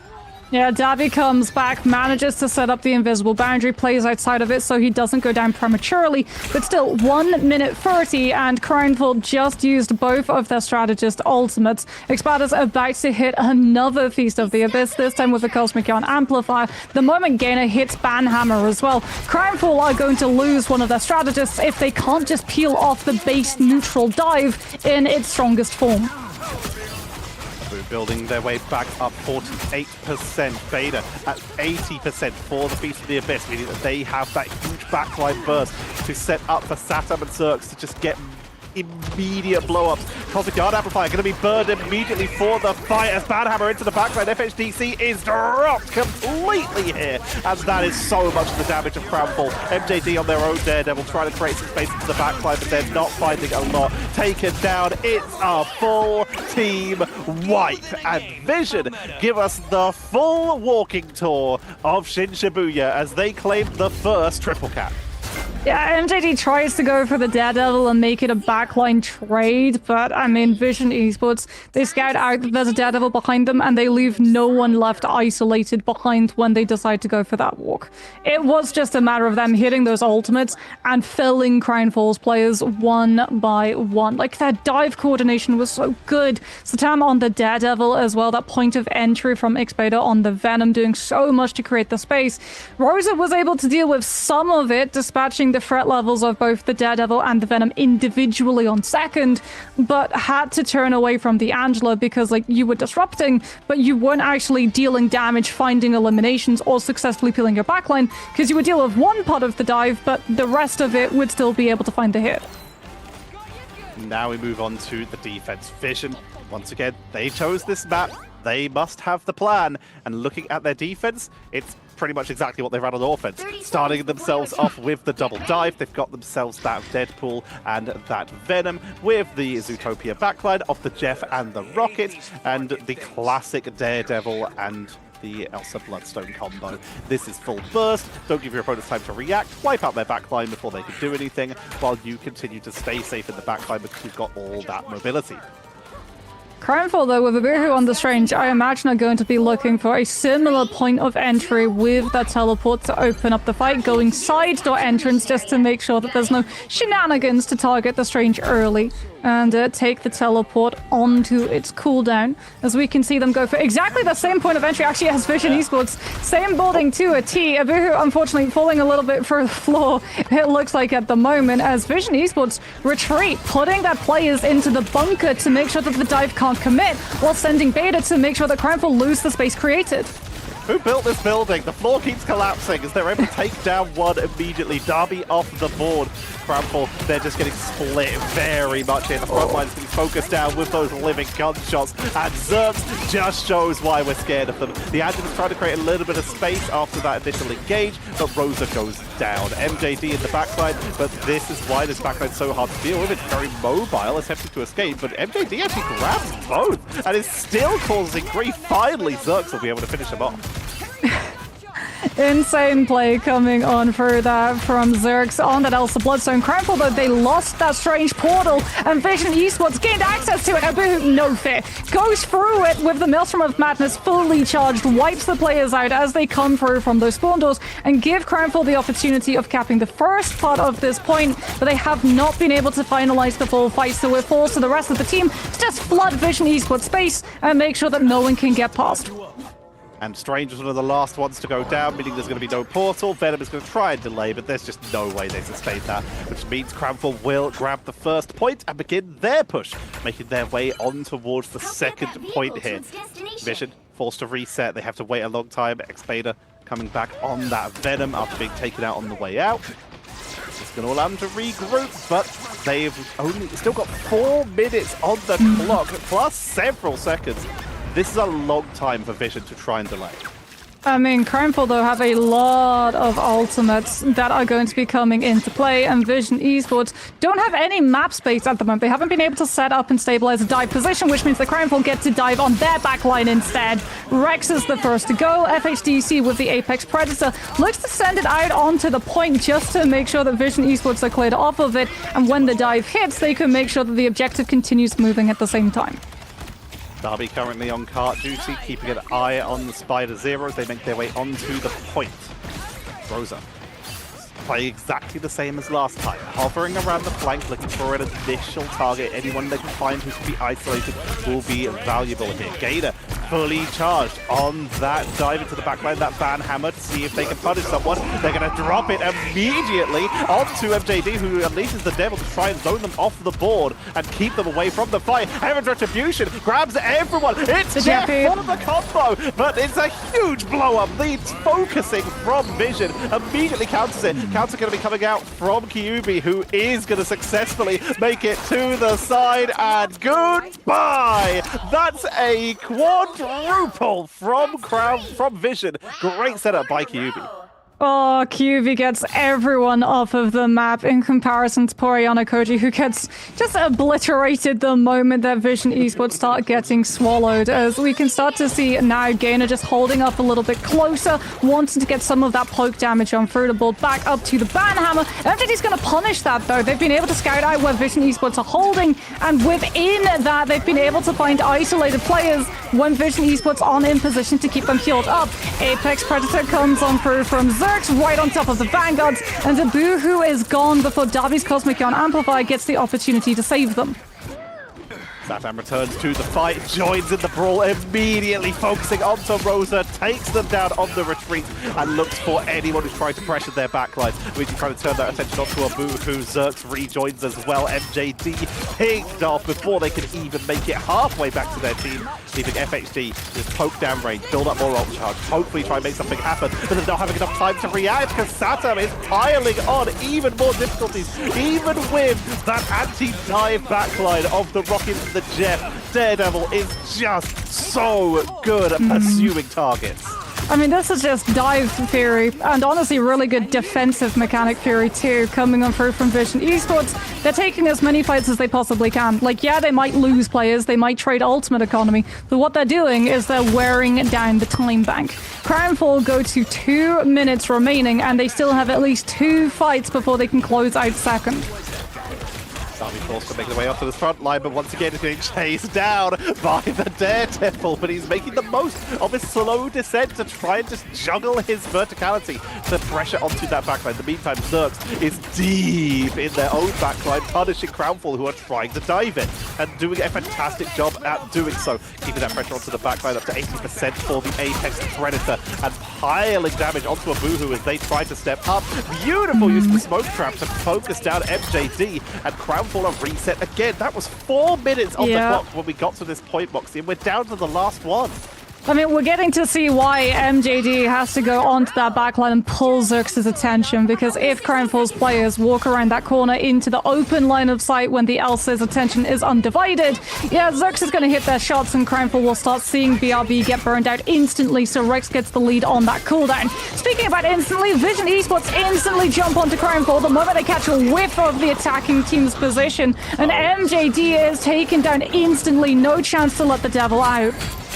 Here comes the Jeff, eats the focus down the map without fear, turns Crownfall into the team without fish as they're being taken down. The dive is huge. Apex Predator to try and flip this from Crownfall to make something happen, but FHDC is eliminated, and with 18 seconds left on the clock, Vision have the position held. Crownfall, they can't afford to try and strange because that doorway is so easily interrupted, so they go for speed, they go for Rogue, they go for Angela, and it's time to just rush the point. Gainer dives on in though, takes out the Elsa one more time. Overtime is going to get hit, but the devil has been unleashed. Jeff is getting chased, focused down, the healing off the board, and it's all a Boohoo. They're all that's left, and there's nothing left of them. Taken off the board as overtime tick rolls down. That is going to be Vision Esports taking the series. Vision Esports showcasing why Shin Shibuya is so defensively favored, and why Elsa Bloodstone and Dive as well with an Elsa Bloodstone composition is so problematic. Like, you have to do so much to make sure that the Elsa isn't looking at your walk up, but then if you're dispatching all of those resources for the Elsa, the Dive is having less of its attention sent its way too. So it's very much a symbiotic relationship between those two aspects of the comp to strengthen out the other. Very nicely done. Look at Zerx. 25 final hits, 49 and 4 in KOs to casualties. Just unleashed. 25 final hits as well, by the way, because like when we talk about statistics for damage, there is a case of meaningless damage where it's not converted into eliminations and all you're doing is allowing the enemy team and their strategists to far outpace your own back line with the amount of damage that's being done. But Zerx, like, he found the eliminations. The damage was done, and it was done in such quick fashion. He was able to land the eliminations and continue putting pressure on Crownfall's every walk when the side switch came through.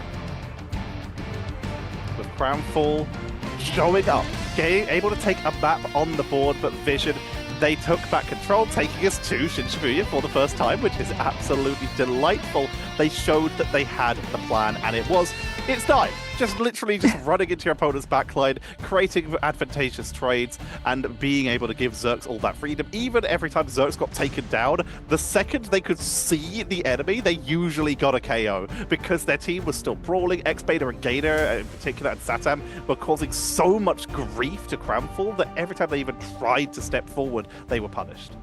Yeah, I mean, from watching it from my perspective, it was a good turnaround for Vision and a good pick of Shinshibuya because it really did seem that Crownfall didn't have much to go over. But it's more like all through this series today, Vision Esports looked really good on Triple Strategist, but when they had to play a bit of that 2-2-2 on Midtown, it fell a little bit flat. Here, it looked like firing on all cylinders, and I think if there's like an MVP to really give it, I know we've got an interview with Gainer coming up, I think it was the backline, it was the strategists that have been consistently impressing me for Vision. And like, I guess I'll start with the strategist player with like Moxie. Like, which side of it? It's like the triple strategist works. Is it the Jeff? Is it Rex on the Rocket? Like, there's something about the way that those guys play that is just so well connected. I mean, the fact that Vision Esports always pulled the first elimination meant that they were constantly up BRB cooldown as well.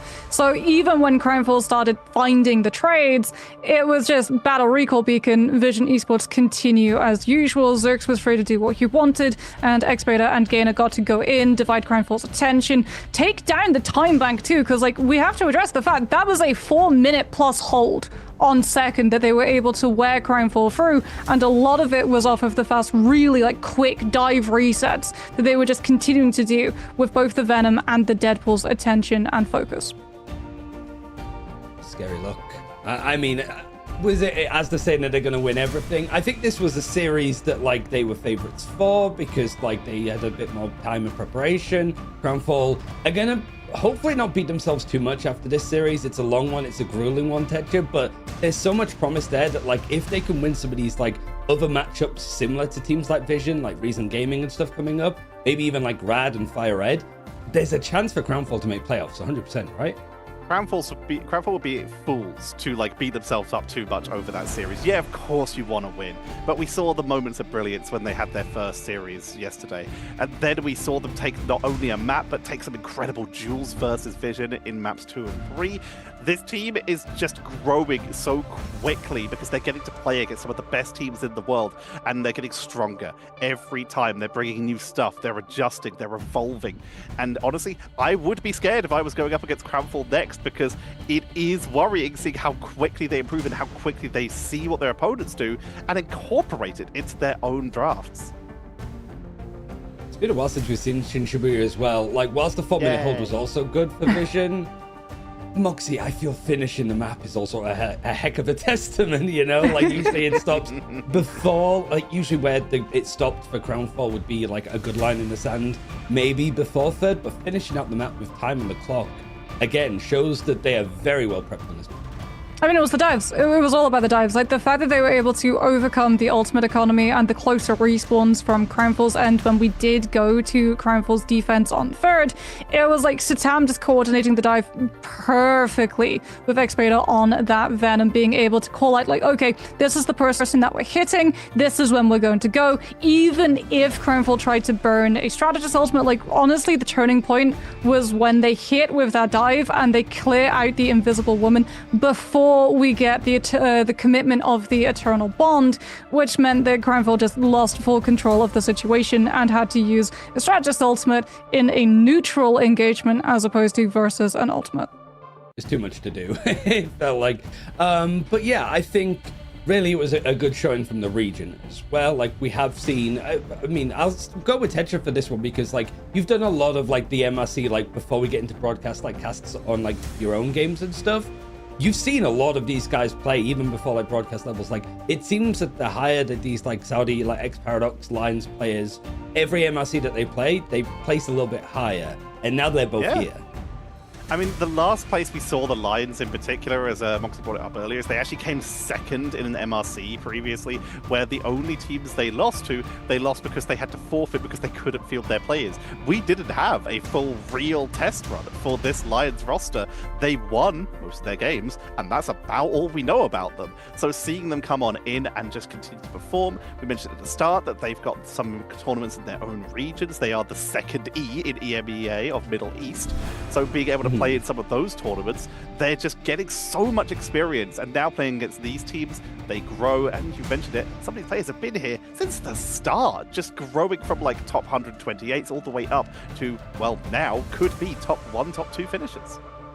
I think if we had like an interview with like Asda or one of the like X Paradox like sort of Middle Eastern players, because it's Gainer, it's like there's a lot to ask him. Mostly, where the hell have you been? Because it feels like we haven't seen him in so long. But I think it's like I wonder how these teams work, because you do have some players that have been on the same team as each other, with Paradox for example. But like whether they're close friends with them, whether it's just like rivalry. There's a lot of like MENA tournaments that happen as well that these teams are frequently in. And through those tournaments, they've got better. So I do wonder what that's going to be like. It's probably another question for Vision next week. But we've got Gainer actually over on the interview, and I'll start with the question that I sort of just asked, if you can hear me, Gainer. Where have you been? It's been a while since we've seen you play, right? Like we didn't see you in like season 5 at the start of this year. Like what was the process of you joining this team? I mean, I was for a long time like LFT, because my image is not that great in the community and it's hard to find a team. So I was like mostly looking for a team, and then I just got asked by the Arab team to join. Yeah.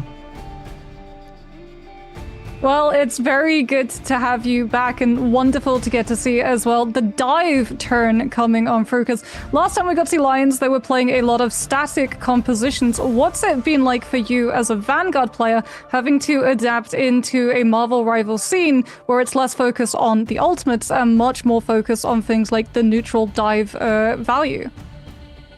I actually think for me, it's way better to play like dive composition. I'm really not good into like Brawl. I don't play Mag, I don't play Emma, something like that. So I was kind of the one that recommended the dive from the team, and they adapted well in my opinion. And for me it fits too. So who's doing the target calling when it comes to the team? Where you've got dive in particular, so many split fights happening. How does the communication work for you guys? I mean, the main IGL is QB, but target calling is mostly our Venom, so Better or me. And we just, I mean, it's kind of chaotic. Sometimes we all scream the target, but it's mostly me or Better. I think because this team is like a sort of mix between those that were on Lions for season 5, yourself, and then like Zerx and Vada that were on Paradox, that I don't think have had a chance to really play that much recently. What has the process been like of like the team like coming together? Because like how much has it been like theory of the draft system, the meta, getting dive down? Because you say it's like chaotic like in the comms and stuff. That's natural, right? Because you're a relatively new team. Like 50% of the team stayed together, but the rest are whole different players and a whole different like vibe, I suppose, that you have to capture. How's that been? I mean, we had a lot of struggles at the start because I'm the only guy that doesn't speak Arabic. So that's also like a little bit language barrier wise. So we're like playing a mix of Arabic and English.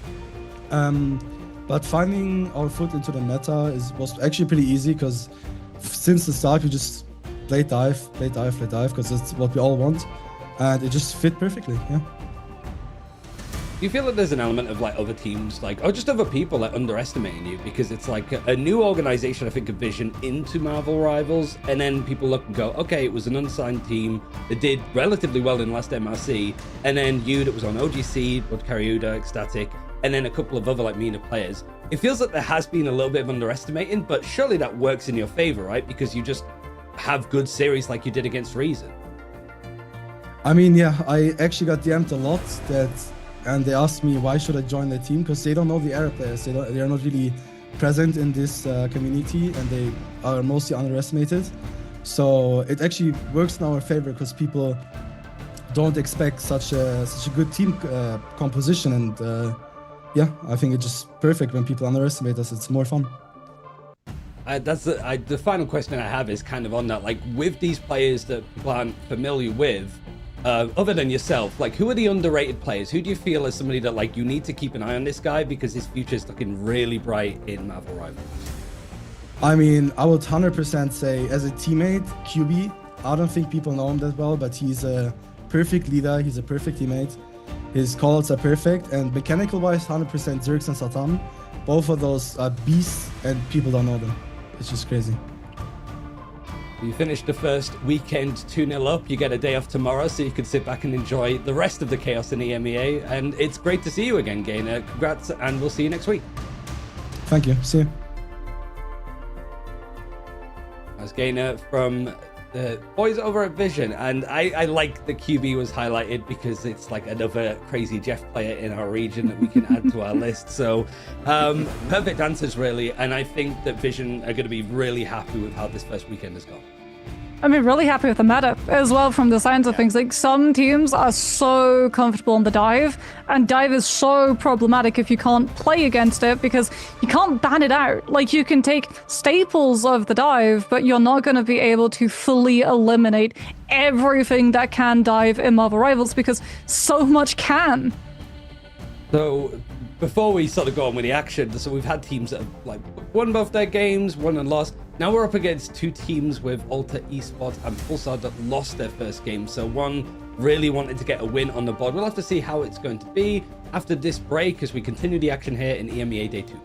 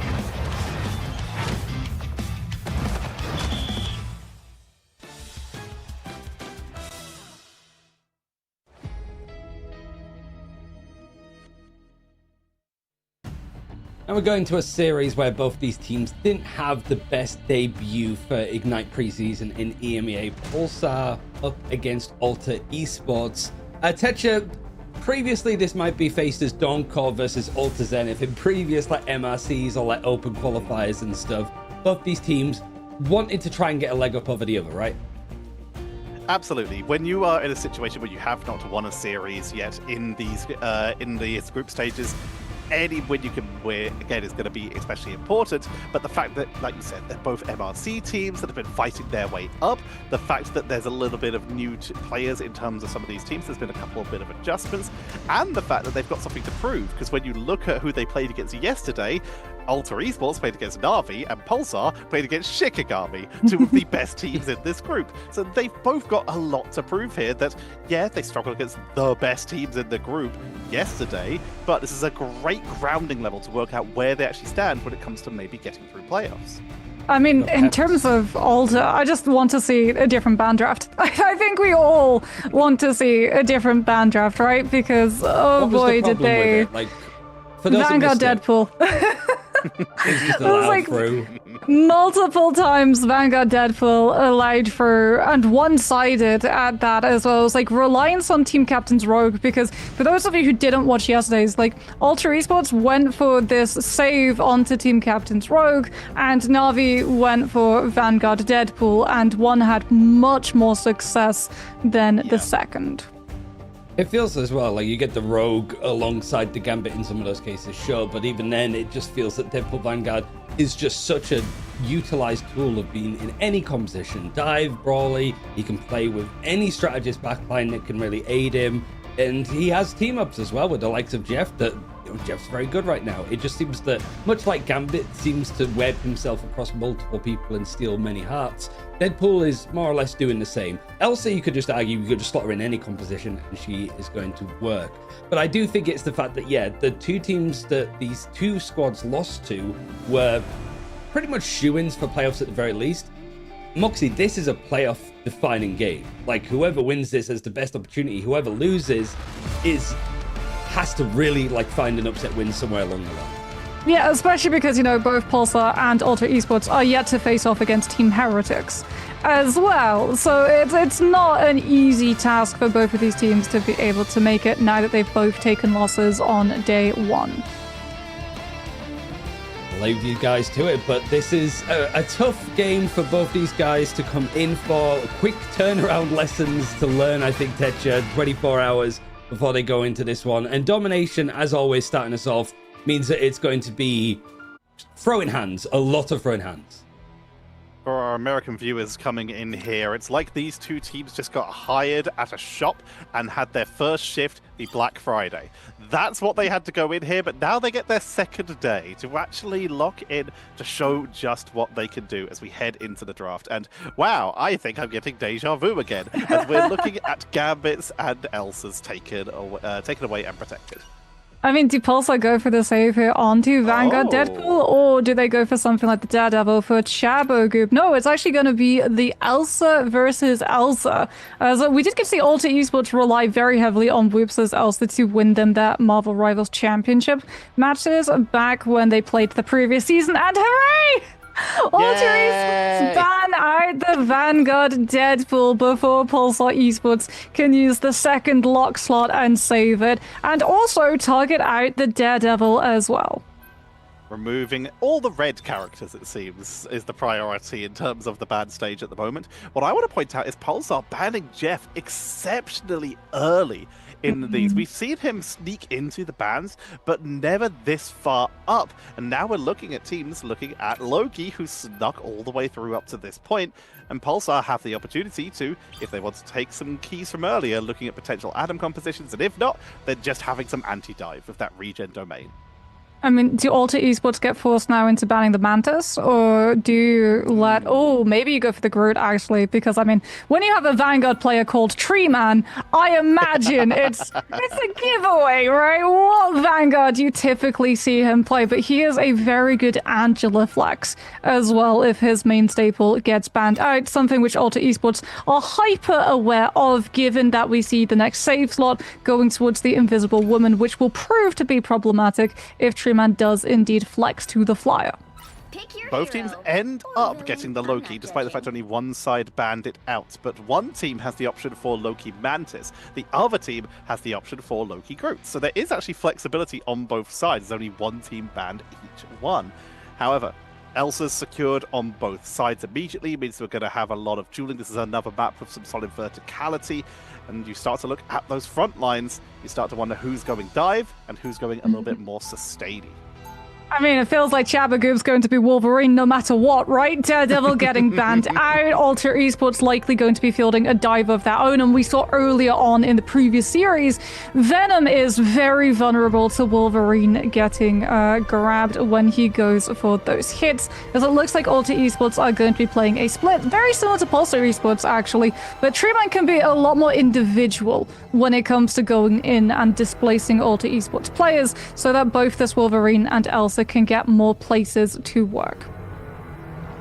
We'll see what gets fully locked in when the doors do open, but reminder that these two teams have yet to win a series. Obviously, it's only day 2. It's very early doors, but this is an important win to try and get yourself in a position to make your way out of those groups and into the playoffs for that chance at even more prize money and a higher position in the Ignite EMEA League when that comes around.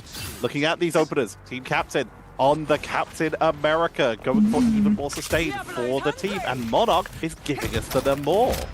Pulsar Esports already going to be rotating underneath the point itself, so bunkering up, which does mean that Alter Esports lose the opportunity to dive into them with the Captain America at early doors. Safatic just trying to duel out as well, breaking through these shields, trying to put the pressure onto the duelists, waiting for Treeman to find a good displacement on the Angela, as it feels like we're just in a game of tug of war right now, Tetcha, although Pulsar Esports just lost a chunk of space on that one, given the fact that they had to burn regeneration domain early.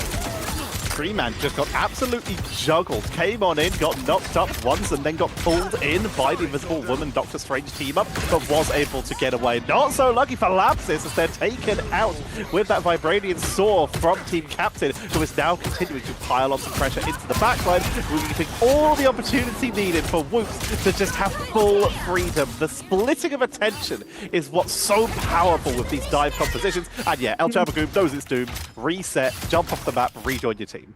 Yeah, Alter Esports, I mean, they had the Venom open, they could have opted for it, but Team Captain going for the Captain America actually far benefits the playstyle when Pulsar Esports try to bunker below the point, because as you said, it's a little bit more sustained, it's a lot brawlier up against both the strategists, and also you're not relying on swinging off of the walls to disengage, so if you get caught out by a ceiling, Captain America does not have any concerns. We are going to see Treeman clash with Team Captain on the side lane, however, making sure that it's a little bit safer for Pulsar Esports to move out from choke and onto the actual point itself.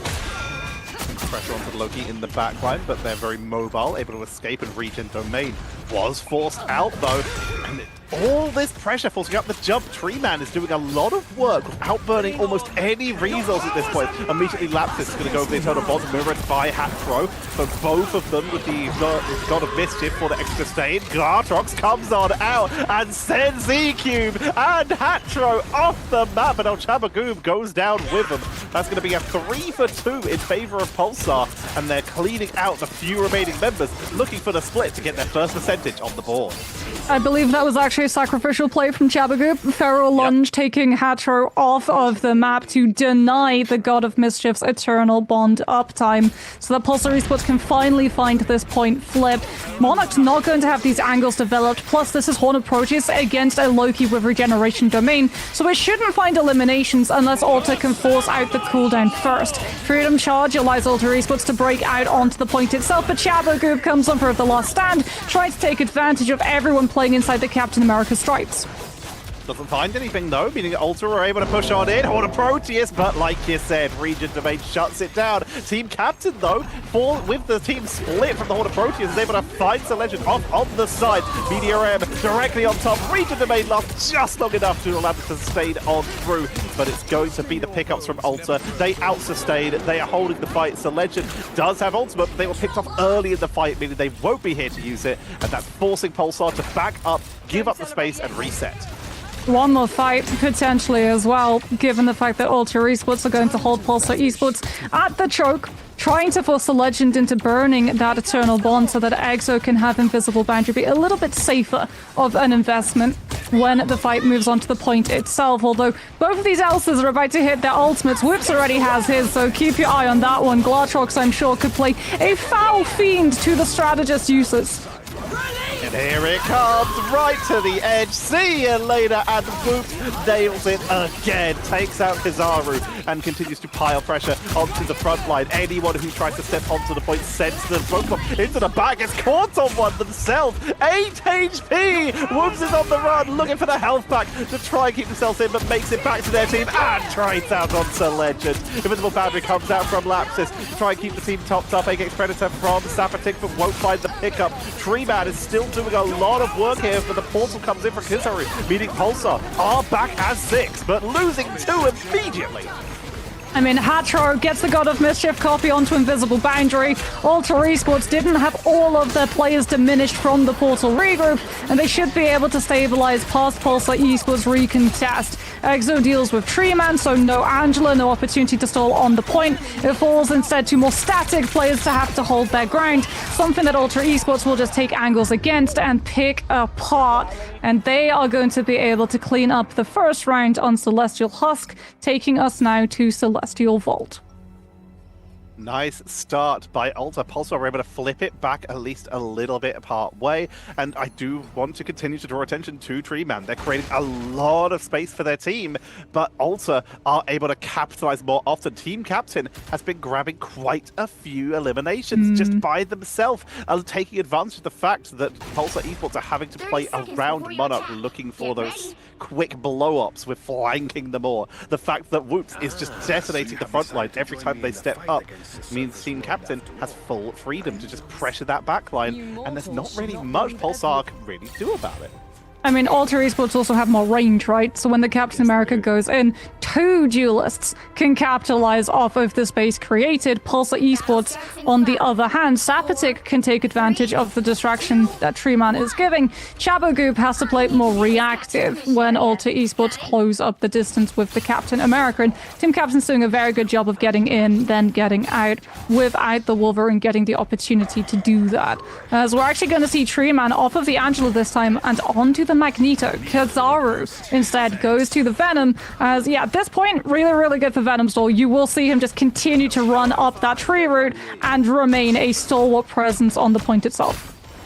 Trying to be incredibly irritating while also doing a lot of pressure onto that backline. You can see EXO just looking at Cap, making sure they can pile the pressure on Kizaru and Treeman. Both dropped low, but healed back up. Good positioning by Pulsar right now, making the most of this cave to keep the heal output going. But Sapatic just eats a couple hits, has to back up, meaning that Whoops is keeping them so marked right now to keep that pressure on. And of course, that low-key firing squad from Hatro is doing a lot of work. Freedom Charge to commit into the backline. Last stand from Chabogoop, but is getting focused down beautifully. Horn of Proteus once again going to be blocked by that regeneration domain, but it's enough to lock down Kizaru. But there's Hatro taken down. Whoops falls as well as Pulsar. They sustain through the push in of Alter Esports and flip it beautifully.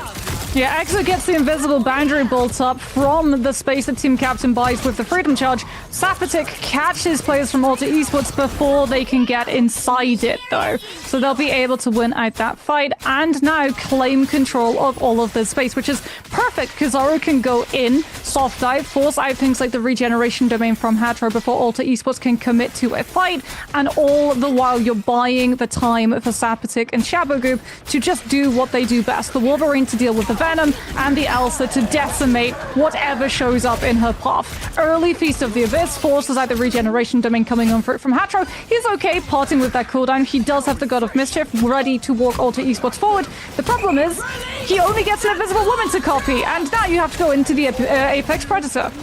CCRM coming on in from C-Cube, looking for a defensive lead, but the team is already able to escape, so just sends it, grabs the Legend. Whoops able to get the pick up there on Chabogoop, finished off as well, and Alter after a little bit of a rough start, are starting to try and hold this fight back. They do lose Hatro, but numbers are very heavily in their favor. Right now, it's all delay. Kizaru doing exactly what you're saying, going for a lovely jog, trying to just delay as long as they can. Both Vanguards do go down. Portal comes back in to keep it going. 60% has been gathered as Pulsar keep it going. Finally, the point's going to be flipped, and I think that's probably going to be the end of the Portal re-engage. That could have been absolutely wild. Like, if they'd been able to get Lapsus through the portal with Regeneration Domain and build up God of Mischief, you're looking at least 10, maybe 20% more point percentage all on the side of Pulsar Esports, and a lot of ultimates burned from Alter just to guarantee that they find the flip. They at least get to hold on to those ultimates, as do the Shabagoo get to hold on to Team Captain. Wonderful grab coming through from the Feral Grab, but bubbled by Z-Cube with the Bulwark, so it instead turns onto Sapatic instead. Elsa, from the distance, unfortunately does lose out to the Namor. Namor with that range and with the counter dive is having a lovely time right now. We're seeing it creeping into games every now and again. It's not perfect for every matchup, but when it works, it's working beautifully. And Monarch once again showing just how versatile they are as a player for Alter Esports. Here comes the Legend, going to be pulling the trigger first with the Eternal Bond, the Invisible Boundary for Exo. Monarch looks for an ultimate, but is actually going to get stunned out, but didn't lose the cooldowns. He did not finish the cast. Second Eternal Bond from Hatro with the God of Mischief, keeping that chain together. Labs is going to drop theirs a little bit later, and just in time though to keep Treeman and Kizaru topped up, and immediately Alter are backing up. They've realized that they've lost the timing duel when it comes to ultimate duration, and they are chased down, losing 4 members. That's going to be another flip in favor of Pulsar, but Alter, they are delaying this for as long as they can. Regeneration Domain, since Alter Esports are still in control at this point, that sets up yet again for Team Captain to throw himself onto the objective and stall it for just a little bit more. 82% picked up, so within Final Fight territory if Alter Esports are able to complete a flip now. Pulsar Esports are going to hold a little bit closer, making sure that they catch out Team Captain's wraparound, so no opportunity for the Venom to draw out the attention by threatening a back cap. Apex Predator comes on out, so Legend picked off Z-Cube with the follow-up and is now acting as the front line, the Vanguard to literally break through the siege. Monarch punishing Kizaru as they move onto the backline. The power of the Namor just piling damage on the second you try to step too close, and now it's all about Alter taking the most of the advantage they have. They've got momentum, they've got speed, and they know their opponents do not have Portal. So it's all about cleaning them off the board, getting the flip up to 84%. Pulsar, they've got to reach the point, and as such, Kizaru on that Venom and Treeman moving over to the Angela. Speed is now of the essence. Yeah, especially when it comes to trying to cut Alter Esports before Exo can build Invisible Boundary. I mean, if you're Sapatic, you might just use Apex Predator now to guarantee you can find the eliminations on a far overextended Team Captain. The Venom is gone. Alter Esports' only Vanguard is going to be Z-Cube with a reliance on the Meteor M for self-sustainability. It's traded though. Kizaru also falls on the side of Pulsar Esports, and now we have to see Treeman look for the stall. Z-Cube with the Meteor M isn't able to land it. Whoops takes down Sapatic though, and this is Alter Esports leading the charge in terms of damage potential. Lapsus has the sustainability with the copy onto the Eternal Bond, and Pulsar Esports might look to stabilize as Monarch looks to stop it. Comes on through with the Horn approach, is trying to catch the Loki as he comes out of the dash animation. Last time from Shabagoo was brilliant, sets up the elimination onto Z-Cube, and Alter Esports are stalled out of utilizing their ultimates with the amount of stuns coming through from both sides. Overtime is ticking down. There's not much left of the reinforcement as the defenses are going down. The boundary is buying it, but Team Captain is melted through, and Pulsar hold the point with one last flip. And we have a series within our first map. Pulsar not going down without a fight. This might be where we see that group ban fully come into play against the side of Pulsar Esports. Because this is the map where you get to see so much bunker as opposed to the dive, since there is just so much focus in being able to hold your position inside those small rooms with ceilings. So I think, like, Team Captain, he can stick with the Captain America and go for a brawler style. The Venom is going to have a little bit of a harder time being able to get cleanly in and out, especially if Alter Esports continue running both the Loki, the Invisible Woman, and the Namor, all of which takes chunks out of the Venom's hide, which is why Kizaru is going to be playing the Emma Frost instead. considering a swap over to the White Queen there for a little bit of lockdown with that Carbon Crush to potentially punish the Captain America and build up as much charge in the front line. Ulta also good to adjust though. Team Captain looking at the Magneto, and we're back on Benjamin Grimm. The Thing has returned to try and just make El Chabagoob's day bad. Yeah, Wolverine can't grab a rock. And that's what Z-Cube is looking to be in terms of presence for his team. You are going to be absolute battery charge for Sapatic on the Elsa, though. As we're seeing, Whoops actually prioritize taking the high ground. They're letting Pulsar Esports take the low, and prioritizing getting Whoops into a position to put pressure on every single player. Pressure on from the high ground into the Carbon Crush. One of the few things that can grab a rock takes them down. Z-Cube burst off the board, and Alta immediately giving up on the Thing are starting to bring out the Groot. It is time, and they've got that the more already building up towards an ultimate at 85%. Just detonates Lapsus from a bomb, showing the power of flanking the more as they continue to go for squid bombs, blowing everyone up on the point. Yeah, but Pulsar got the flip. Also re-engage. Pulsar got the cap despite losing their Loki, although they're currently down their Loki, who was closer to a strategist ultimate, which is why Alta Esports are continuing to push aggressively through. Horn approaches to try and catch the disengagement, but Treeman gets to hold the space for the rest of his team with the Meteor M pushing them back into the recontest before Alta Esports can complete the flip. Generation Domain comes on out, Media M looking to send it into the choke point, won't find any targets. That's going to allow Lapsus to come on out with the Eternal Bond. Copied with the God of Mission to try and capitalize. Apex Predator grabs two, and Pulsar holding this beautifully. Their defense is doing huge work, and Ulta forced off the board. They are starting to get these ultimates built up. They have their own Apex Predator. They have Straggling Prison, and they're halfway towards a horde of Proteus, but they can't break through the initial setup. The Emma and the Magneto are creating too much space, and if they get too far forward, Wolverine's picking them up. Not just that, Sonic Seduction, Pulsar Esports start off the fight instantly, stopping Alta Esports from being able to walk, since this now allows El Chabagoob to build up Last Stand to interfere with Exo's invisible boundary.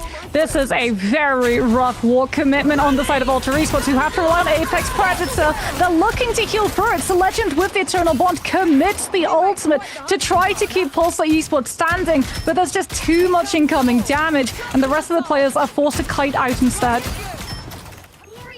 Pressure onto the point. Wolverine takes to the sky. Where'd he go? Gonna be forced into the air, but is taken down on the way down. Kizaru falls as well, and Ulta finally get the flip, but on 88%, Pulsar have all the time in the world to try and reclaim this, but they've got to be careful on this approach. Straggling Present Order Proteus at the ready, and all they currently have is Last Stand.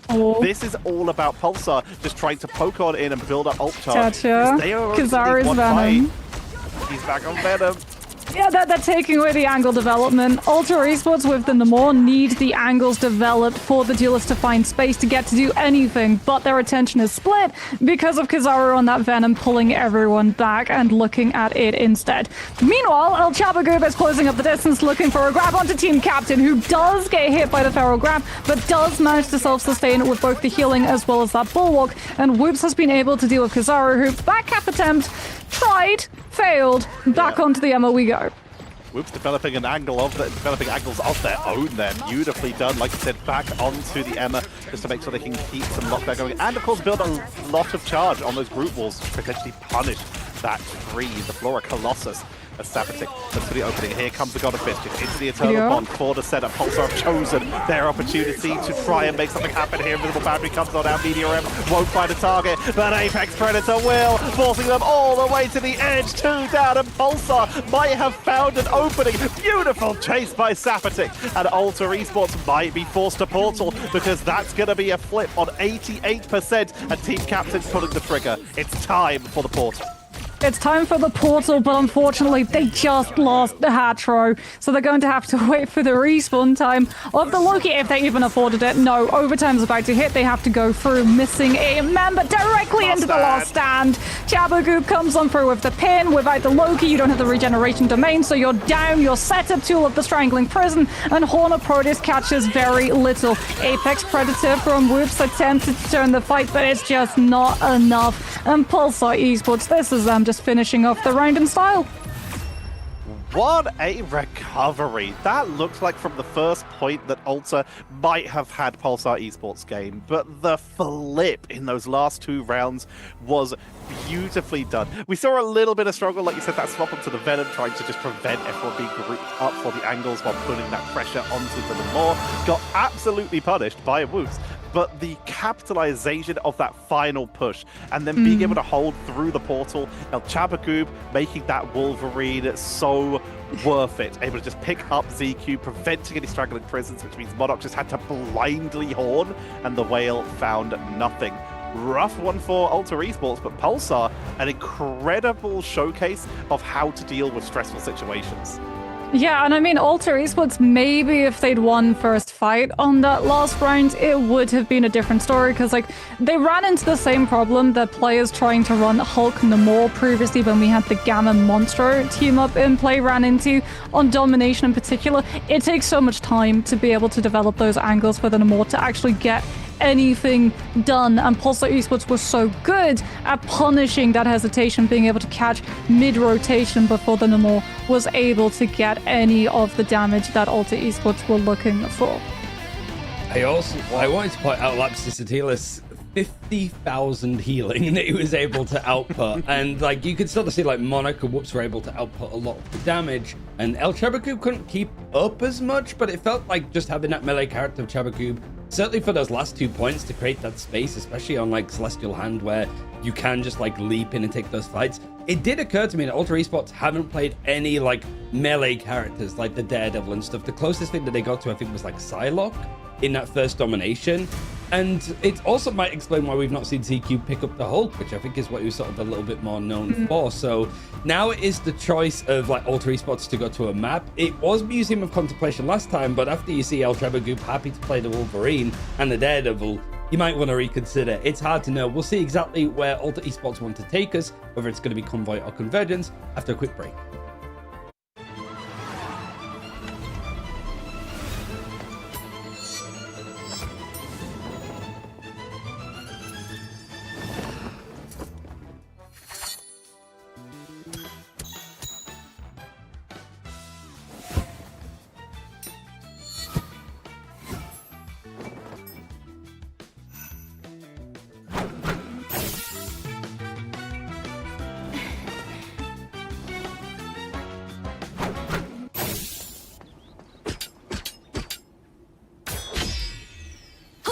I'm trying to help.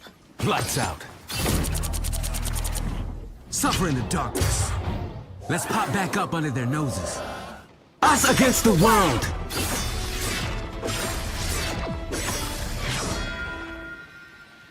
My time to shine.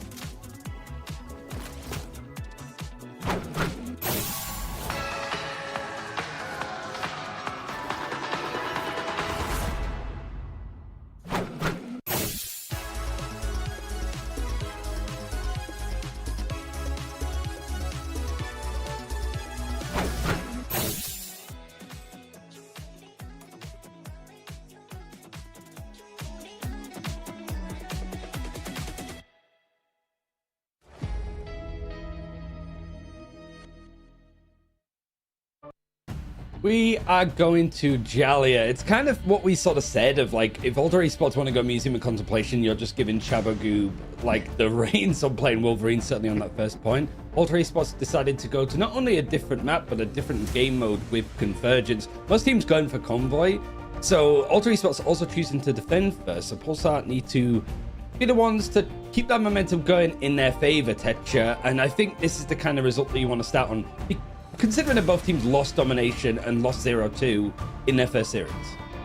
Yeah, no, the fact that you did take a round is going to be good news. Obviously, you'd prefer a map win, but Alter are still showing a lot of strength here, and now they're on their map choice, their side choice, choosing to start on defense. And you got to talk about, like, this our big fears when it comes to Convergence, because we haven't seen it that much. The versatility of some of these lockdown compositions, the potential of triple strategist flyers, the potential of revives, just so many options. But playing on this map, you have potentially a couple more options.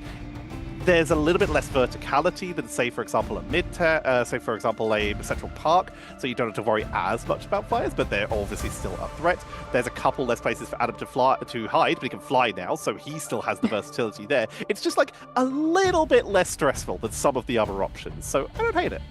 I mean, it's also a way of avoiding the Wolverine being like the name of the composition without having to burn a ban draft on it. Because like we were talking in the break, right? You can ban out Chabagoob's Daredevil. You absolutely cannot burn a second ban on his dealer's lineup by taking out the Wolverine. Just take them to a map where Wolverine will struggle when we go into the second and third parts of the map and you're defending, and you can lengthen out the distance and pick him off before he can pick you up. It would be entertaining, though, to see the Magic actually come out as the only option for Chabagoob, but I don't know. Iron Fist. He's played the Iron Fist too. There is the Iron Fist, and Iron Fist like has got some good elements of verticality, getting around the map as well, like attacking on Jalia. You never realistically know. But I think the hard thing here for Pulsar is like for Alter Esports, I had a quick look through their MRC run to qualify for this event. We didn't see Jalia once. It was a lot of like Museum of Contemplation, a lot of domination maps, a lot of convoy full stop. So Alter Esports pulling something out that they've probably been cooking in the meantime, and a tough map. It is really like a new team mechanics coordination check for Jalia, because Moxie, if you're no good on it, you get full held, you get pushed to the end of the map. Yeah, and I mean, if you're okay on it, you get through first point, and then you get held on second for 4 minutes plus. We'll have to see, as, yeah, it is one of those just like rules of the universe, rules of Marvel Rivals universes, at least as we get ready to go into that ban draft. And I am sure we're going to be seeing a very big focus around Chabagoob's hero pool, since Pulsar Esports ban out the Gambit first, and then instantly save the Daredevil. So, you know, we were talking about, hey, Wolverine is really bad on this map. Daredevil's great on this map. Pulsar Esports are going to be feeling incredibly happy. Being able to scout your opponents out, being able to dive the chase onto the backlines. People like to retreat either into that central building or down the ramp off to the left on the main objective. So being able to pursue is going to be fantastic for Pulsar. They don't even have to commit to it. We've talked about it. There are other dive options as well. Ryan mentions the Magic. This is actually one of the first maps we really saw Magic start to come in from Virtus Pro in a previous MRC, when they decided to run a Magic in this map for Sparker and just absolutely wreck everyone in their way. But in this case, the Daredevil gives them a lot more options, and more importantly, gives them information. Speaking about options, Pulsar Esports actually were debating on the options there for that last ban, thinking about, do we go for the Mantis so we can target out a triple strategist look, since it is Convergence, and I'm sure we're going to be seeing a lot of flyer compositions pop on for, especially on first, where there's a lot of natural cover for the flyers to be able to keep themselves safe from. And given the fact that Alter Esports see, okay, it was a ban onto the Jeff, which depowers the Venom dive, they might be leaning towards that triple strategist line, especially since we have the Elsa early save coming through from their team. So not only would you be able to get a triple strategist line, you'd also be able to give that Elsa Bloodstone 12% damage boost. Immediate panic ban coming in from Pulsar. They take out the Loki. You see that Mantis? The Loki could be on the board for just giving that extra Deitific vitality, but also at risk of Adam Warlock copies on a revive for just going maximum all in on a little bit of a triple strategist with high damage and revive potential. It is a fantastic ban from Pulsar, but now they could potentially get their hands on the Loki themselves, because while Ulta have been able to get themselves a Mantis protection-wise, they haven't banned it either. So now they have to consider, do they ban Mantis to deal with that Loki combo? Do they ban Adam to prevent revives? What direction do you want to take this? They're looking at Cloak and Dagger. They don't want to deal with the sustain, and they will be taking that away. I mean, honestly, getting Loki for a ban draft on Hall of Djali is a huge win. This is one of his best maps. If you manage to take one fight on second, you have so much range to be able to just rain absolute fire against the attacking side walking out of spawn, to the point that we get to see a lot of like Helen, Name, or Phoenix as well getting played on this map for a very similar reason. And given that Sapatic was banned out of the Elsa Bloodstone, he turns instead to the next hyper carry duelist, which is going to be able to keep up with the range Hall of Djali plays to, given the fact that Phoenix's fall off was adjusted in earlier patches. But you know what, we saw the Mantis make it through, and Tetcha, yet again, we talked about it. We said that there was a chance. It's Mantis, but it's not with the Atom. It's once again with the Ultron. This time, no Human Torch, though. He's been extinguished. Not go for a full flyer, but 2 out of 3 ain't bad. We're going to get the Angela, we're going to get the Ultron, and with damage boost, not just going to help onto that Elsa Bloodstone, who does already insane damage, add some damage boost on top of that with the Mantis Inspire. It's going to be tough to deal with, but people do forget Ultron is a hit scan character with a pretty solid burst damage. If you're able to keep that Encephalo Ray onto your opponents for the entire duration, you can get a quick blow up, especially with Inspire. Yeah, and now you get to have 2 separate drones as well, so you can give one to your Angela, one to your Venom, and literally just assign one lane. Like, Angela guards the high left window, Venom guards main, and you all communicate to where Pulsar Esports are going to be rotating from. Although Shabagoob will have the drop on Ulta Esports' position, given the fact that he's playing Daredevil. He literally gets to see where exactly this defense is positioned and how that they can put the pressure on the backline, which is why we're seeing Ulta Esports really hold close to a health pack and inside a room with a ceiling to make sure that Pulsar Esports can't commit the dive just yet. Getting dove onto, there is going to be a commitment, and the chase is good, forcing them away from their backline as Ulta gonna get zoned back, forced off the board. They've lost their main damage output, but Mantis and the Ultron do still do quite a chunk themselves, as well as that Angela and the Venom. But for now, it's just going to be a retreat. Wait, reset, try and let Elsa make their way back into the fight so that you can re-engage together. And that's going to be Angela trying to put some pressure onto the Invisible Woman in the backline as Pulsar already building up towards that third tick. Team captain diving onto the point, gets deleted immediately there. Beautiful follow-up from Pulsar, and with that, Ulta are forced off the point, and they already lose that first objective. Ah, it's a brilliant first fight coming up from Pulsar Esports. They see that the strategist line is going to be too defensively favored. They're not going to be able to find eliminations in time. What they see instead is isolated Whoops alone on the field on the Elsa and dive the duelist instead. Since they didn't contribute any damage that was healed, Ulta Esports had no strategist ultimates to try to play a recontest with once they break away from Garage, and Pulsar Esports are free to pick up the first checkpoint and free to move into second as team captain is going to swap onto the 4. This is something that we said to keep an eye out when these teams try to run things like the Angela dive. But while they're trying to go for a little bit of anti-dive, trying to go for a little bit of pressure on the backline themselves, their backline is just getting cleaned up. El Chabagoo finally falls after piling on all that pressure. And Ulta, this is what they wanted to do earlier. Ping from a distance, make the most of their sustain and that damage boost, and clean people up as they try to progress. And it was very well executed. But so much distance has already been gained by Pulsar, and they've still got 4 minutes on the clock. Yeah, Rage of Ultron 2 is available for Hatro, but that should be absorbed right away by Kizaru with the Meteor M, allowing both the Legend and Lapsus Sotilas to hold their ultimates as we get the Star-Lord swap from Sapatic. They've spotted that it's an Ultron, and they want to use the Star-Lord and the Angela to put the pressure onto it so that Ulta Esports can't survive off of the greater sustain with a triple strategist line. Shabagoob's getting ready to go into position. There's the dive for Ulta Esports. Go for the dive first. Z-Cube hits the backline with the Feast of the this and takes a massive chunk out of the Invisible Woman. Invisible Boundary denied. Lapsus also denied a position of getting a God of Mischief copy off. Monarch's on a different hero again and is still getting pickups. The Mantis getting a pickup onto the Star-Lord mid-air on a projectile character. Beautiful setup here as team captain. Makes the most of the fact that Ulta has got some momentum back in their favor. Chase is down, and this is Ulta in a great position right now. They're staggering, they're capitalizing, and they're keeping Pulsar off that point. They've burned through their first minute already, and they still have every ultimate available except for that Feast from the Abyss.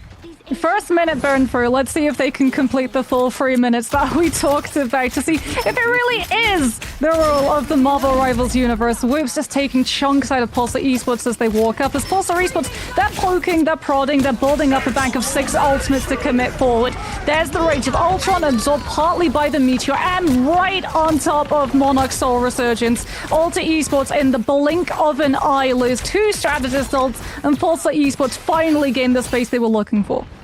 Pulsar not really taking low KO fights. They just seem to be getting fights where they either take out everyone or almost no one. But it works. They get the pickups. They're now moving forward with 2 people on the... Oh, sorry, 1 person, the local clone. I got baited. God of Mischief indeed. As they set themselves up to try and deal with Ulta as they make their way out of spawn. Utilizing this Gene Prey to set up, release your own life essence. Taken down immediately. Sapatic, what a shot.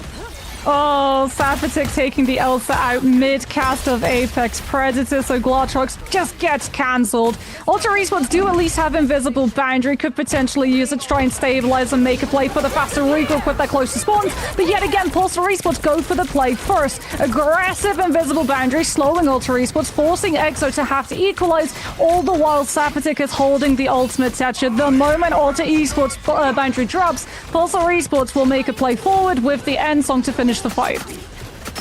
Back onto the point, has Feast of the Abyss, but right now it's just making sure that they can keep bodies on the board and pressure that backline, trying to get onto Lapsus to take them down. Team captain falls from Sapatic. Hatro's doing a great job of marking Sapatic, but just can't seem to get the finishing blows. Kizaru is taken down as Ulta are stabilizing here and keeping that pressure onto the board. Sapatic takes some damage once again from Hatro, but trades out beautifully using the Daredevil as cover. Oh, they got Hatro, which means no Rage of Ultron. Ensong hits both of the backline, forcing Ultra Esports strategists out of the fight, which means the Z-Cube is going to be incredibly vulnerable. Has to try to back up to get fully healed from his team, until Legend will be able to have the Invisible Boundary to react once Hatro respawns and comes back through with the Rage of Ultron to open the fight for the defense. Feather comes on in, Invisible Boundary forced out with Rage of Ultron. Not going to be able to find much in the boundary due to the amount of healing output it will get here.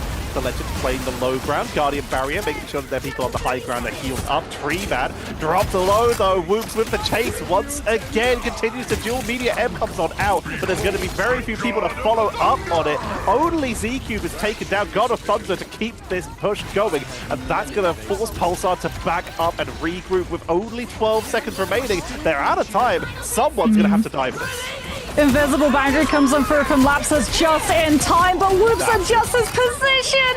So the Glortrox curves! It drifts outside of the Invisible Boundary reach, and the eliminations come through on Ulta's side. Monarch with the Soul Resurgence pushes into Pulsar's team, making sure that there is no regroup, no position of safety for the backline to stabilize the front line, and this is an overtime that will end before Kizaru's portal comes through.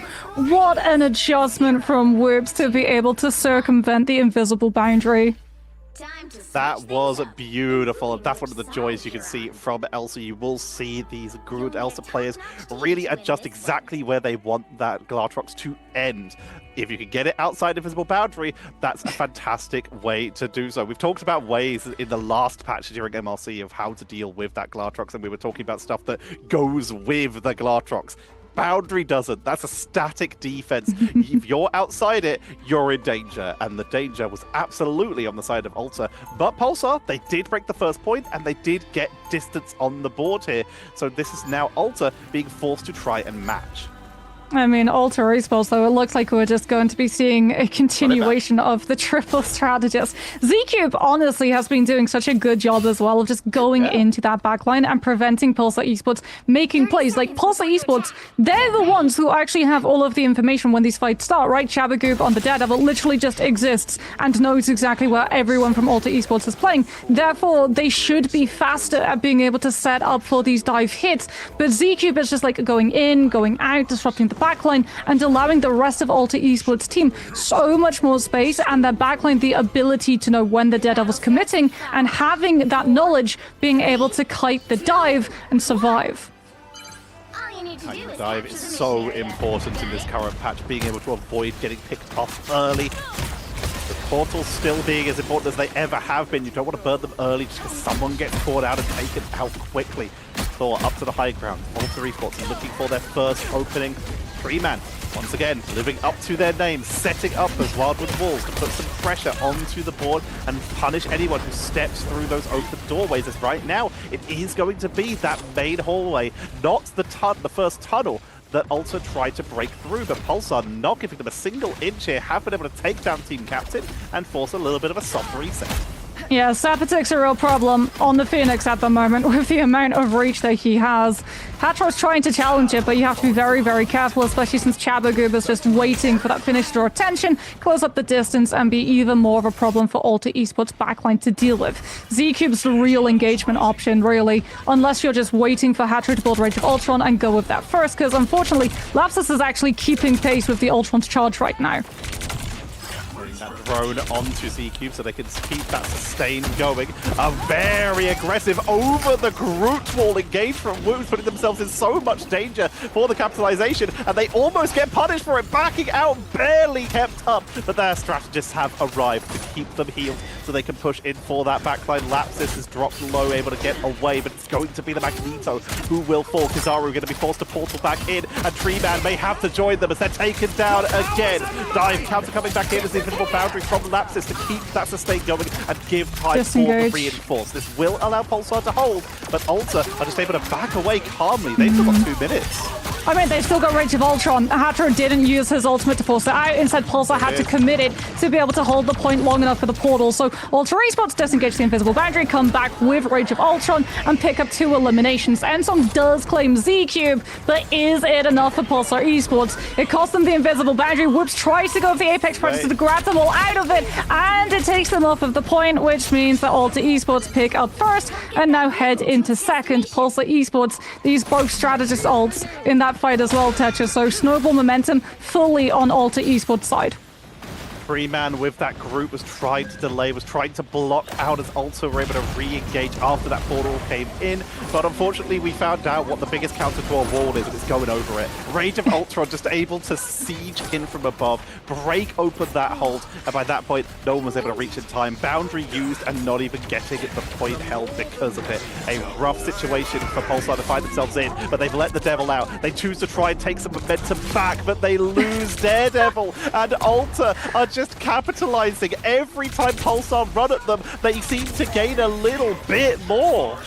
I mean, Chabagoob tried to let the Devil out, and Team Captain packed it back into the box with Heaven's Retribution. Just putting him in his place. Alter Esports, like, they still have Invisible Boundary. They didn't have to use it because, like we said, the Daredevil was forced back. This is literally just, honestly, finishing off the fight at this point. Hatro clears up Tree Man. Alter Esports have that Invisible Boundary if they want to go aggressive. You're just dealing with the regeneration domain before you decide to walk forward and make a play with the one-sided Mantis and the Venom occupying Pulsar Esports' whole back line.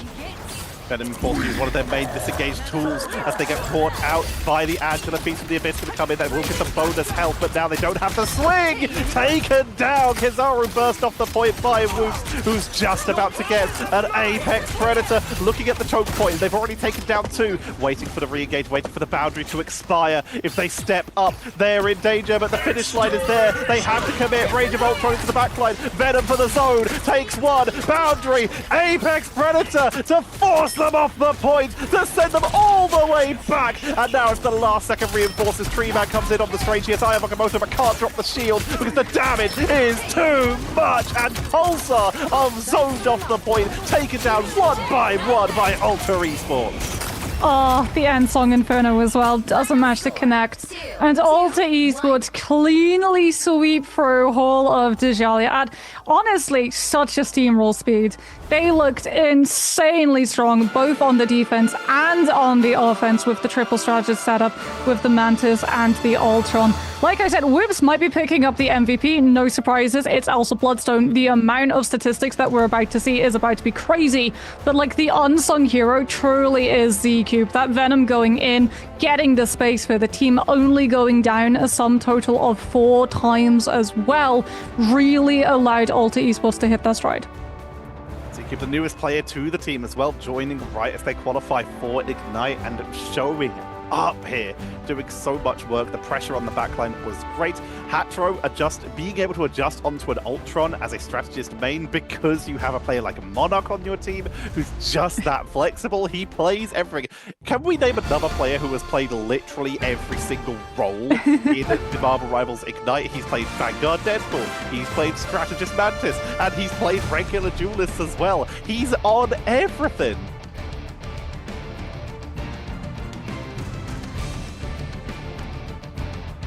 So far, so good, I think, for like Pulsar and Alter Esports. 3 back-to-back best of 3s. It's a good showing, I think, but it's also like learning how these sort of teams are playing and adjusting. I really like that Alter Esports like stuck to their guns almost. Like they started off on like triple strategist, sort of pivoted over to like Ultron for the second point, which makes a lot of sense. Love how much Ultron we're seeing today, by the way. But also like, it could be easy to just panic and start to switch around a lot more. You've got team captain that was Fall for a little bit, but then as soon as he changed over to Angela, did a lot when it came to like closing out that distance. A good choice of map, I think, to make sure that El Chabagud couldn't get much impact out of it. But at the same time, it's now the choice of Pulsar to go to the third and final map, which is going to be Convoy. It was Arako last time, so I would imagine it'd be more of the same, right? Just real quick. Seems that if they want to get Chabagoob his weight in gold, any Convoy map is going to be good for him. Except Midtown, probably, I would imagine. Like, Spider Islands is probably your best bet at being able to go for those dive splits, but you could potentially still pull it out on the other convoys too, everywhere except Midtown. I'm seeing Spider Islands hovering over. We'll see if that's going to be confirmed or not after this break.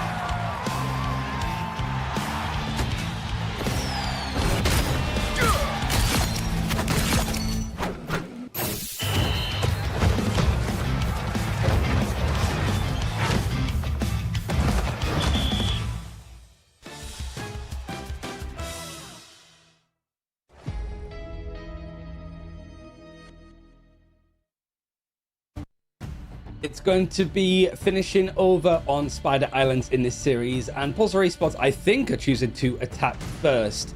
Tetra, we've seen not a huge amount of Spider Islands. I feel like we've seen more recently as previous to, like, say, in Ignite Stage 2, where a lot of teams avoided it like the plague. This is just all hands. This is just brawling a lot of the time, and considering that these, like, in less experienced teams from MRC going into Ignite, overtime fights and not being clinical on them can cause a lot of issues. Yeah, we used to see Spider Islands basically only picked if a team wanted to go for just like portals and revives with Adam and stuff like that, just to try to hold as long as possible. But it's just not played like that as much anymore.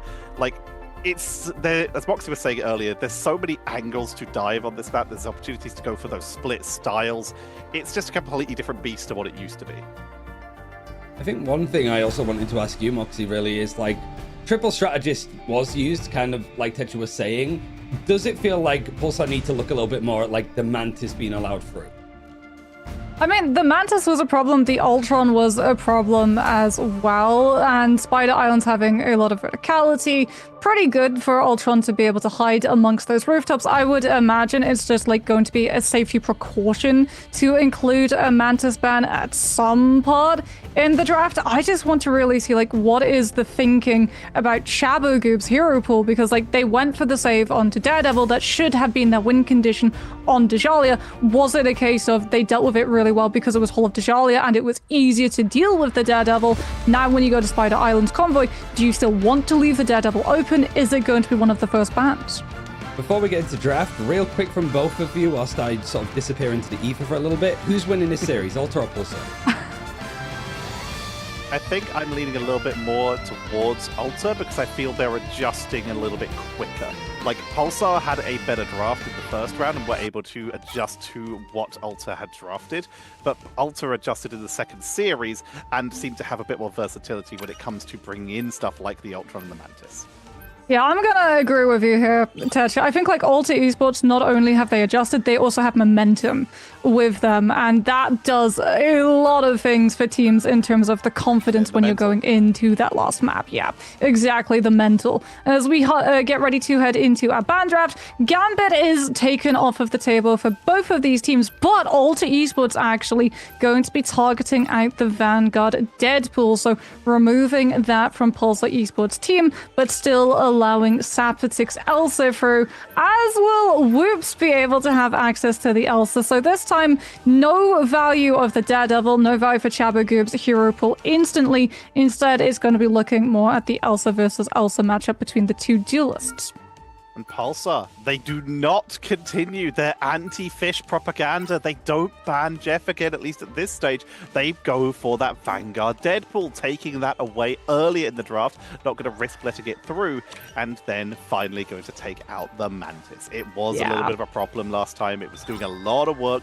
That's going to at least lessen the possibility of triple strategies. Doesn't remove it entirely, as there are other options, but it does take away at least some of the options, and an early ban away from Loki for Ultra Esports. Yeah, it takes out the Ultron as well, crucially. So we're going to get one-sided Loki on the side of Ultra Esports, though. Pulsar Esports, it wasn't a save on the Jeff. The last time they debated, they went back and forth about, like, do we go for this? Do we take out the Jeff? They have the opportunity to remove the Jeff now if they think it's still going to be a problem, as Ultra have already used up all of their save slots. It's not an instant. There is a lot of discussion. I think with the Loki save, it's sort of like, okay, are they really going to be playing the Jeff? Because you're not going to have Loki copying Jeff. You would have Loki trying to copy something like an Invisible Woman, and there we go. Invisible Woman is actually the target Pulsar turned to instead. Now the final protect from Pulsar. They haven't protected anything like a Daredevil or anything like that for El Chaba Goob. So do they use this last slot for that? Looks like yes. Daredevil taken away from the board. In Ultra, what do you remove? With already the opponent still having options for a Mantis, they look at the Wolves, trying to force him down that Daredevil route, and they will take that out. I mean, they dealt with the Daredevil, right, on the previous map. It was rough when they were dealing with the Wolverine, though, because, like I said, you could play that Wolverine not aggressively, you could play it reactively. And Z-Cube on the Venom has opened up a lot of space for Alter Esports. Whoops has been looking really, really good on the Elsa, but again, he's having a lot less contests sent his way because Z-Cube is literally occupying the attention of 3 people all at once. So not surprised that the Wolverine is actually taken off the field, despite Pulsar going for a save onto Chabagoop's hero pool. It's still going to have an impact on what he has access to. If the Daredevil doesn't find the same value and gets counted the way we saw on Tashalia, he loses one of the avenues to flex over to that was problematic for Alter in the past. Does now give Pulsar the option to go a little bit more heavier on the dive with that Venom. They didn't have Jeff taken away from them. Alter also did not have Jeff taken away from them, despite it being banned the previous 2 series. But like you mentioned, they've got a Loki. They're probably not going to clone its Jeff unless they plan on carrying their opponents from one side of the map to the other, just in Jeff stages, and we're definitely not seeing that. So instead, we look at these defensive setups for Alter. They've got the Namor, they've got Team Captain back on the Thor to try and catch people like Kizaru and like El Chabagoop as they dive into the backline. Z-Cube on the Mag, though, not the Venom, which means that Pulsar Esports will be able to stabilize that full team and just walk forward, since there is literally nothing to distract them from just pressing W. So already we're getting to see the Mag gets absolutely run over, and Alter Esports have lost so much map space. They're basically fighting where first checkpoint already is, just to make a play, a last stand for verticality, and Whoops and Monarch to have positions to take chunks out of Pulsar Esports before the dive can actually commit. Dive commit. Whoops trying to get onto Tree Man, but not push it too far. You don't want to get caught out behind one of those walls and immediately lose all access to your strategists. El Chabagoop on the flag with the symbiotic shenanigans, trying to get onto the Loki, but regeneration domain forced out immediately, and that's going to allow Hattro to teleport away. All those Loki escape tools available to them right now. Team Captain finds El Chabagoop, tries to track him down with the lightning domain to remove from the mobility, and succeeds in doing so. Great tracking here by Team Captain. Yeah, dive peeled away. Pulsar Esports not going to be able to make a play now that they've lost that distraction technique in Alter Esports backline, and with Monarch holding the high ground, they're going to be able to catch more eliminations off of that disengagement. As at Pulsar Esports, they're actually going to be making a few swaps. We had the Jeff, now we're seeing Legend move over to the Invisible Woman instead, so being able to keep up with more of that pressure from the brawl that Alter Esports are trying to turn this dive tempo into. Captain looking at the high ground, looking for Kizaru or El Chabagoop. It's a full wraparound to the side. It's spotted very quickly. And Thor looking for the dual beautiful pickup by Monarch because they were marked fantastically. And now we're seeing Venom having just a real bad day. Tries to dive in, gets punished, tracked down by Exo, gets another pickup. And that was a flank attempt by Pulsar that just turned into so much ult charge for Alter Esports. That's in the more cosplaying a Hawkeye. Lapsus actually gets caught mid-Eternal Bond first dash before a healing can come on for with the Trident, and Alter Esports deny Pulsar Esports engagement with the Eternal Bond, while also allowing their strategists to hold on to their ultimates to out-sustain the attacking side. Zapatic takes to the high ground rooftops, trying to put the pressure, forcing Alter Esports to back up, and allowing Treeman to close up the distance to get into position to use the Strangling Prison. Fantastic has the Glass Drops available, just looking for a spot to open it. Here comes the Eternal Bond, Strangling Prison. Whoops is able to disengage though, and in fact immediately re-engages onto El Chabagoop, chasing them all the way back. Team Captain is essentially an enemy spawn already, running them back with the Mjolnir to get those pickups of Whoops. And the combo between Elsa and Thor is so fast at just chasing people down when they're trying to escape and just giving them a miserable time. After that first push from Pulsar Esports, when they were able to break open that first hold, Alter have not given a single inch. They've caught them every time, and we are down to our final minute with Alter still having most of their ultimates.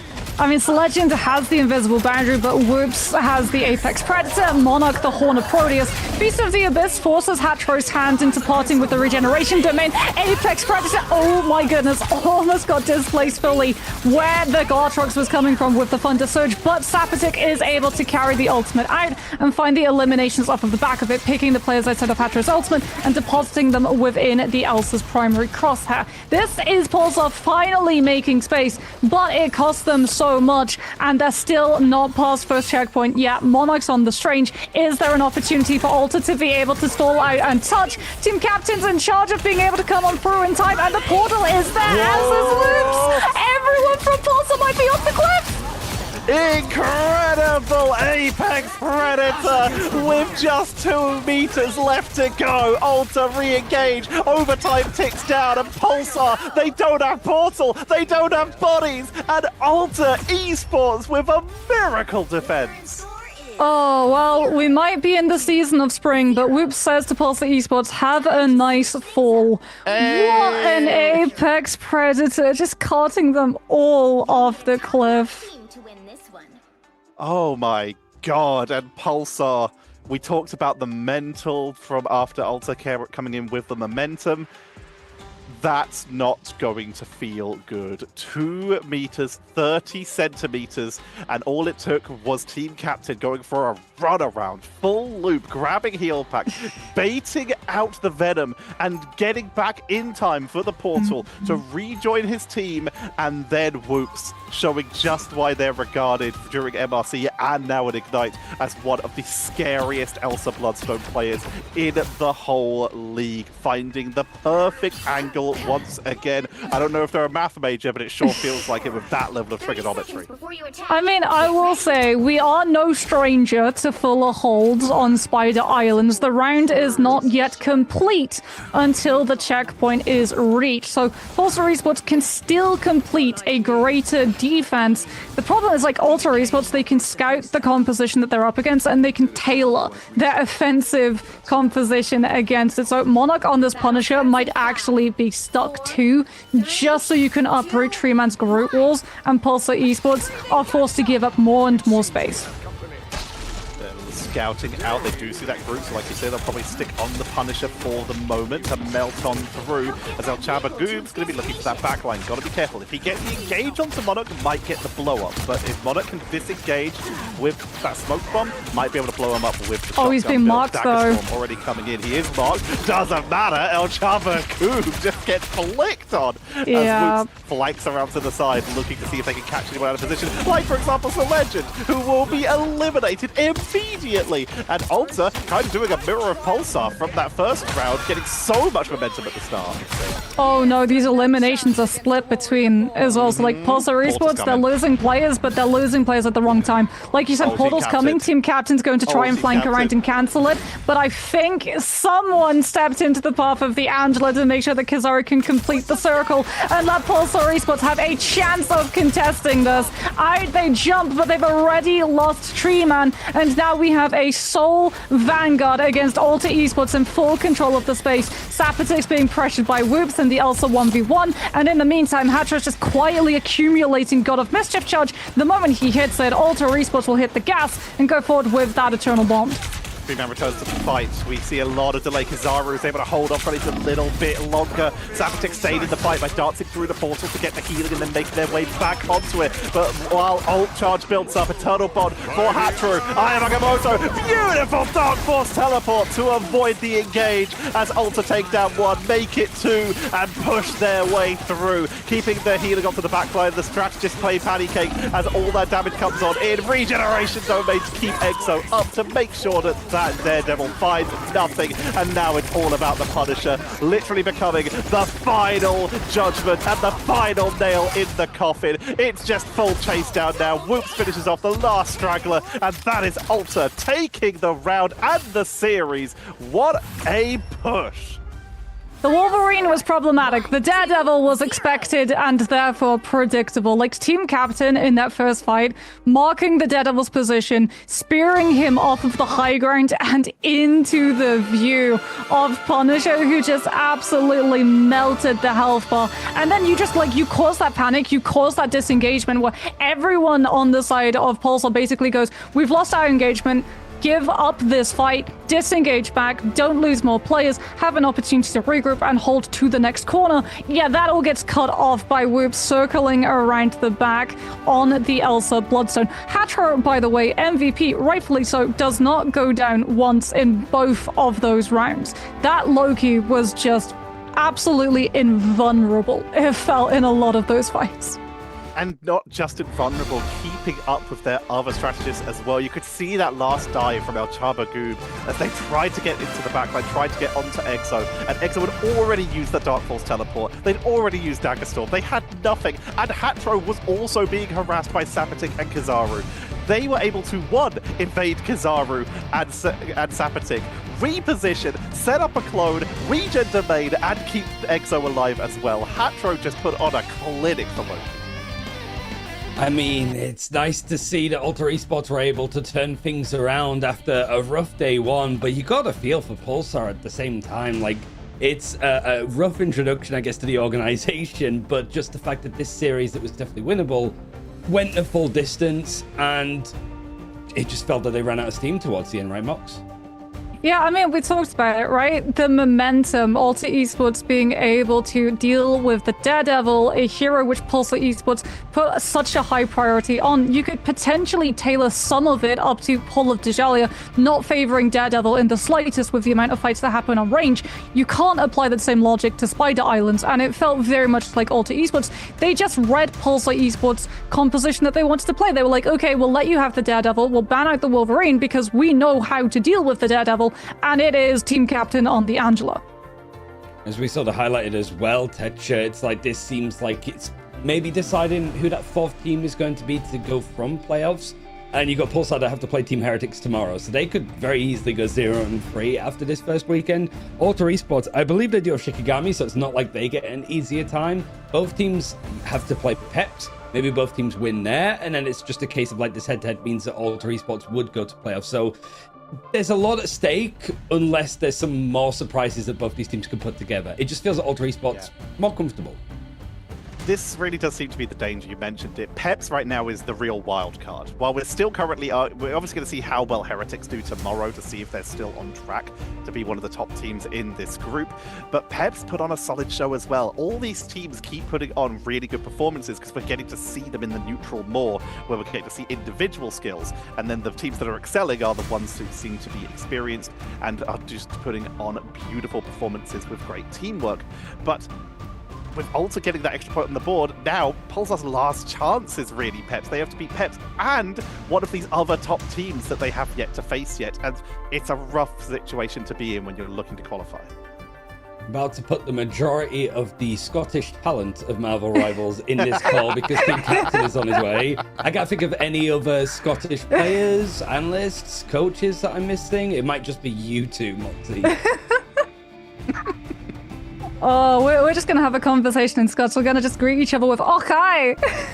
Yeah, I mean, all of the American viewers are like, not only still confused about yesterday, I'm just confused what that means. What's the point? But we do have an interview. We are going to bring in more northern people from the British Isles at the very least. And first and foremost, Team Captain, nice win. It must be a relief considering like you had a baptism of fire yesterday and then this was a full free mapper. Must be a relief that you were able to win out the series and also the final map. You kind of sweep them, really. Yeah, I was really relieved that we were able to bring it back from map 1. I'm not gonna lie, we did get a bit of a scare after we lost that first map, but everyone just kind of focused in and brought it back. So talk to me a little bit, because you're in a very unique position being a Vanguard player, but also starting off as a Wolverine player. What exactly was going wrong in dealing with the Wolverine to the point that when we went to the third map, you actually banned it out? I'm not gonna lie, I think my team just respected the Wolverine's value too much to the point where they were scared to take space off the map. Because when I was playing Captain America and Venom, this guy was like permanently looking at me, just sitting with his supports the whole game. And I think they should have probably taken value off that. But the main issue is the fact that they have 2 cloakouts, and the Wolverine can basically just walk around the map for free in those cloakouts, and he can also just farm ult charge during those cloakout fights. So your matchup tomorrow is against Shikigami. Obviously, you've got so many matches coming up in a row. How much work are you putting into preparing for each team individually versus just generally focusing on your own game? We're doing a lot of like studying into like what these teams are playing and like what their preferred maps are. It's good to know because like if you take a map off them, they could take you to like a comfort pick map, and if you're not good on that map, they can easily just tie the series up and take it to match point. So we're making sure we know what they like to play on these maps and trying to create the best draft possible for what they might take us to. I do want to mention like individual performance, because whilst you've played a lot of third-party tournaments like towards the tail end of last year, this is the first time that we've seen you like in Ignite or the Invitational since the Invitational, right? With you coming back to sort of playing Vanguard like at this level, what's been like the biggest culture shock since you've been playing on these like top teams? Because the meta's changed a lot, but also everybody's got better and the game is a lot more worked out. Not necessarily completely, but it's... people have made strides on how to play this game. What's been the biggest shock to you, I guess, coming back? I mean, like, I feel like I've been keeping up to date with all the pro play stuff. I've been keeping up to date with, like, all the metas. So nothing's really been as much of a shock to me. I think what's crazy to me mostly is how close each team is in skill. I feel like the gap has never been this close in the entire game's lifespan. And it makes things really interesting. It really does. So you think there's going to be a few more curveballs in your group finally? Like, because there's some, you know, Heretics, for example, Shikigami, like, you could definitely scare them a little bit more, I suppose.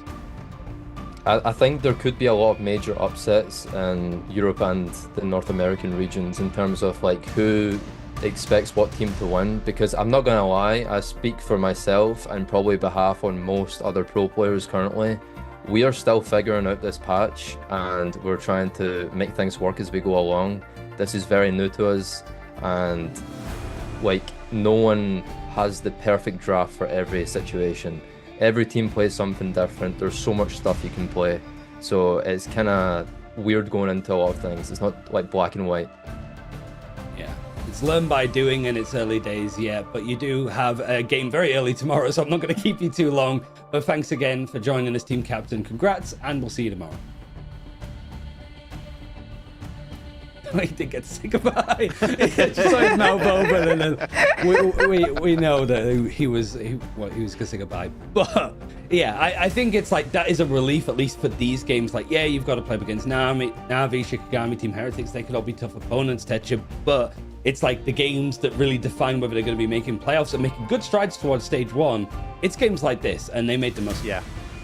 Every single win matters. You need to beat, mathematically, if everything was to go exactly perfectly, you need to beat 2 teams in order to make it into playoffs. You need to be better than at least 2. But the fact is, all starts with a first step, and being able to take that win versus Pulsar, even though it was quite a close match, it's so important for your momentum because you continue to learn, you continue to evolve. Now you're ready to head into the Shikigamis. You're ready to head into those other matchups you still have. You still have Heretics later on in the tournament as well, as we've already mentioned. It's not over, and it's not going to be easy for the rest of the road for the side of Ulta. But the fact is, they're getting moving and they're getting that momentum. One final game to go over today. It's Virtus Pro World Champions. They had a pretty easy time yesterday in their series going up against Reason Gaming that want to make up for past mistakes as we saw against Vision. So we'll see how that goes after a break and then our final series of the day.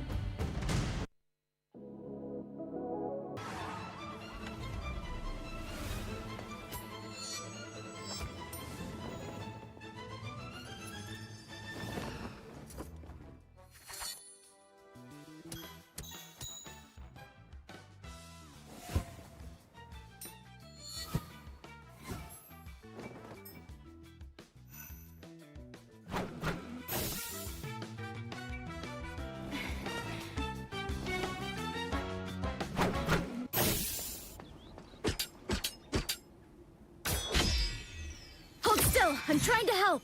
Lights out. Suffer in the darkness. Let's pop back up under their noses. Us against the world!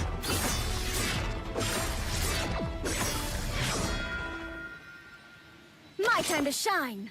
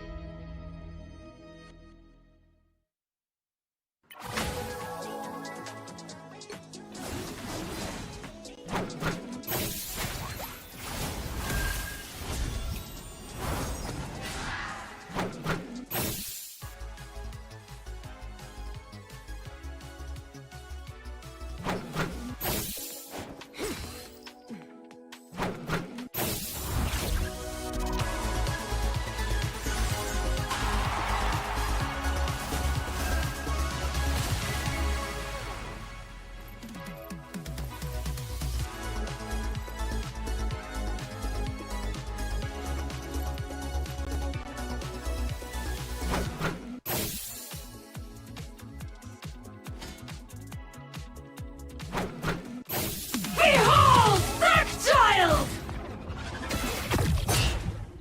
Survive this!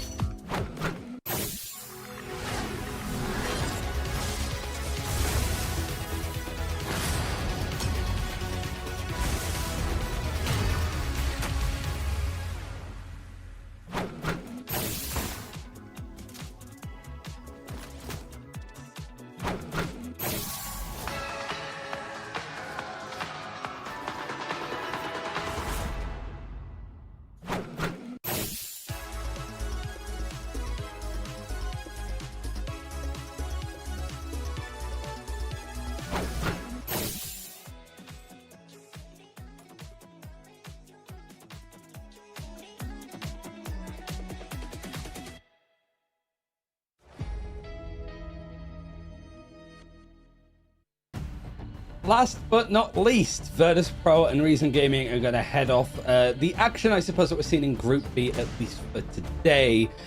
Before some of them, I think Virtus Pro have a break tomorrow as well. For Reason, Tetra, I don't think it could have been a worse start. That's possibly the nicest way of putting it. This is a team that we've seen quite a lot of and had like pretty high expectations, especially of roster changes. But not only was it a 0-2 loss division that was a shock, there were some moments that were just outrageously weird. Yeah, no, this was... If they weren't so experienced, I would say first match jitters, but the fact is, this is a team that struggled and had a couple issues. This is a team with experience. Playoffs in Stage 1, a little bit rougher in Stage 2, but still looked good. But just this year, it's not showing up for them yet. But if there's any time to prove that that was a glitch, it's gotta be now. Yeah, I real quick, Moxie, as well, like, a lot of people are sort of assuming, I think, they're like, oh yeah, they brought DRP and Ballas in as subs, in inverted commas, that they could just throw them into the team. It did generally sound like it was that they were filling in because two players were unavailable. It was a Friday, so like, you know, school, work, whatever. It is Pasuo and KitKat Sejour in the server, so DRP and Ballas are back in the bench slot. It's looking like the OG team is actually playing. Yeah, and I mean, trying to place players in very, very close to officials is always going to be problematic, especially in this meta. Like, Dive is coordinated. You have to have experience playing with your team. You can't just basically be like, okay, we're all going to play Dive, and it's going to go great, as I'm sure everyone who plays the competitive ladder has first-hand experience of.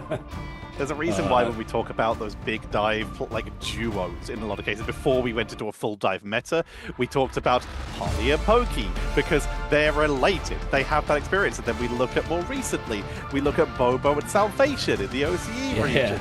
Or they've been playing on the same region, on the same team for all this time. It is about, as Moxie said, knowing each other, being in tune with each other and getting that coordination down because you need to be in and out so fast. Final thing from me, I'm counting this as Simba's debut. Like yesterday he was playing all sorts of different roles. This is a hell of a first game to go up against Virtus Pro World Champions. Well, here we go. Our last match of the day, Reason Gaming versus Virtus Pro. And I mean, I just want to see the ban draft. The Gambit is the first thing to go, but crucially, is Virtus Pro going to use the first save on that Vanguard Deadpool, or are they going to go for Sparker's Elsa Bloodstone? It will be the duelist, as I talked about, like Fi being able to flex onto so many different things. If you ban him off of the Vanguard, he's just going to go onto something else that he can play. It's too early doors to say who is the best Elsa Bloodstone in the world, but when we saw Elsa Bloodstone, I know most of us were looking just like, yeah, Sparker, right? It's gonna be Sparker. And right now, Sparker or Terror potentially, and we actually this time around don't have to wait for an international fight to be able to work that one out. As Mantis is going to be banned next for Virtus Pro, taking that one away from Reason Gaming after Reason Gaming targeted out the Jeff. Virtus Pro had gone on tape yesterday talking about the fact that they'd predominantly been a dive-focused team, so losing that Jeff, while yes, it does depower the Venom, isn't the greatest potential blow, as we're going to see the Daredevil removed on the side of Reason. Reason answering back with a one-sided Vanguard Deadpool save, though, does mean if they go for a ban on the Daredevil, Fi loses two of his main staple picks. We did see Virtus Pro leaning very heavily into that triple Vanguard composition yesterday, and the Vanguard Deadpool was a big part of that. Now that has been taken away. There's the counter Jeff ban. Seeing a one-sided Deadpool, you do still have the risk of the Venom, but the Jeff would capitalize on both of those, so they're going to take that away, and Virtus Pro gets their one-sided Mantis. Is this a Daredevil ban, or is this a Loki ban? Daredevil. I mean, I feel like if you have to go Daredevil, right? You've swept out the Deadpool Vanguard. Now you can actually target out the Daredevil away from Fi. Sparker, we've already established, will be playing the Elsa Bloodstone, so there's no point in trying to go for something like a Psylocke ban. Instead, Virtus Pro will be able to show a different side to what Fi is going to play, potentially going for that triple strategist with maybe an Adam Warlock, or potentially the look of the Ultron instead. We'll have to see what they roll out with, starting with Hell's Heaven, as we have not seen that at all today. It's actually been a little bit rarer for us to see Hell's Heaven appearing so far, but it's a map with some very different strategies. We've seen some teams like, for example, Cooking with Kaya in the in-between seasons, who are playing extremely aggressive with stuff, attempting to remove people off the map with Angelas and stuff like that earlier on. But then you'll also see teams going with the more dive-heavy style, with Venoms, with the Captain Americas, trying to get into the backline. And then, of course, there are the maps of the environmentals, where you start to see Invisible Woman, more Angela, Wolverine, just trying to take people off on the Super Soldier Factory. Hopefully we should get information on what the pause is, because it was right after draft. Yep. My concern is that somebody's like, hold on, we don't want to do that. But like, the draft seems pretty normal. It's not like a ban was missed. And even if a ban was missed, yeah, tough. You have to play without it. If you mistake a draft, it's locked. You can't change that. I mean, can we just talk about what Fi's going to play, though? Because no Daredevil, no Vanguard Deadpool. Are we going to see the debut of Fi Mantis, potentially, on the side of Virtus Pro? Ooh, I'd be down with it. It would be cool to see, because we've seen Fi on characters like that in the past. We've seen him playing in the third strategist, but honestly, when we talk about third strategist, Sparker was the one playing Adam when Virtus Pro used to go for triple strategist compositions. So but he's on the Elsa now. There's no way you move him off of the Elsa and put him on the Adam. With how today's gone, let's see Fi Torch again. It's been too long. It has been way too long. Probably not the best map, considering a Hell's Heaven has probably got the the lowest ceiling of any building ever, it would feel like. Actually, there are some good maps for Torch. Like, when you go into Super Soldier Factory and you have the pillars around the point plus Eldritch Monument, you can get away with it. Frozen Airfield, not so much. Not so much. I'm seeing an Ultron hovered over. That could be it. I mean, I'm not looking at what's hovered over with characters, because I'm seeing Mr. Fantastic, and I'm going to get my hopes up, and I'm going to be disappointed. But I feel like, for a reason, like, this is, even if this is a series that's lost before we go into game, like, it feels like there's still stuff that can come out of this series that they can end up going into tomorrow, feeling more positive than after yesterday, for sure. It's a great learning experience, for sure. Like, you're going to be able to go up against Virtus Pro, and Virtus Pro, like, the moment they see you doing something that is punishable, they will punish it. I think, like, that's one of the reasons why we see so many teams go for the ban on Daredevil against this team, because having access to that Daredevil lets them instantly react when someone is out of position. pretty much having ready all to that go back information. into game. It's network issues, actually, so thank you for production for letting us know. This happens anyway, like all across, and EMEA is a very, very big place. There's like a lot of people at like different sort of playing levels. I am really excited though for Reason Gaming. Like, I was nervous. I sort of spoke about it on the desk yesterday of like, I don't like teams that just make knee-jerk reaction changes because of like stuff changing around. So I'm excited to see what this original like look of the team is going to do. And if any improvements need to be made, they have it. Sparker is hovering over Mr. Fantastic. Again, trying not to get baited, but he's actually in the spawn. We'll see how Virtus.pro treat this one as well. Yeah, there's a squirrel girl being hovered. We're pretty sure that these are just a little bit of spawn door hovers. But overall, we're expecting to see maybe the Ultron coming on in here for Fi or the Mantis so that they can just continue to do damage while assisting their team. But the game is starting, so I assume we're going to be heading into it very shortly to get us rolling. And I have summoned it! It is here!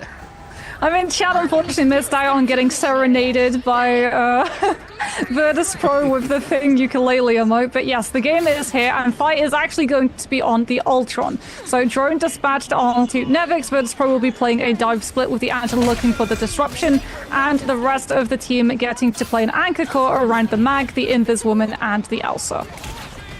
Nevix hovering around just in case someone tries to dive their backline, which we do see from the Venom, looking for the lockdown to keep them in place, prevent the escape. Passimo locked down, interrupted mid-swing, was unable to get away, and immediately Sparkus were able to chase them all in. Gets caught by the trap from Simba, but in the meantime, the backline and the front line of Reason is just being bullied right now. Nevix is going real deep to chase them all the way back to spawn.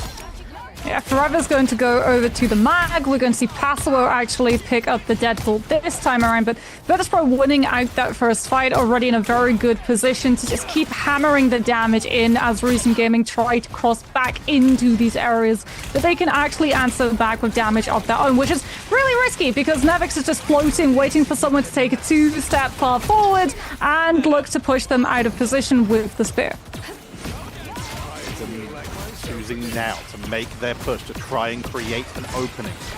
Going to be caught by the side of Vortex, a little bit of damage on the way through from Saipe, which is getting them just that little bit closer to that invisible boundary, which is now at the ready. But here comes the Bad Hammer into the backline from Passimo to try and capitalize. Gets caught out though, interrupted by Nevix to give the team a little bit of opportunity to reset as the boundary comes out from Virtus.pro. They're at 50% so far. Gladrox grabs two, bringing them back into their own team's boundary for the attempt at the blow-up, and Seijiro will not be able to heal much longer as the map rotation will separate them from their team at least a little bit as they have to wait for it to come back, as Virtus.pro are trading out beautifully in this fight.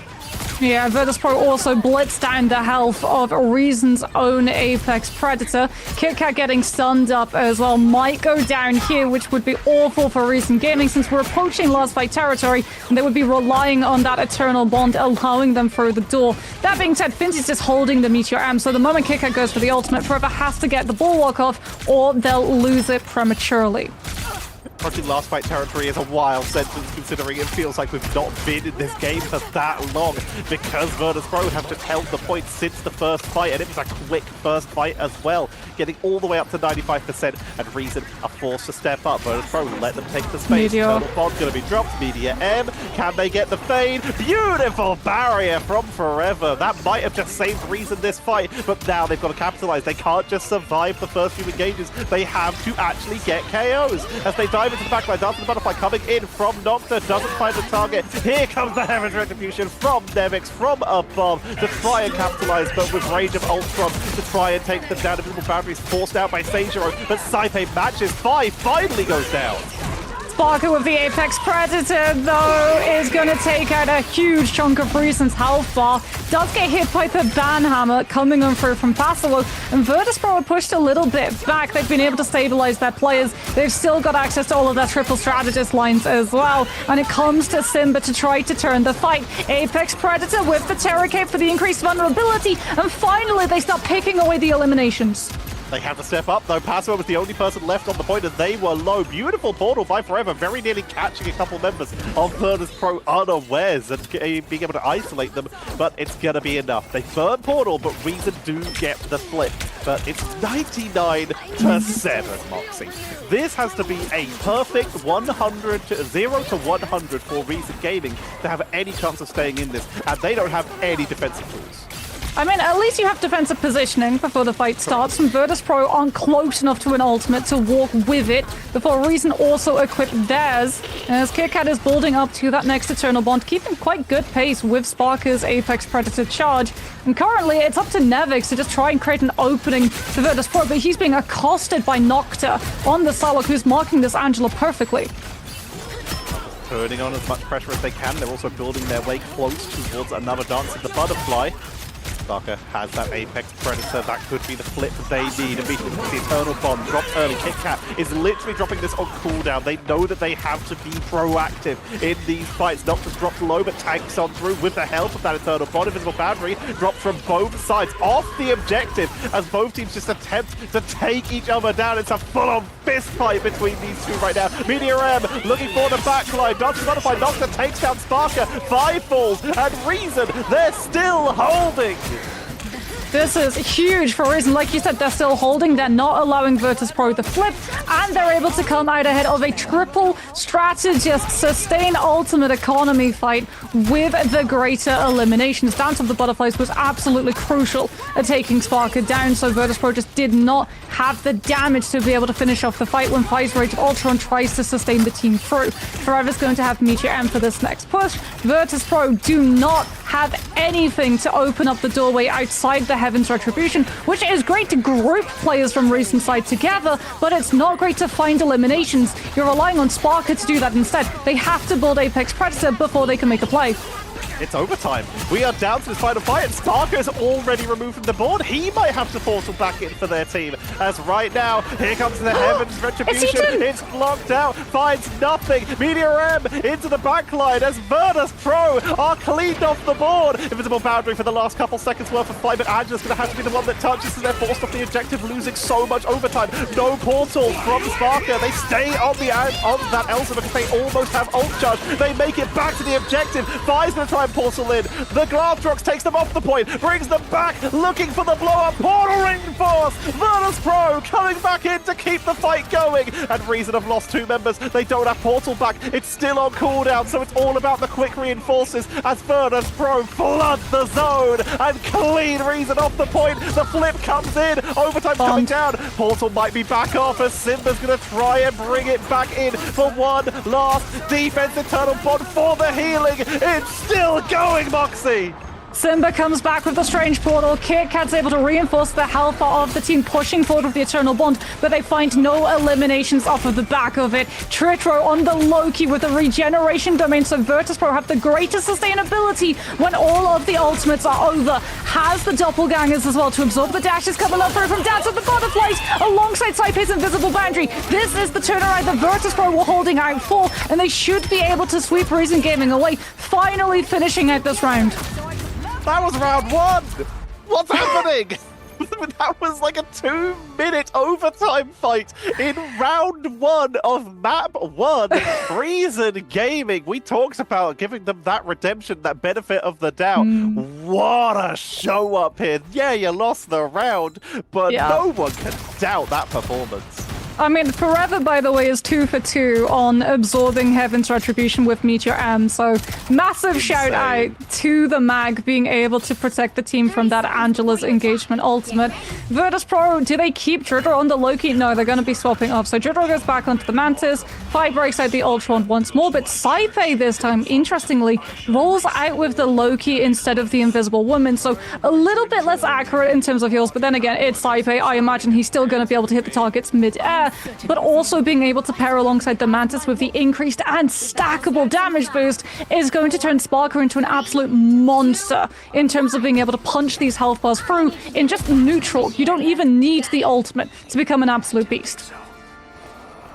Reason going to be trying to play up quite early, almost getting a blow up there. Takes out a Loki clone.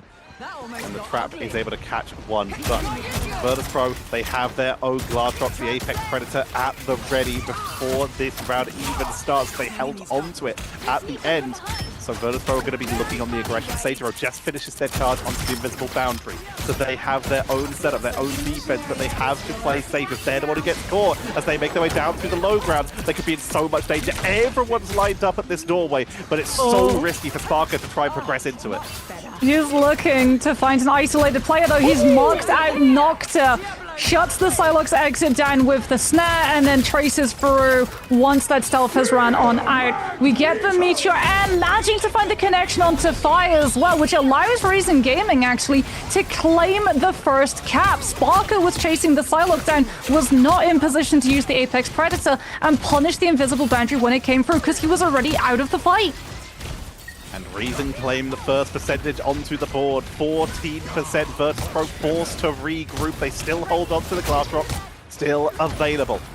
Moving into the backline, Passimo has the bubble up. We're going with Soul Resurgence very early in this fight, matched by an Eternal Bond as Simba sends out the Apex Predator. Meanwhile, Passimo is just dealing with Ultron, who has no one protecting them because there's a Loki who's just trying to shoot them but is being distracted by 4 other people. Apex Predator from Sparker looking for the mirror, but their team is too low to capitalize. Finally, they take down KitKat, removing Heating from the board, and Forever is forced off the map. Sparker will be able to help their team clean that out and get the flip. As we have 39% to 6.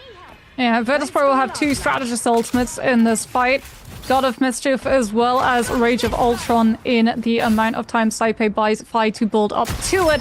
And Reason Gaming, they already used the Meteor M in the previous engagement. They won't have it to be able to absorb the incoming damage fire coming on through from the Ultron, nor do they have anything to absorb the damage coming through from Sparker. They're just using it to heal through and charge Seijiro close up to that invisible boundary. But I mean, Virtus.pro, like, they're going to sense the hesitation. They know that Reason don't have an ultimate to commit to this walk-up just yet. You're eyeing the Psylocke right now with the Dance of the Butterflies to open up the fight instead. Team topped up. You can see the flicks. Always keeping an eye on your fellow strategists. Always keeping an eye on the flanks because you never know when Nevix might be trying to come in and make your day just that bit more terrible. And you can hear him flying on the side. Nevix always looking. Rage of Ultron's going to be dropped to try and open up this fight. It's a lot of damage onto Forever, but they're able to tank on through as Dance of the Butterfly to save Nocta in the backline. They're able to heal up with the health pack and their own invisibility to escape that main engage. But that's a big ability to burn for self-sustain here as Virtus.pro pull the trigger with Soul Resurgence. They lose Fincy though, as they're the ones who engage, but they get caught out. Eternal Bond comes on in from Saipei, nicking it away from KitKat, but Simba is keeping the pressure on. Oh my goodness, solo Apex Predator onto Saipei as they come out of the CC immunity of the Eternal Bond animation. Spark is still on the field though, takes out the Psylocke, might be able to take out KitKat before Eternal Bond comes through. Apex Predator picks up 2, deposits them directly into the Elsa. Forever only escapes with the usage of that Meteor M, and Virtus.pro are just in full control of this fight right now. 95, 96, Reason Gaming running out of time. Passimo falls. That's the entire front line taken off the board, and Simba's going to portal back in because they're all zoned out, and that's not a lot of time to touch. I don't think they reach it in time. The portal, it's so close, but it's not enough. Virtus.pro take the first map in a 2-0. Oh, there were so many tight fights there, though. That was so close. I mean, I feel like that's just the story of all of the teams that we're getting to see in the EMEA bracket, right? So close. Yeah. So much potential. It really is so close. Team captain was saying it in the interview. So he was saying, like, the skill level, that divide has never been smaller. It really does feel that all of these teams, even the ones that are losing these rounds, have so much opportunity to grow and become one of the main staples in the esports scene. Exactly what we want to see. We want to see new talent. We want to see old talent building their way up. But in terms of old talent building their way up, you can't get much higher than Sparker. Your Grand Finals MVP from Atlanta, going 14-2 by final hits, 18-2 just by KOs. The damage boost that you're getting from the Mantis on an Elsa Bloodstone is just terrifying. Nocta tried to make stuff happen with those Dance of the Butterflies, but just wasn't able to get the finishing blows onto Virtus.pro because they have the regeneration domain. Fi's in the sky. The only person who's really vulnerable is Dridro, but he just stuck near Saipei, and those two have been playing together so long at this point. They've always got each other's back. I will say, though, Simba, like, Ryan, I'm sure you're going to be impressed. Simba Yeah. was not having a Mantis, did not have a Loki for both of the damage boosts to stack, and actually kept relative pace with Sparker in terms of damage done, like 28,374. Yeah, you only make away with 5 final hits, but you're also on the team that's losing a lot of those fights, so getting the damage in is still showing that he's hitting his shots. Yeah, Simba showed a lot of promise. He's sort of growing into that role. And I think Reason Gaming, despite the fact that they didn't pick up a round like they did against Vision on Domination, looking like better in a weirder way. I guess it's like a tougher opponent than Scared VP on the first point. I do want to talk about Simba versus Sparker because it's a really interesting head-to-head. It's also a little bit of a funny head-to-head, but I'll describe that after the break as we go into the choice of map for Reason Gaming after this.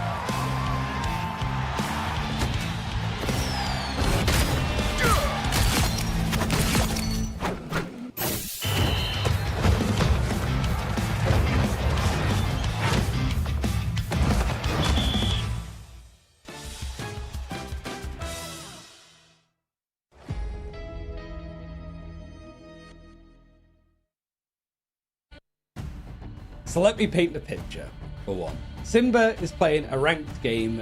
So happens that Team Captain is actually streaming it. Simba is playing along, everybody's like IDs is like hidden, and somebody else is playing Psylocke, and he tells the Psylocke to get off of Psylocke because he wants to play it. He was talking to Sparker, and everybody was like, you do realize that you're talking to Sparker, right? And so I think it's the aura for both of them. I really want to see a Psylocke head-to-head between the two players. I really want to do, but it is Central Park, so I think it's not quite likely. I mean, earlier in the match chat, they were actually talking about someone doing a 1v1, and if they did do it, buying a Virtus.pro cosmetic bundle. So maybe we get the Psylocke 1v1, but probably not today. But I mean, Central Park against Virtus.pro, when we just got to see Convergence retreat back to triple strategist flyer meta. Oh, that is a gamble to take fight to Central Park when back in the day. For EMEA, at least, like, I'll give Speedily that for the Americas region. He was the flyer. But here on the EMEA side, we had fire. Wait, there's one thing I realized, because we've already set up what feels like a boxing match between Ash and Blaney, like the Rad and the VP, like managers and coaches, sorry. I think we need to see Simba versus Sparker in the Times Square boxing game on the big screen. I think that is needed. Yeah. Like, surely that's an easy setup. We need to find like these EMEA matchups, like these B fights, and then just have like a full day of like these games. Put it in between breaks. I don't know. Like we could do as much content, and EMEA is plenty of personalities that want to get up in each other's faces. That would actually be so rad. All right, we're pushing this. All right, either way for now though, Reason very nearly were able to take so many fights and so many rounds from Virtus.pro there. This is now their choice of map. They've chosen their side. This is their best foot forward, and we've seen a couple teams do that, and it's gone very well for them. They've been able to take us to third games for the first time. This is our first we've had our first 3-game series today. Can Reason continue that trend, or is Virtus.pro going to continue to be the dominant team that we've come to know and love? Is taking them to a map where flyers are very friendly going to be a problem, as we've already mentioned, with Vi being so effective? Or can they go maybe a different route in the draft? You maybe prioritize those, but if you do that, you might let Gambit, you might let Elsa, you might let Mantis, you might let Deadpool through. It's going to be a tough one for Reason. What do you think for VP's like attitude into this, Moxie, before we go into draft? Like, it feels that they're still trying out different stuff and be pretty, not lax on the draft, but like we want to go through a lot of different ideas. Considering what we saw earlier on Central Park and Navi not expecting it, not scrimming, not playing up against it at all, do you reckon Virtus.pro are likely to take some creative liberties here, or even Reason, to be honest? I mean, from the signs of it, meta just has not been fully determined yet, so I think, like, yeah, everything is being thrown at the wall. Virtus.pro as well, we talk about the depth of their hero pools. Now they've got even more heroes that they can flex to. In terms of ban draft, you can't ban them out of just everything they can play. You can only force them onto a composition and then try to make sure that you actually secure the counters to that comp. Be heading into the draft, and that looks familiar. Goodbye Gambit, taken out right away. While there's a lot of opportunities for some really good anchors, for some really good positions to try and hold the line on this first courtyard, they don't want to deal with Rage and Royal Flush storming on in or chasing you all the way back to spawn if you're on the attack. Well, Virtus.pro yet again go for a save onto Sparker's also Bloodstone, and Reason Gaming, like, again, they've really shown that they want to target Fi's Deadpool Vanguard as we get the continuation. It might not be broadcast in the Clubbering Club, but we are still getting to see the head-to-head of both of the Elsa players, with Simba and Sparker both picking it up. Next, Virtus.pro, seeing it being convergent, are just going to take the Mantis away in the case that Reason Gaming do want to play a triple strategist Mantis Ultron line with something like Flyer, and Reason Gaming, seeing that Virtus.pro already played the Mantis Ultron triple strategist composition, are probably going to lock a Mantis ban in at some point in the next 2 slots that they have. They're considering it, and there it goes. Mantis taken away, so no Mantis on either side. If they want to go for triple strategist, it will be without the damage boost. But Virtus.pro also denying Reason some vision, which is ironic considering their last series, but removing the Daredevil, taking away that information gathering, and of course that incredible flanking ability on a map that's so friendly to flanks. Pasuo is going to get the one-sided Deadpool Vanguard save as well before Virtus.pro can target it out. as they get one last opportunity to go for a ban here. Is it going to be onto something like the Chef, since you do have the team up with the Deadpool, but also Venom is still in play? But no, it will be the Invisible Woman instead, since Loki has also been able to somehow sneak by entirely undetected. Virtus.pro will instead look to prioritize having the one-sided Invisible Woman to deal with things like that dive, but also be able to give more resources over to Sparker on that Elsa Bloodstone with things like the Guardian Shield. But wait, they pivot. They actually go for a save onto Fi's Daredevil now that we got to see the Deadpool taken out of play already. The Daredevil banned out last time. Now Virtus.pro, they have one-sided information gathering with, of course, the Daredevil being able to see through walls. They've got one of Fi's best heroes, so now they can, if they want to, go for a bit more of a fly-style composition using Invisible Woman as the fill-in for Mantis, or they can stick with a standard 2-2-2 with some hefty dive. Pretty sure that last time I checked, Scarlet Witch was not a strategist, so I'm sure we will not be rolling out on that. But Virtus.pro, they always like to have some fun with us in the pre-game hovers. I mean, also just showcasing all of the really amazing champion portraits too. Yeah. By the way, before you start typing in chat, this is tournament server, which means that all of these players have access to literally everything. So if you're scratching your head trying to work out how exactly someone has champion White Fox with her only just being released, that is your answer. They have not been playing 300 hours of her. They just already have access to such an amazing portrait. Don't listen to Moxie. If you do not have Champion White Fox already, it is a skill issue on your part. I am lying, of course. Yeah, in the Champion server, they have access to everything, which is why they can wear whatever they want, their skin, including their own team merchandise if they wanted to. But with Vanguard Deadpool taken away from Virtus.pro, they can't rep their own merchandise in this game, at least. Well, Reason Gaming will be starting off on the defense, so we can talk about the composition that they're going to be playing, as Nocta is not going to be playing the Hela, but will be playing the Namor, trying to deal with 5 flanking around on that Daredevil, as Nevix rolls out on the Angela. So Virtus.pro will have half of the team pushing from main, while both the Angela and the Daredevil look to wrap all the way around the back and force Reason's attention to pivot away, freeing the rest of the team and Sparker on this Elsa, who already is 20% to the first ult.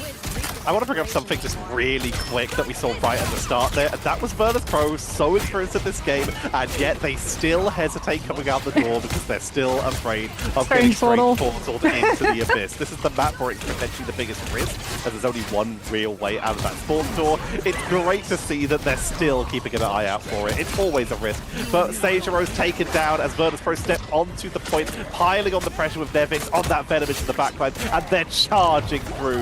The Vanguard Deadpool trying to get away, drops the Bad Hammer because they know even if they go down, they lose the ultimate charge either way. They actually escape, but the ultimate is not able to prevent the at least first couple points. But the portal coming back in, they retreated to rejoin with the rest of their team to make their way back onto the point. Seijiro's down for the second time, and now it's about trying to just pick people off as they step through the portal. I mean, this is actually potentially going to be really good for Virtus.pro, though, as long as they don't have to use an ultimate.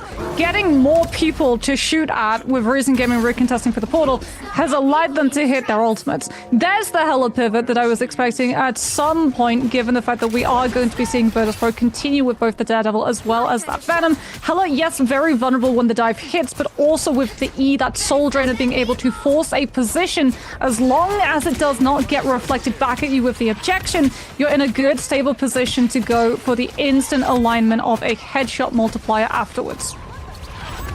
Seijiro on the White Fox, keeping the sustain up for the team, at least for the moment, this time without the Lunar Snow team up that we saw earlier. Keeping an eye on the flank, as we do know that Fi and Nevix are trying to hover around, trying to dive into the backline. Cincy literally running past the front line to try and create space, and it's enough to take down Forever. The Eternal Bond from the side of Virtus.pro is allowing you to push on in for that first fight. Sorry, from KitKat. Media M into the backline. Beautiful dodge from Simba, takes down Cincy, but their backline is decimated. Fi and Nevix are creating so much space right now, and that's going to force Reason to back up. That second door is on the way, and with 4 minutes left on the clock, Virtus.pro are gaining a lot of time here.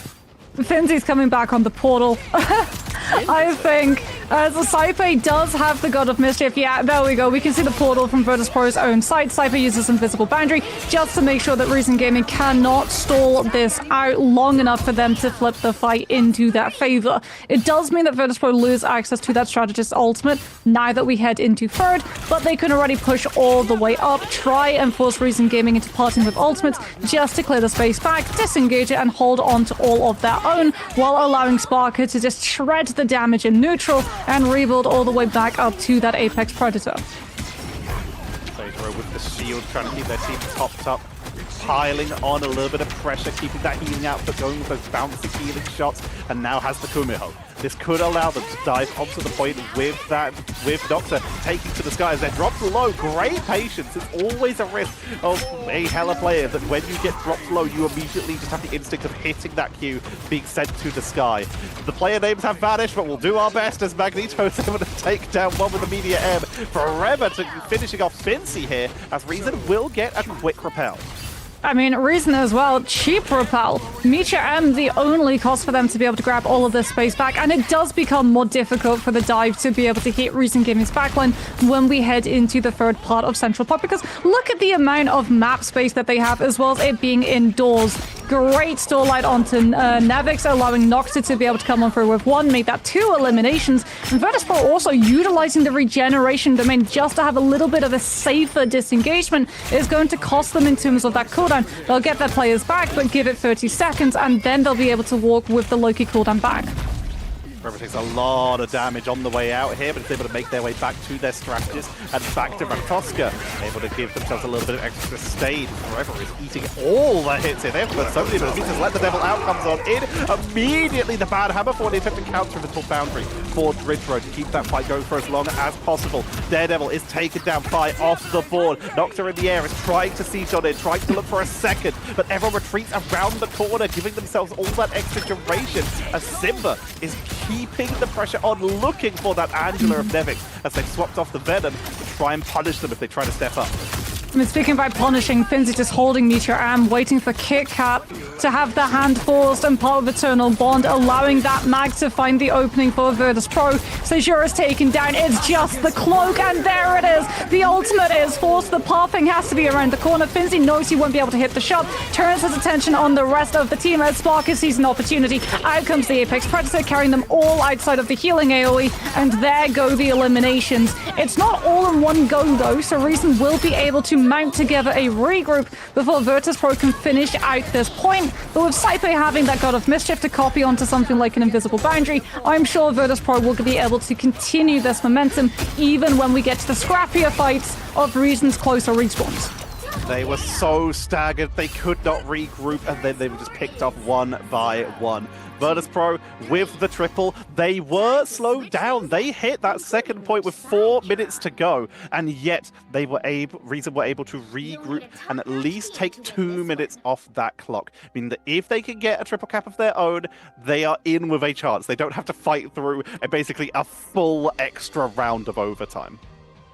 Problem for them is, like, how do you try to pull Virtus.pro's attention when they're just looking to control all of these things? Like, Fire on that Daredevil is perfectly going to read if Reason tried to go for the same wraparound that Virtus.pro did, and then Virtus.pro can just counter-rotate, right? You're going to know that, okay, they're sending 1, maybe 2 players around the back, which then means that Virtus.pro just do the maths and send all the rest of their 6 players on the 4 remaining on main. They're just going to make their way out. Nocta is currently hovering the Iron Man. I'm not sure that will make it out of spawn. As usual, they attempt to bait us as casters. But Virtus.pro, like I said, they're sticking with the exact same thing. They're going to keep Nevix on the Angela as opposed to the Venom, because it's just been getting a lot of extra value, just creating space, especially on this first defense. This is a position where you can get an environmental, but it would be extremely risky to try, because if you get caught and punished, then you're going to be taken down. Dridro could potentially do the same here, but if you get caught, that's 2 people down incredibly early and forcing into what could be a 2 versus. Okay. It's a setup for Psionic Vortex to catch them as they come through from spawn. So you get the majority of the bodies damaged and can start building up to your invisible boundaries. Forever, oh, what are we doing?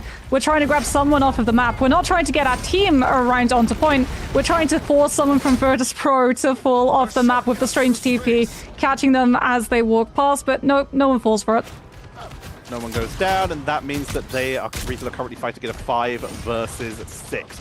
Virtus Pro have the positioning, and it comes by, trying to make the most of this fight advantage. Trevor's going to come back in on the Angela. They'll be able to rejoin, and it looks like they're looking to rejoin their team from the side, coming in from behind to look for an opening. KitKat keeping the team topped up, at least for the moment, on that Lunar Stone. Second time we've seen them in today.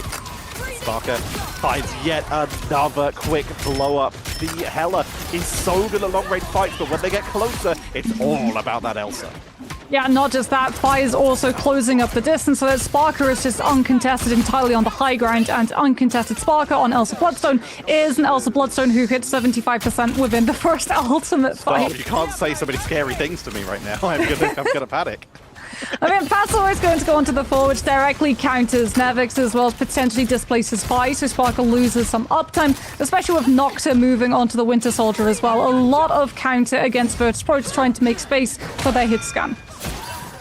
Forced to back away as Nevix has them marked, having a great angle here. Trying to go for the charge, not able to find it. The Thor is forced off the point as Passimo trying to get the high ground, but Sparker ain't having any of it. The boundary coming out from Virtus Pro is allowing them to clean up this fight, and that's burning through even more time. It's a big ultimate to burn, but they almost have Saipe up to 100% on their God of Mischief, so they will have a second one very shortly. And with only 2 minutes remaining, it's a solid opportunity to burn them, to just take more opportunities away from Reason Gaming. Yeah, I mean, Reason now have to go back to reapproaching this point, which allows Sparker yet again to establish himself on this high ground. So by the time Reason actually touch point, they're probably going to have to use the Strategist ultimate just to be able to clear the space and allow them to get past that first front door. We're actually even getting to see the White Fox just jumping the high ground to try and bully Sparker off of that position before returning back to the team thanks to that Sanctuary. KitKat uses the fate of both worlds. Simba's able to clear out Sparker before Apex Predator can come on through, and we should be able to see Virtus Pro looking to stabilize and stall out with the invisible boundary long enough for Sparker to come back into the fray and have the Apex Predator to potentially turn the fight. Boundary comes on out, Kumiho on the board for as max sustain as possible. There's the Apex Predator, forcing Fi off the board. The invisible boundary from Virtus Pro is giving them as much time as they can as they got their own Apex Predator for the Glarthrox, for the delay. Passimo looking on the flank. They've already dropped God of Mischief, so it's just Brawl right now. Just force them off with 1 minute remaining. Reason do have the opportunity to reset and back up, but they don't want to. They want it here and now. Isolate Fincy out of the second boundary coming in from Dridro, but he's able to retreat. He's able to buy time. And Virtus Pro don't want to give him time to reset. Let the devil out, but taken down. Simba Mufasa looks down with pride. Sparker is equalizing though. Nocta taken out of the equation. Reason Gaming having to push forward with 5 players into Virtus Pro 6 since Nevix is back on that Venom. In fact, we can see the Spider-Man, so the Reason get the 6 to push into this as well. Nevix is already forced into using that shield, but Sparker is just absolutely melting on main. Regeneration domain came through from Saipe's end, so Reason don't have to worry about one-sided Loki cooldowns, letting them survive. They're just going to battery for KitKat to have the ultimate and walk with the fate of both worlds to determine that fate on Central Park. They're running out of time, moving into the point. Nevix is back on the Venom, retreats to the point. Fi is taken down by Nocta on the Spider-Man as they make their way in, touching for the overtime to keep this fight going. KitKat with the fate of both worlds is going to be triggered as they push their way onto the point, looking for that tight corridor to dive onto it. Nevix is isolated from the rest of the team, focused down, juggled with crowd control, but it's enough healing coming out from Saipe. Apex Predator finds no one. Nocta coming in through. It's a spider duel, and Nocta gets the advantage again! Comes out ahead, gets caught in the trap, but is holding on the overtime, the invisible boundary. Seijiro with the Kumiho unleashed is keeping Reason Gaming in this fight, but there comes Sparker, Apex Predator, to force them off the point. Overtime's ticking down, invisible boundary, Nocta's down. 5 reinforces with Spider-Man again, as Vinci finishes off KitKat, removing the healing, and Reason's hopes are dashed. Reason had like such a good opportunity when they get the fate of both worlds, when they push the whole team through. They just can't find Virtus Pro's back line, so we get everything. Like, Saipe gets to use God of Mischief, copies Invisible Boundary, manages to give the team 8 seconds, and then Dridro is able to survive through those 8 second duration and come on through with second cast of Invisible Boundary, also flanked by the Meteor M coming out from the side of Finzi, so there is no damage potentially turned onto the Invisible Woman to drop the boundary early. But my goodness, what an overtime fight it turned out to be. The Spider-Man, once again, the jump scare Spider-Man duel. Literally, I don't think we've seen that before. That is such a thing in the EMEA. For a moment, I was like, did a Loki accidentally use a God of Mischief copy onto a Spider-Man? It was just so sudden. Like, okay, Nox is brought out and brought down on Winter Soldier, comes back on Spider-Man. Yeah, that makes sense. Okay, Fi's also brought down early. Wait a minute. Now Virtus Pro have a Spider-Man too. But it worked out, and speaking of stuff working out, Sparker is jump scaring us once again with the stats. 29 and 2 in KOs to casualties, 18 of those being final hits with 26k damage, literally 7k more than anyone else in the game.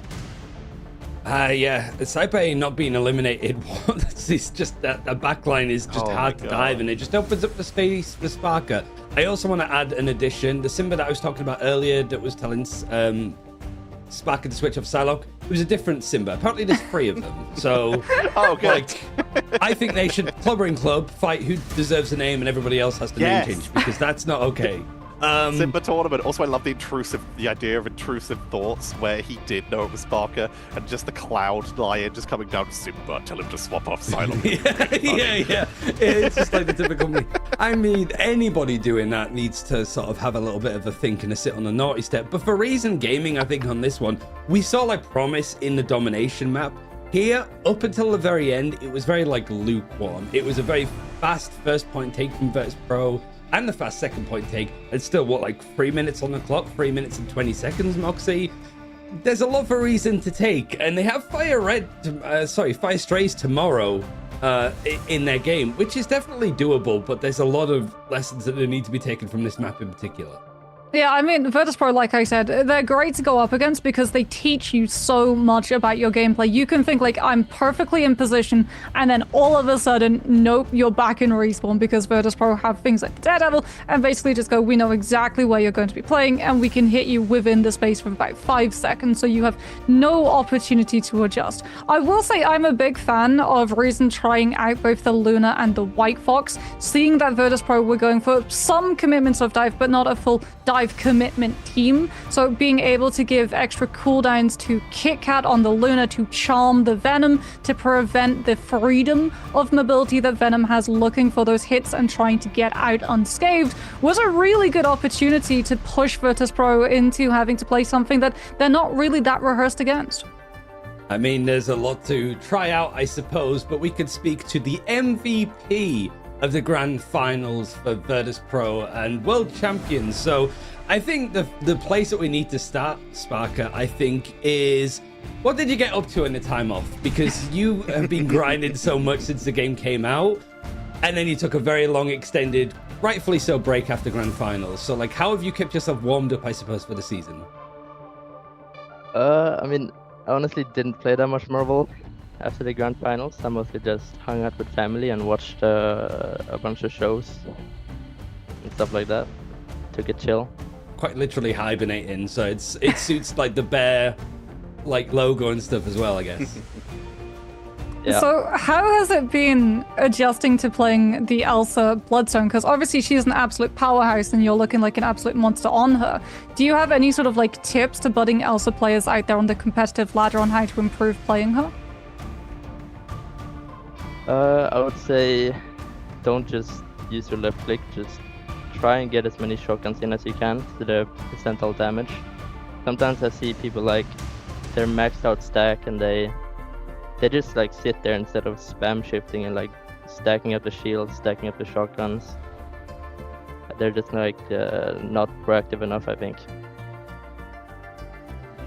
So you guys, as we've already mentioned, we've harped on it a little bit, that you guys have been away, coming back in, and are sitting undefeated, although there have been a couple close calls here, so I've got to ask, looking at your group and then ahead to playoffs, who are you looking at as potential competition? In our bracket, I'm probably looking at Rad right now at least, and then afterwards, after the group stage, it's Navi, I think. I think one of the big things that I wanted to... Sorry, go on. Is there other names that are like Scrimdogs as well, I guess? If you can, like, who's been impressing you? I mean, we scrim a lot of NA, but I'm not sure if we go closer with NA because we always play on ping or because NA has like a higher skill level. That's the only hard part about scrimming NA, because you never really know. Yeah. Did you see some of the results yesterday? Were they a bit surprising to you? Yeah, I don't know how 100 Thieves lost, to be honest. I feel like they should have done a bit better, but maybe it was, I don't know, like a official joke. I think the final question I have for you is, like, obviously the goal for this year is to retain the title, to do well mid-season finals, grand finals. But like with a new meta like this, what are sort of expectations? Like, are you guys thinking about like eventually we're going to drop a map, eventually we're going to drop a series? Like, how are you sort of thinking about like with the meta adjusting, making sure that you're up to speed, and if any mistakes start to form that you get punished for, that you quickly revert them? Because I imagine when you're world champions, it must be quite easy to be complacent and take your foot off the pedal, right? How do you make sure that doesn't happen? I mean, we're all very competitive people, so I'm sure we don't want to lose. But in Marvel, I feel like it's kind of easy to lose sometimes to a worse team just because the draft is so important and making sure you're on the right heroes all the time.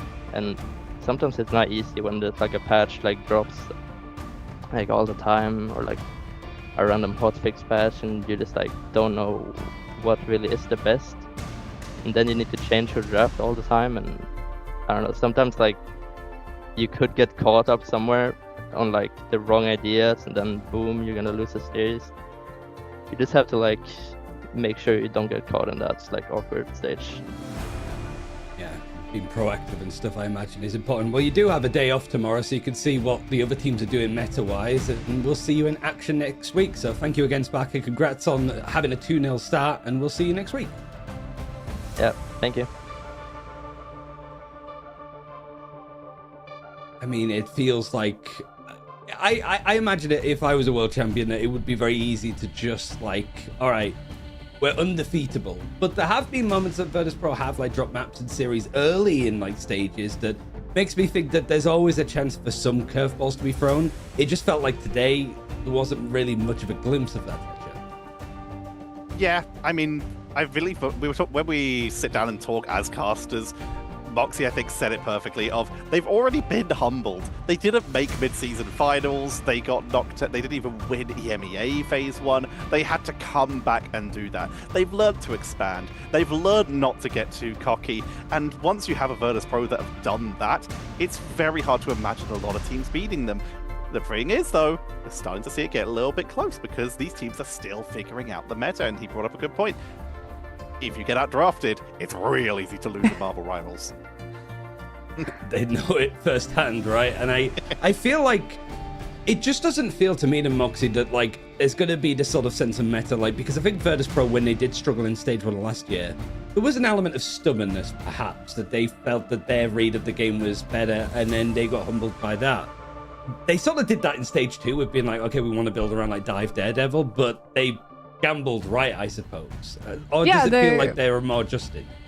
I mean, it feels definitely now that they're more adjusted. Like, back when you look at the first half of the 2025 year for Virtus.pro, it was a case of they were very static on what heroes they could and could not play, which meant that they could get outdrafted, and that ended up happening a whole lot, especially when they faced up against the likes of Citadel, when they were Berber Patapim, as well as Rad before they became Na'Vi. But it feels like Virtus.pro, they sort of had this change around in the gap between stage 1 of last year and stage 2, where they worked out that no, this draft is very, very important. If one of us can potentially be taken out of the good heroes that we can play, we're going to have to play 5 versus 6, and that's just impossible to be able to win. And they started looking at things like the flexibility. Now that they've had even more time to get even more heroes, yeah, it's going to be a very scary prospect, I think, for a lot of teams facing up against Virtus Pro, because you can't beat them on the ban draft as easily as you have in the past.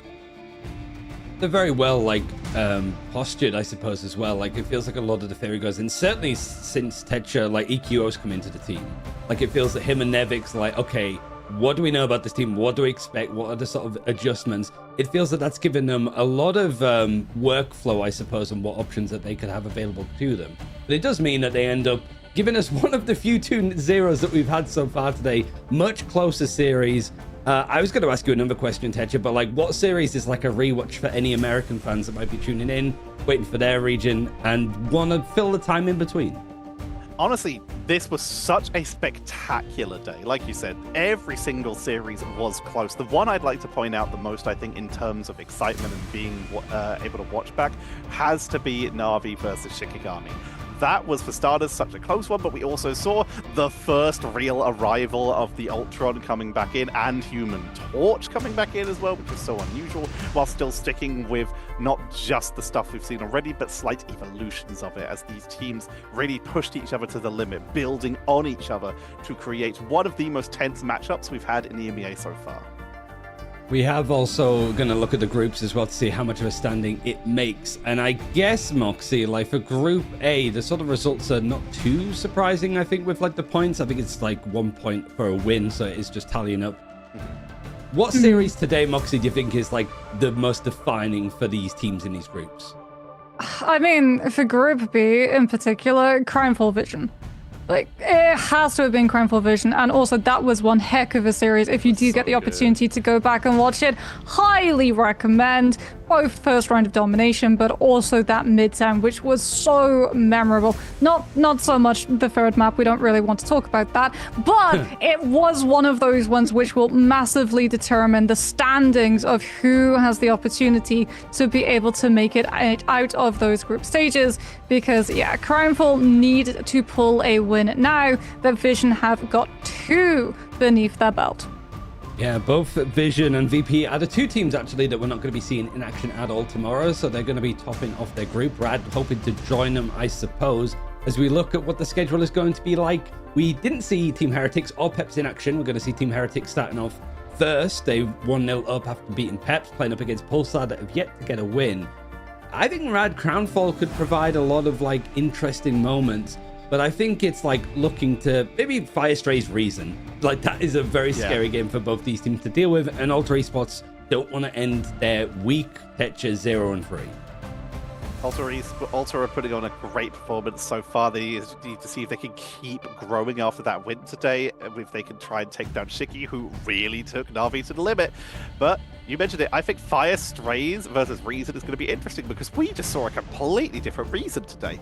And it's definitely we were looking at them after their first day and being okay, there's a chance these guys are going out and not making it through to the playoffs. I don't know anymore. That was such a different series, such a different matchup, that now I look at Firestrays, who just had another incredible series today, and I don't know who takes it.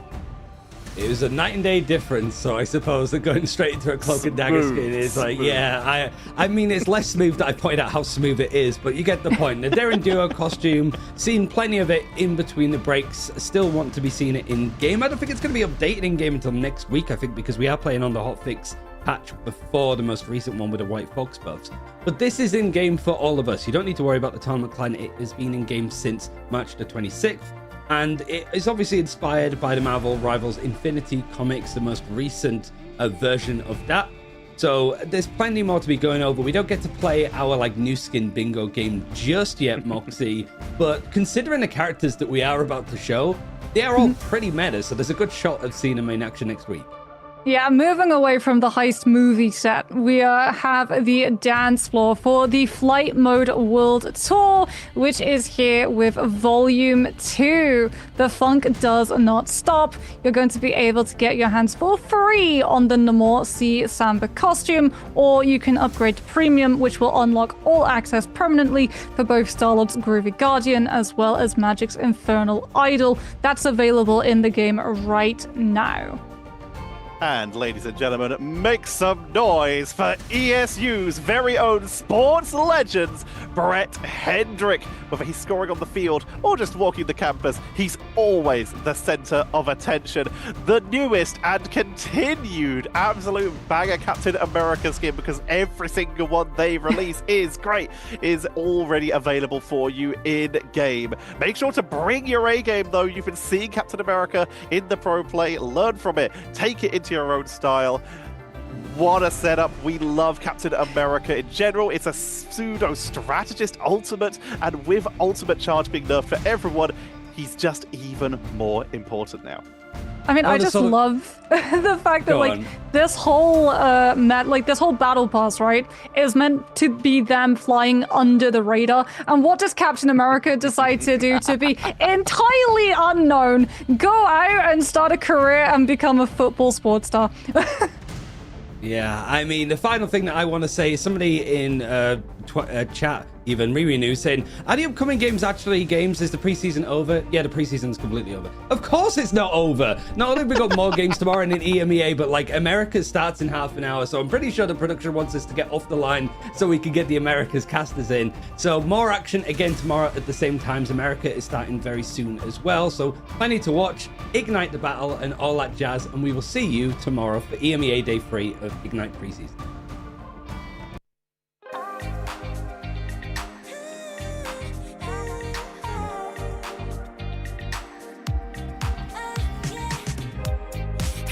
높이 날아올라 내 노아